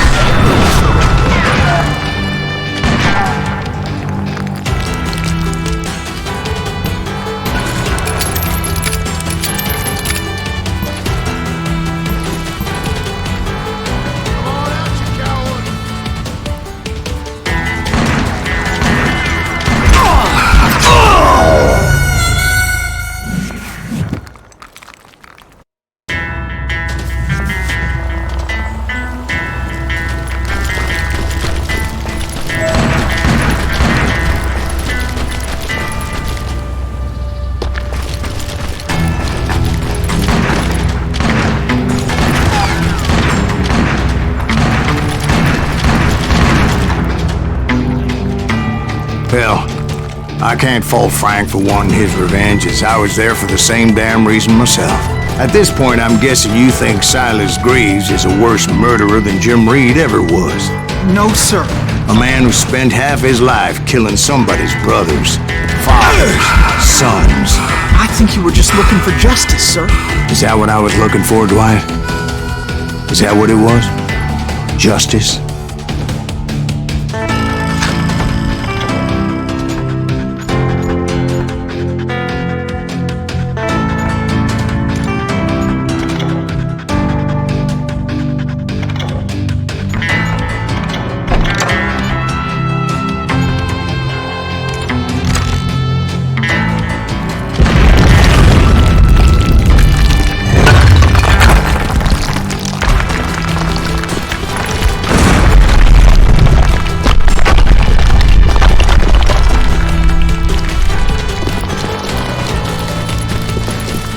Isn't that why you were hunting the James gang? The James gang. Right. I finally found Frank holed up in his mountain cabin, and he was determined to have me dead. It was a pitched battle that could have gone either way. Luckily, I had some dynamite in my possession. Dynamite? On your person? A few sticks, just in case. It's always good to be prepared. Right. I'm just laying out the facts as I remember them, Jack. And that son of a bitch! Take him out! He's just one man! Come here! Put him down! I want that bastard! I'm gonna cut you in two! Cut you in two! You're gonna bleed!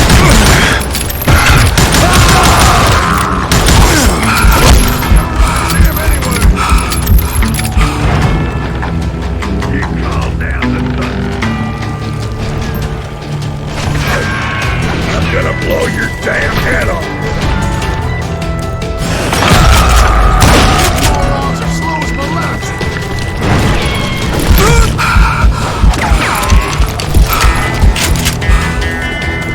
We got us some brains!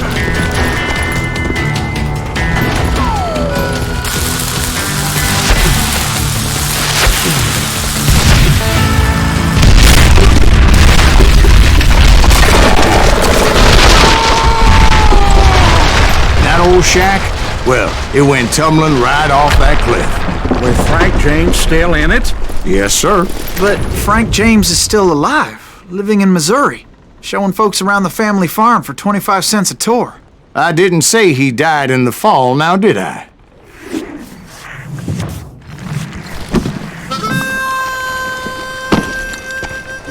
I'm done with this damnable outlaw life! Kill me, don't kill me, do what you will! At this point, I just don't give a shit!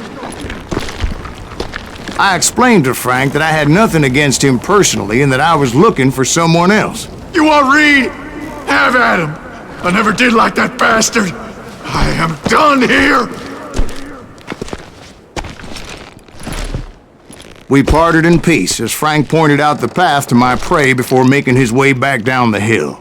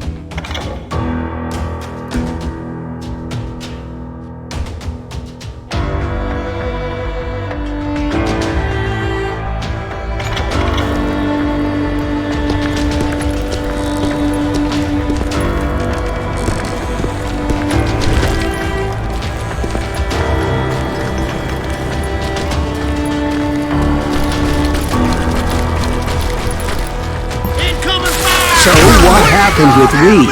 Well, I finally found the last of the gang hiding in a nearby cave. First, I had to dispatch the lookouts.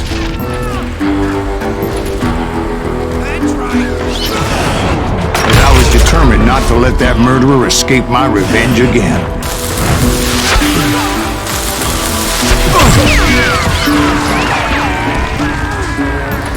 Middle-ain't that sucker!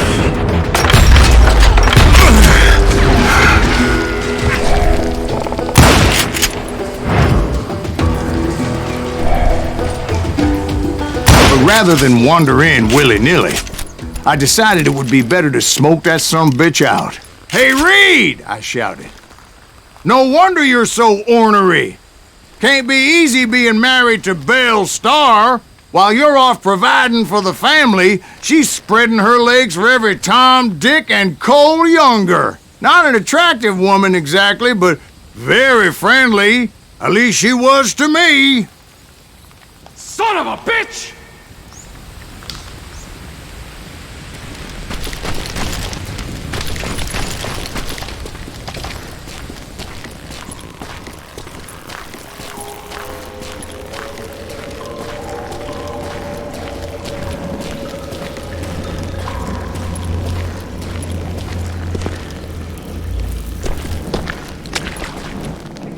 It was then that the last bunch of bandits jumped out of hiding. Why won't this asshole give up? Would someone please kill him?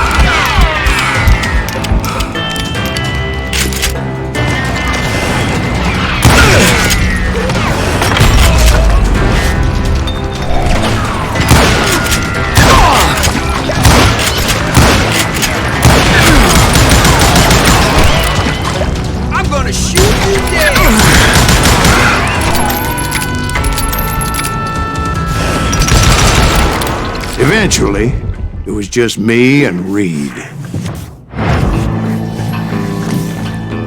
I had waited a long time to face him down, so I could repay him for what he did to my brothers.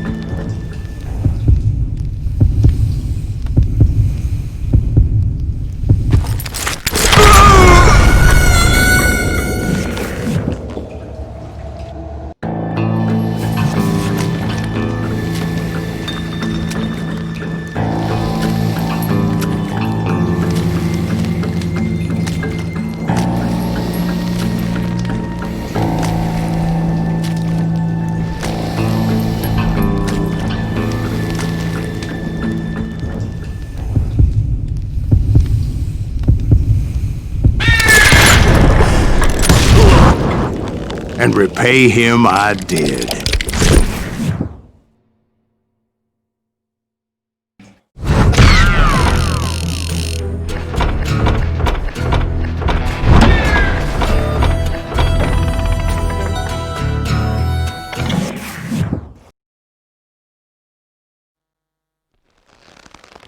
Well, I don't know about you boys, but I'm pretty beat. Well, it's too damn bad you never found that Bob character. Seems a shame you never had to pay. Well, funny thing about that, I did have one more chance at him.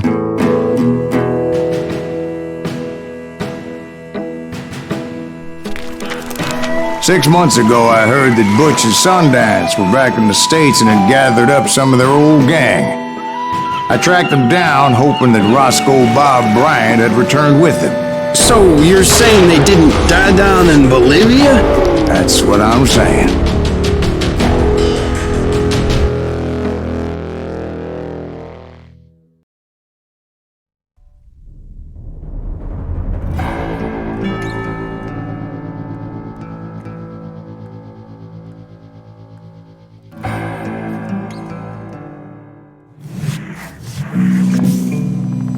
40 years I had waited to get my hands on the last of my brother's killers. Not even an army of demons could have stopped me now.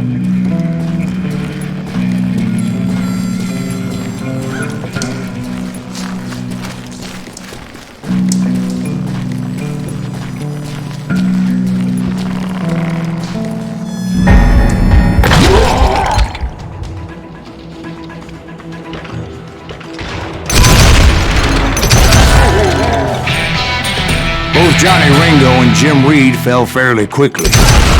But the last one, Roscoe Bob Bryant, that son of a bitch had managed to escape my vengeance time and time again. I couldn't even be certain I'd recognize him after all those years.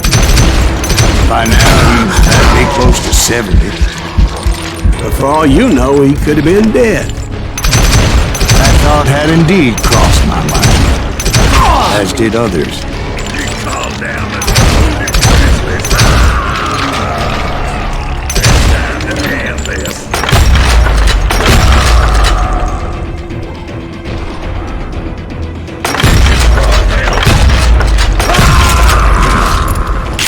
For instance, did my thirst for vengeance turn me into something worse than the man I was after? By this point in my storied career, I had killed more men than Bob Bryant ever had. I was furious as hell at that bastard for making me who I am. A man with no family, no friends, no purpose except shooting Bob Bryant dead.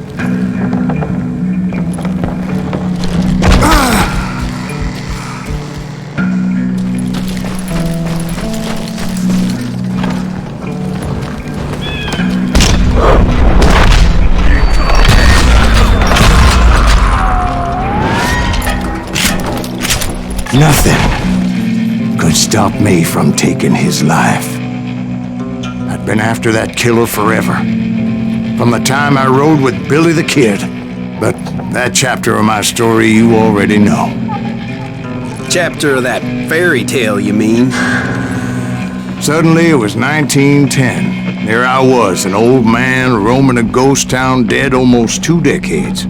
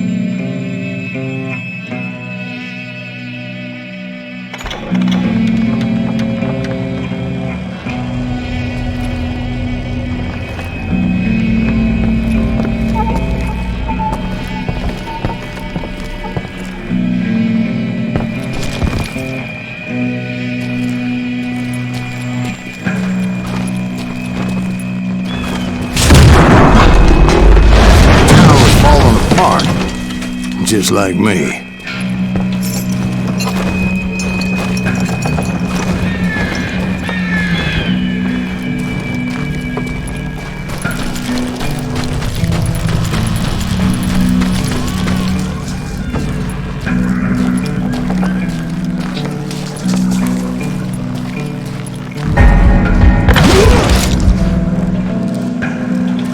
But I wasn't about to call it quits.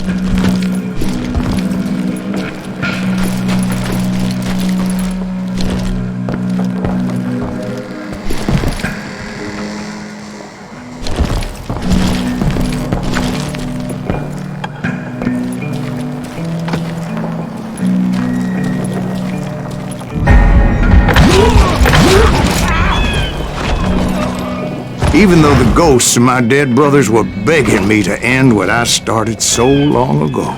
Mr. Graves, are you all right? Would you like some water? The Wild Bunch knew I was there. They were after a treasure they had hidden before they fled, buried in the grave of a dead amigo. Some folks think the town is haunted, so they figured there wouldn't be many people poking around.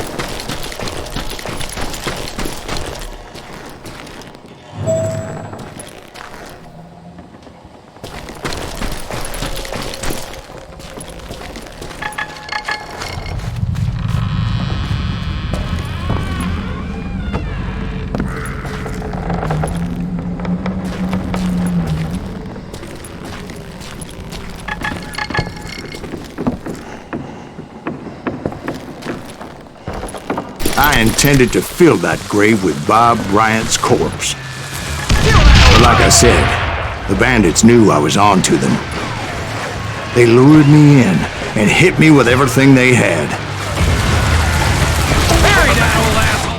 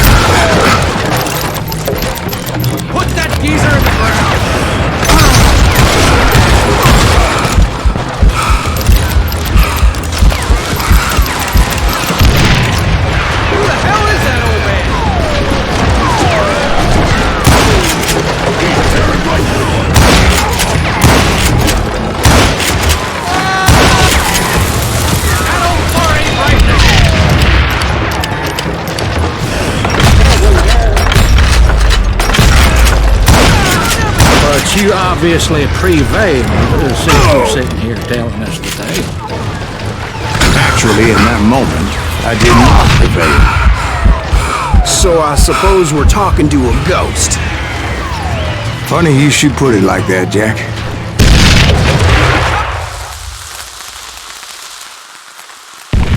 Because when I woke up... From the dead? There was silence all around me.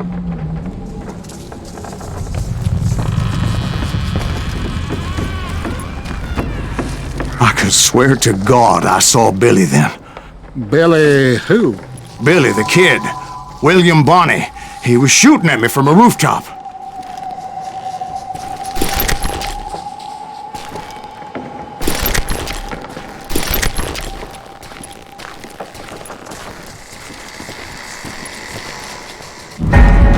Here and there. Even over there. So I am right. You are titched in the head. Mr. Greaves, perhaps we should switch you to coffee? You see that old Indian again, too? No, but I did see Billy's killer. Patrick Floyd Garrett. He came at me guns a-blazing. But I knew that old war horse had died 2 years before. I wondered if maybe I was dead too and confronting the ghosts of my past. Perhaps all my sins were coming back to haunt me and drag me down to perdition.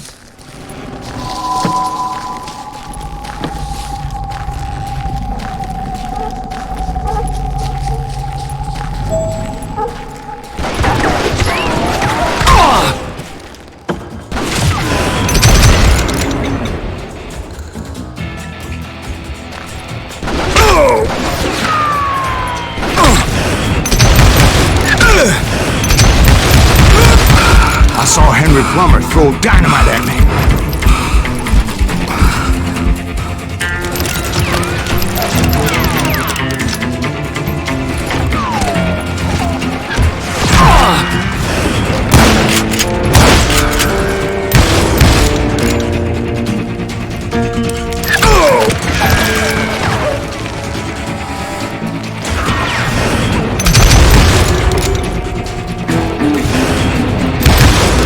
In the gates of the cemetery, I saw John Wesley Harding, just like I remembered him.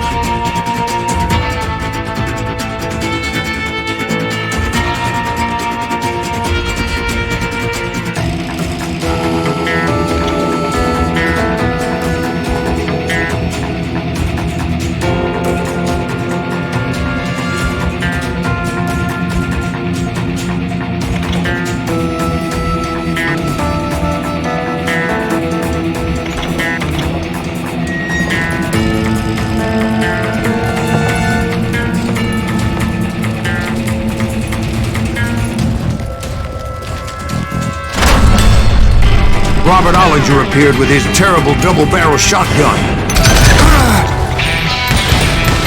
But no ghost army was stopping me. My father-in-law got hit with a fallen branch. He spent the rest of his life talking to dogs.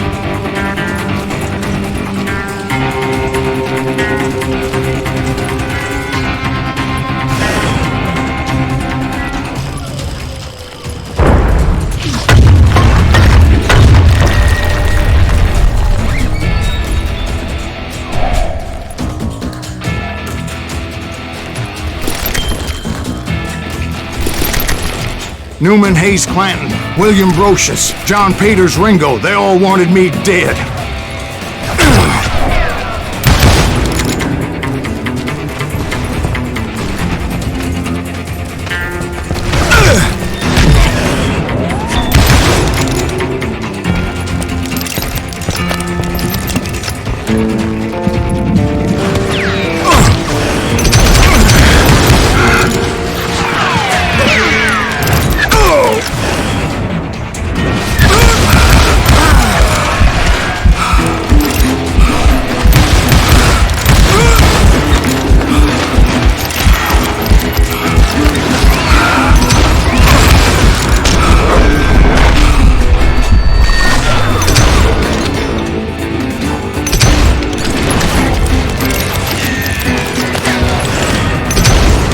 The Dalton brothers, Robert and Grattan, guardians of the Garden of the Dead.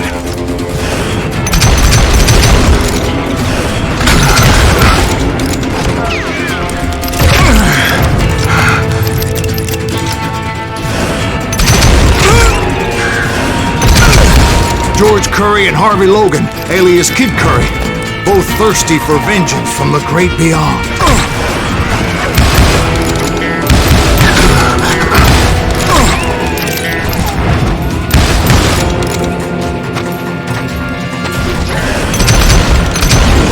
Jesse, Woodson, James, and Jim Reed.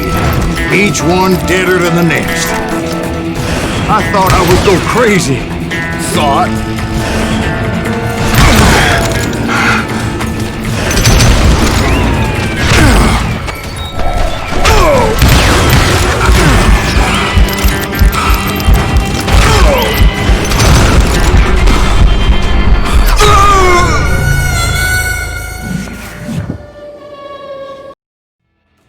The Dalton brothers, Robert and Grattan, guardians of the Garden of the Dead.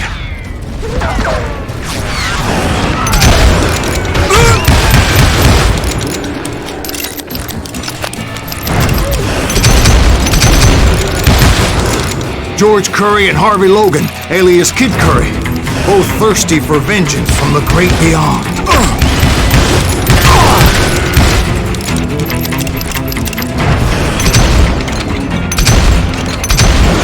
Jesse, Woodson, James, and Jim Reed, each one deader than the next.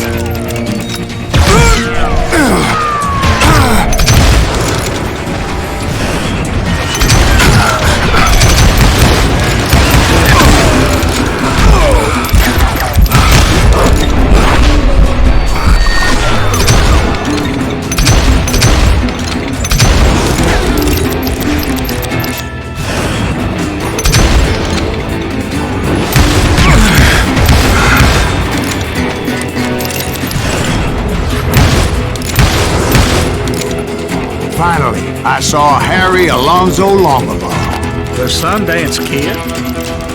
Like a general leading his legion of the dead. You told us before that you'd seen him alive. He was alive.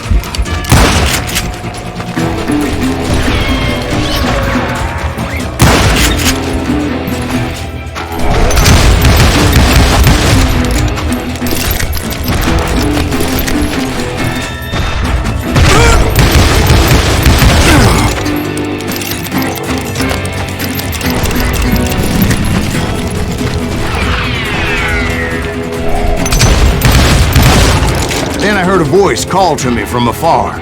It was Robert Leroy Parker, a.k.a. Butch Cassidy, coming at me from out of the fog.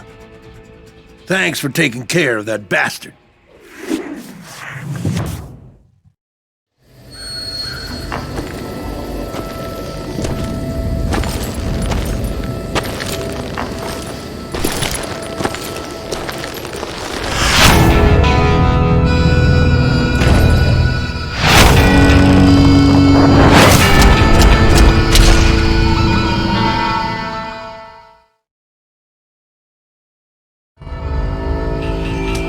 But the kid wasn't quite deceased. Not yet. Takes more than one little bullet to kill the likes of me, partner. Those two looked like they hadn't seen each other for quite a while. Clearly, they were no longer amigos. Shit. I was hoping I wouldn't have to kill you. You won't have to, Butch. I'm killing you first. I asked them about Bob Bryant, but they were too busy with their own heated conversation. Let me get this shit straight. You want my money and the love of my life? You frittered it all away, Butch. Edda's mine. So is that damn money. I didn't want to shoot anybody until I had an answer to my question, but those boys didn't give me much of a choice.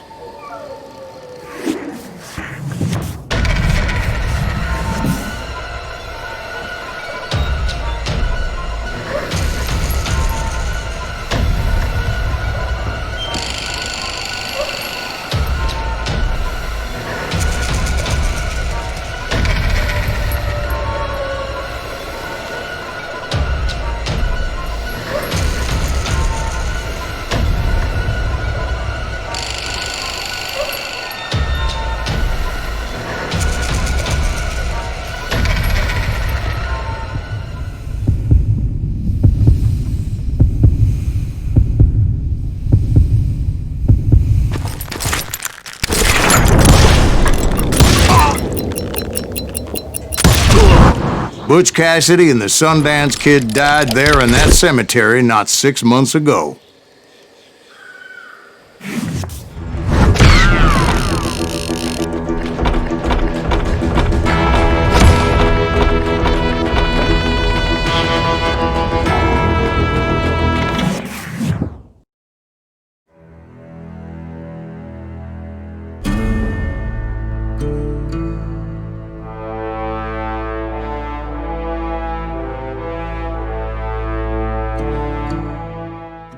Butch Cassidy and the Sundance Kid were killed by the Bolivian army. Everybody knows that. That's the legend, but it ain't the truth. So, you never found Bob? There is no Bob. This old sumbitch ain't even Silas Greaves. Sir, is that true? Have you been pulling our legs this whole time? Well, not the whole time. Oh man, I think you've worn out your welcome here. Maybe you're right, Jack. Maybe it's time to pay. You see, Ben, or should I say Bob, your past always catches up with you. I was a different man back then, crazy. Drinking, I've changed my ways, I swear to you. If I could turn back the clock, But you can't, Bob.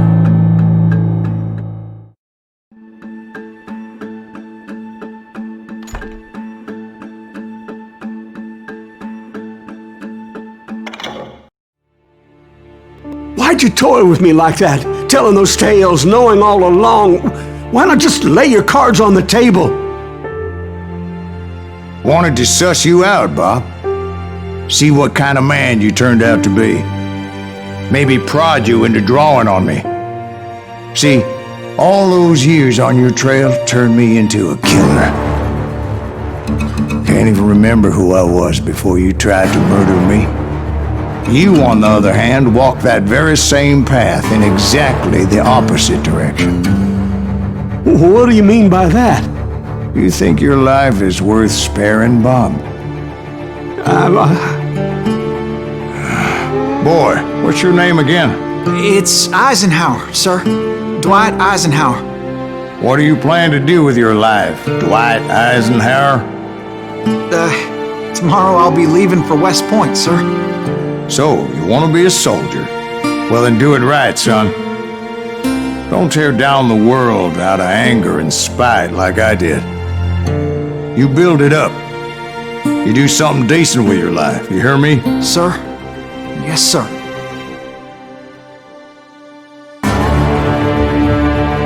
I won't have it said I left you with nothing, Bob.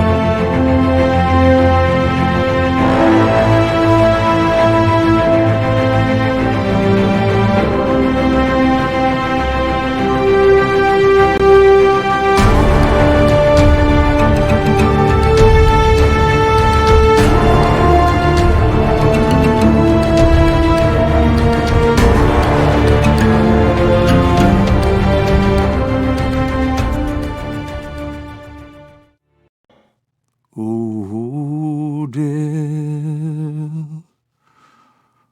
Oh, dear. Won't you spare me over till another year?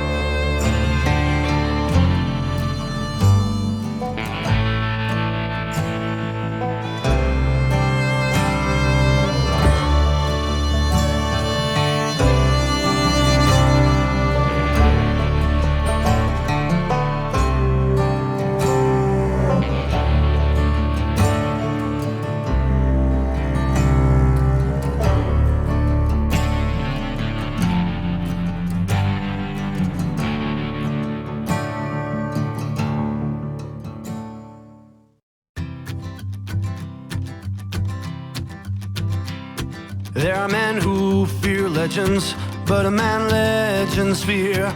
He's a four-hosted reaper, crying bullets for tears. When a drought comes in justice, bullets make good rain. When the heartache has dried up, only blood heals the pain. There's a time for grieving, and a time to just pray. There's a time for forgiving, but it's not for today. You can hide sins from the gavel, you can drown them in rum. When silence grease finds you, there's nowhere to run. And time goes too slowly for the gunslinger's eye. Till he's buried his promise, there's no time to cry. There's a time for grieving, and a time to just pray. There's a time for forgiving, but it's not for today. There's a time for grieving, and a time to just pray. When silence grease finds you, it's a time you must pay. That's a time you must pay.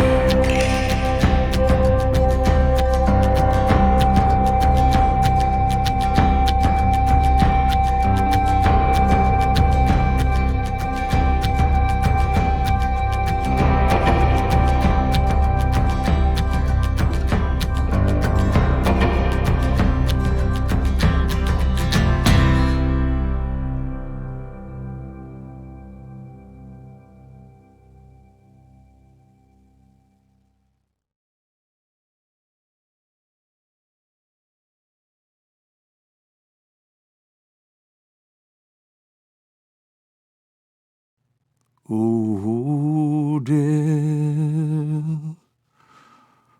Oh, dear. Won't you spare me over till another year?